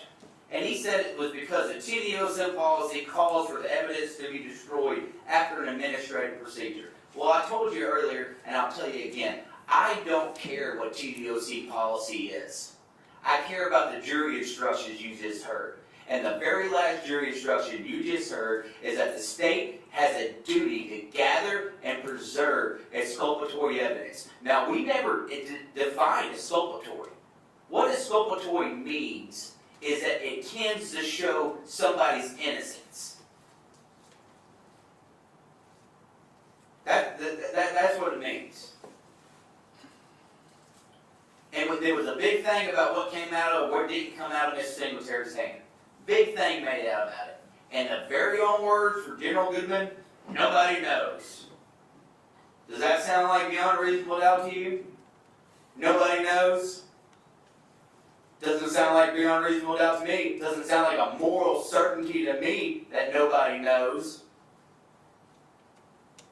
The warden testified that there was video deleted. You only saw 10 minutes. I believe Investigator Wilson said he reviewed 60 minutes of video, but he only kept 10.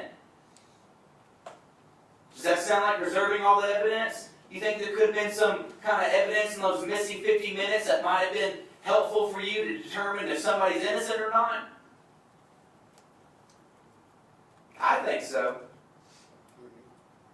And once again, I'm sorry to yell at you, but it gets my blood pumping. I mean, it just does.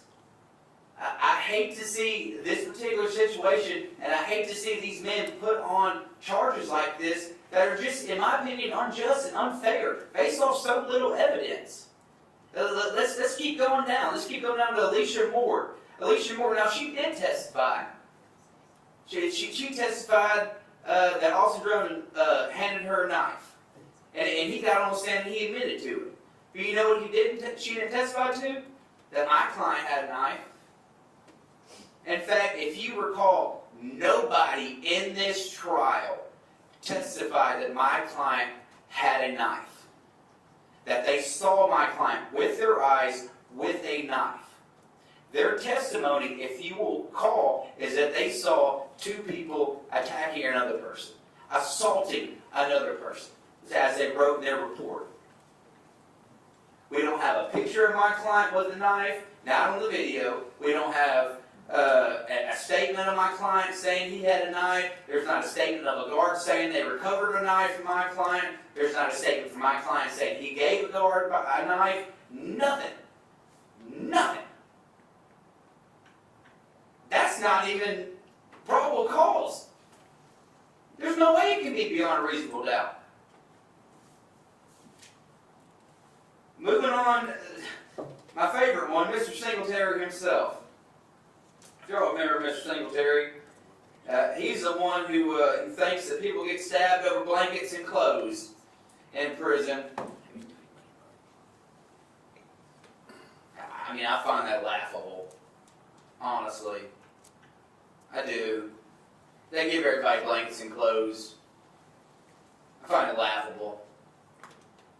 Now, there's certain rules and there's certain regulations that say that I can't tell you certain stuff. And we're not going to get into that. And I wish you could. Okay. So, you've got common sense. There's missing video up there. Use your common sense. What do you think's on that missing video? Plug in the holes. It's not my job to prove my client's innocence and prove why they did what happened. That's not my job. I'm not sitting up here and saying my client's innocent. I'm not. You see on the video the second time, as Mr. Goodman pointed out, he came back and he kicked him. And I will submit that's reckless endangerment. If you read the jury instructions, that's what it is. It's the intent to commit serious bodily harm or injury. And kicking somebody in the ribs can break a rib. That's what it is. That's what this case is. I've been saying this from the beginning. It's a jail fight. That's all it is. And the state wants to make it out to an attempted murder. And it's just not.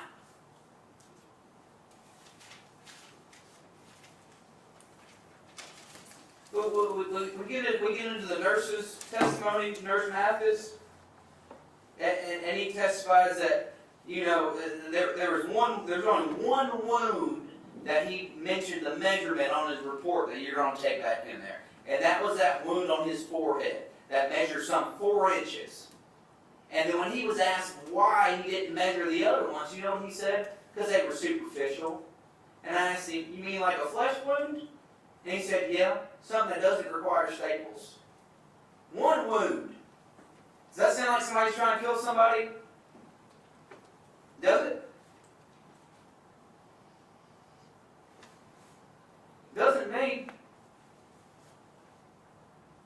Now, I would submit that somebody could die from one wound, but if somebody's trying to kill somebody, they're not going to just one time and go, well, I hope they get an infection. I hope they don't get the right antibiotics. No. No, no, no, no, no. This is a jail fight, plain and simple. It's all it is. And then my favorite witness from the state is Investigator Thar. And he's a nice guy. He's a lovely guy. You know, but he said with his own mouth, everything he testified to, he couldn't testify to beyond a reasonable doubt. That was the last question I asked him. Boom, end of story. Witness done. That's the burden. With his own mouth, he said he couldn't do it. So, I'm not going to take up any more of your time. I'm going to ask you to go back there. I'm going to ask you to return a verdict for reckless endangerment, because that's what this is. It's a jail fight. I'm going to ask you to find that there's been no evidence presented with my client, Mr. Brown, even had a knife. But I'm also going to ask you, before you did that, what do you wish that you did have? If the state's asking you to find attempted murder and second-degree murder and manslaughter and all these kind of heinous crimes that you go to prison for years and years and years for, what would you want to see? I bet you want to see more than a grainy video taken 3 years ago and witnesses with foggy memories that are 3 years old.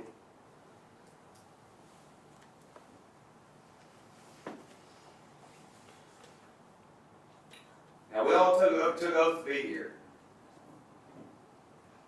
I sincerely hope that you remember that oath. A lot of good men and women fought and died for that oath. Please don't let them down. Don't let my clients down.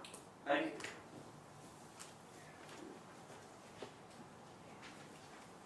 Mr. Goodman, you like to close, sir? Yes.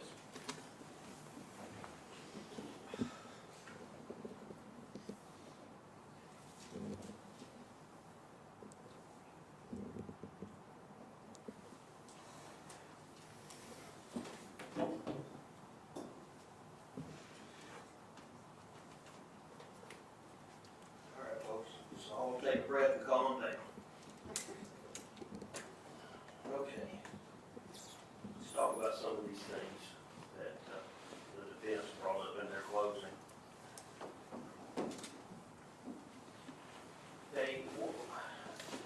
Mr. Farmer goes on and on and on, and Mr. Warren did the same thing about the fact that it doesn't make sense that they would attack this guy for giving clothes to someone. Here's the thing. It really doesn't matter what the reason was. They attacked him. They attacked an innocent person who was talking on the phone and not bothering anyone. Now, why they did it is, I don't know that it's that relevant. Either it was because of clothes, or it was because Mr. Drummond says he was scared. But either way, they initiated the attack. These defendants were the aggressors. Had they not gone down there and committed these acts, there would have been no stabbing. There would have been no fight. There would have been nothing to happen. They instigated the entire incident.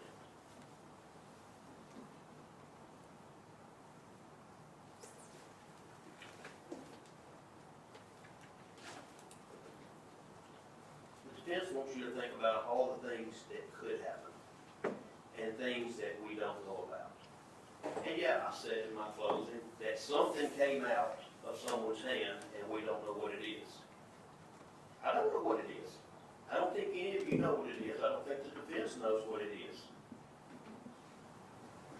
Does that mean that they didn't stab Mr. Singleton 17 times? Because we don't know what that was that fell on the ground. No. still did it. What do we know? We know that both of the defendants retrieved weapons. We know that the victim was stabbed 17 times, just from his own testimony. We know that some of the wounds were severe. Regardless of the fact that Mr. Warren said that they were all superficial wounds, that was not the testimony. You heard the testimony like I did. The testimony was that he had over 30 stitches and staples. If they were all superficial wounds, why did he have so many stitches and staples? That just doesn't make any sense. What else did we know? We know that Austin Drummond thought it was funny after it was over. And he even admitted that he was joking right after it happened.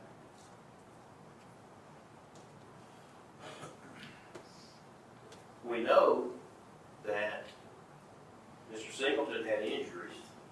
We also know that neither one of the defendants had one scratch. They didn't have a scratch, they didn't have a stab, they didn't have a black eye, they didn't have a busted lip, nothing. But the defense wants you to believe that Mr. Singleton was the one that was the aggressor. He was the one that had a weapon. And you saw him swinging, trying to protect himself. Do you really believe in all the times that he was swinging his arms trying to protect himself, if he had a knife or a shake, he would have hit one of them at least once? You know, you can use common sense. It just doesn't make sense. Let's look at the video one more time. There's a lot of talk about the defendant, or the victim, Mr. Singleton, was wearing gloves. You all know where he is. Let's focus on Mr. Singleton there for a few minutes.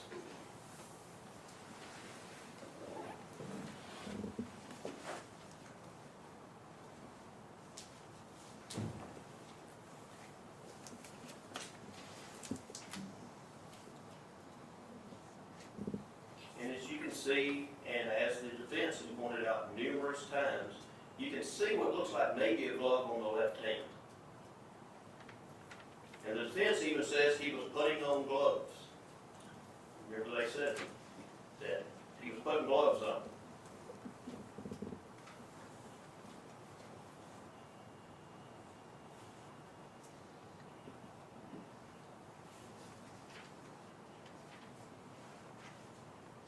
Okay. Let me back that up for just a second. Okay. Watch Mr. Singleton's hands.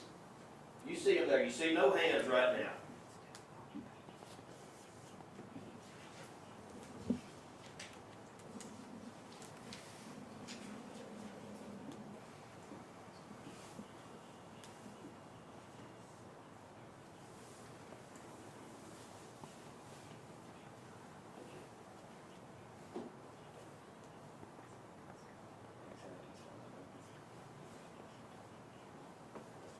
Frozen up. Let me start.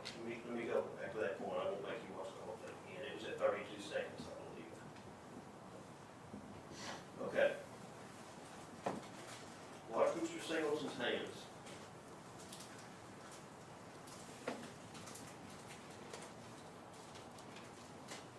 There's his left hand. Looks like he has a glove or something on it. There comes his right hand. You see on his right hand there was nothing on his chest. He didn't have a glove.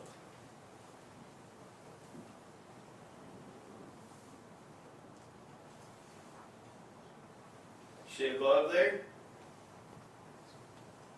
See there's nothing in the right hand? He's putting a glove on the right hand. Let me ask you this. If he had a shank in his hand, as Mr. Drummond said, where is it? He's got a glove in his left hand, nothing in his right. He takes his left hand and starts putting the glove on the right hand. Where's the shank? He doesn't have on long sleeves. He's got a short sleeve shirt on. It's not stuck up his sleeve. Where is it? here comes Mr. Drummond. So he didn't have time to pick it up off the floor. He didn't have time to pull it out of his pocket. Where was the shank that Mr. Drummond says he had? Putting the glove on. He never even gets the glove on. Because Mr. Drummond attacks him before the glove can even be put on his hand.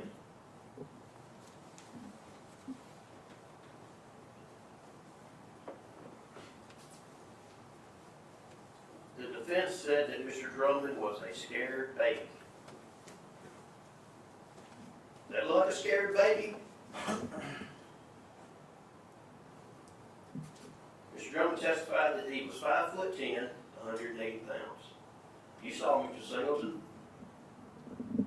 Was he that much bigger?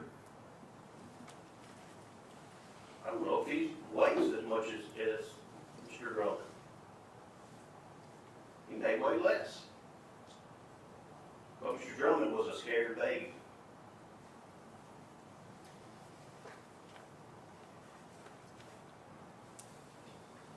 Mr. Farmer also said that when you go to prison, you don't have to become, and his words were, not a human. Exactly right. Mr. Singleton was still a human. He still had rights. He still had feelings. He still felt pain. And he had a right to be saved just like everyone else. He was still a human. Mr. Farmer said that the guards could not protect Mr. Drummond. He said, you saw these ladies. You saw Miss Boyd, how small she was. You saw Mr. Sampson, how he was in bad health. They couldn't protect him. I think I disagree with that. How would they have protected him? If he had gone and told them, Mr. Singleton's got a weapon and he just threatened me and said he was going to stick me. They could have gone and got the weapon away from him. That's one way they could protect him. They could have put Mr. Drummond in a different cell in protective custody. That would have protected him. That's the second way they could have. They could have gone over and got Mr. Singleton and removed him from the cell, from the pod, and put him in isolation or in a holding cell somewhere. That's three ways they could have protected him. And you don't have to be in good health, and you don't have to be a big, strong person to protect someone by doing that.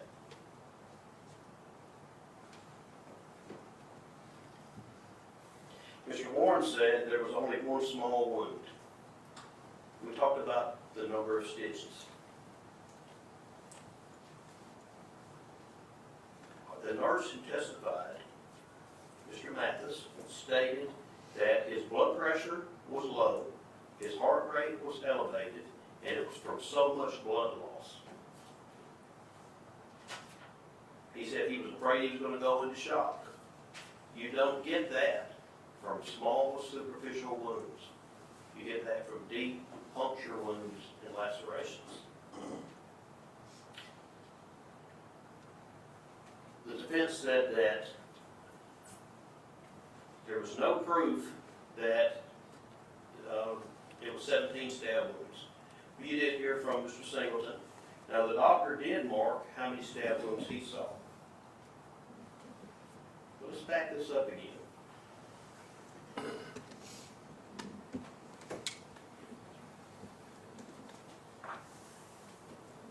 Use your own eyes. Just count how many stabbing motions there are by Mr. Drummond.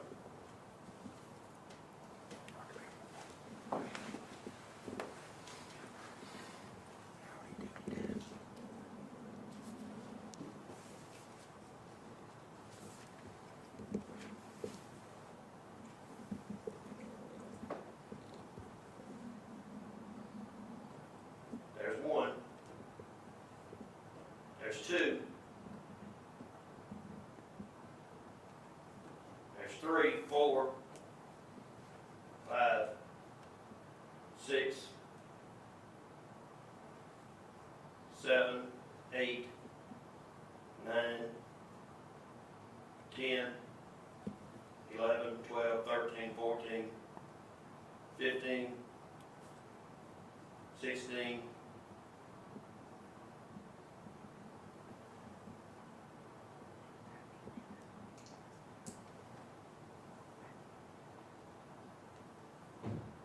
17 at least by Mr. Drummond. That does not count all the times that Mr. Brown was also making that same stabbing motion. Once again, you can use common sense. You don't want to leave you with one thing.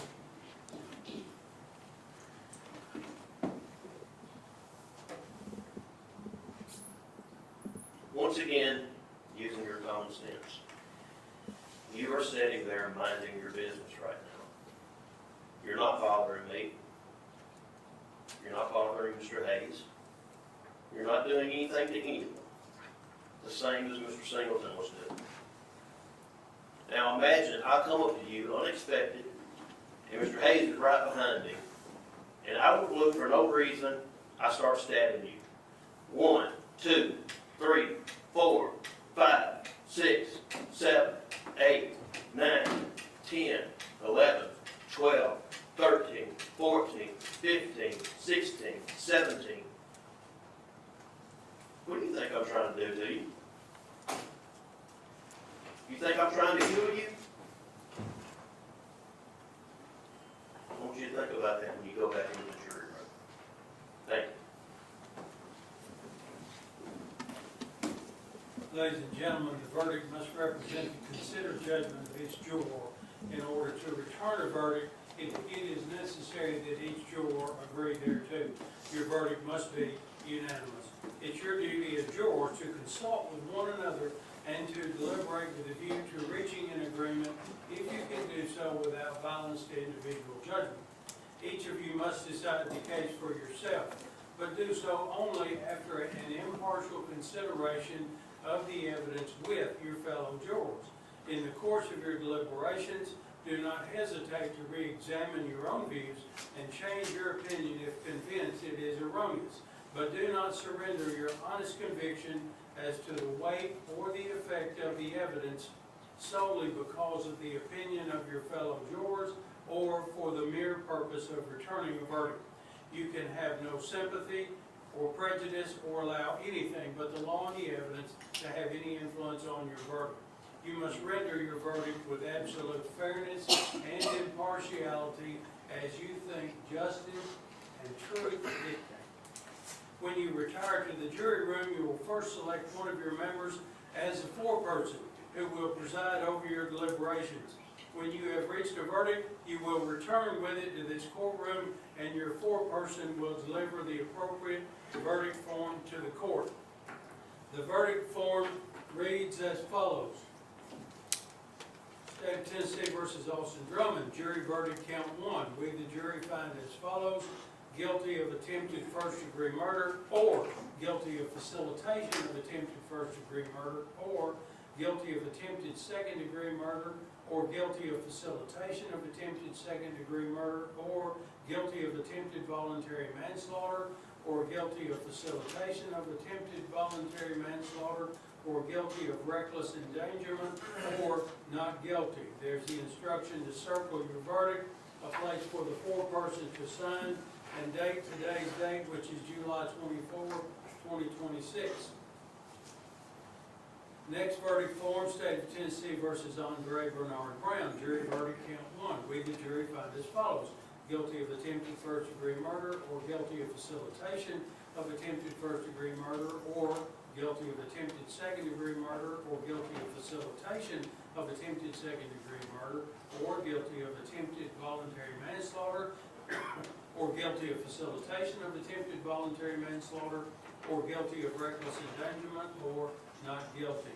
Again, there's a place for the foreperson to sign and place today's date on there.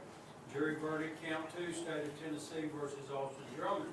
We, the jury, find as follows: guilty of possession of contraband in a penal facility, or guilty of facilitation of possession of contraband in a penal facility, or guilty of attempted possession of contraband in a penal facility, or not guilty. Place for the foreperson to sign and place today's date. State of Tennessee versus Andre Bernard Brown, jury verdict count 2. With the jury find as follows: guilty of possession of contraband in a penal facility, or guilty of facilitation of possession of contraband in a penal facility, or guilty of attempted possession of contraband in a penal facility, or not guilty. Again, a place for the foreperson to sign and date. If you find that the state has proven the defendant's guilt beyond a reasonable doubt, then you should find him guilty. In that event, your foreperson will report that you find the defendant guilty and will circle the offense. You will not concern yourself with punishment, since any punishment will be determined by the court. If you find that the state has not proven beyond a reasonable doubt the defendant's guilt, or if you have a reasonable doubt as to their guilt, then you must find them not guilty. In that event, your foreperson will report that you find the defendants not guilty. Now, before you retire for your deliberations, let me tell you a couple of things. Number one, everything I have read to you is in this stack of documents with the black clip. Okay? That's the instructions. All of the jury verdict forms that I just read to you have a red clip with color coding. Red clip there.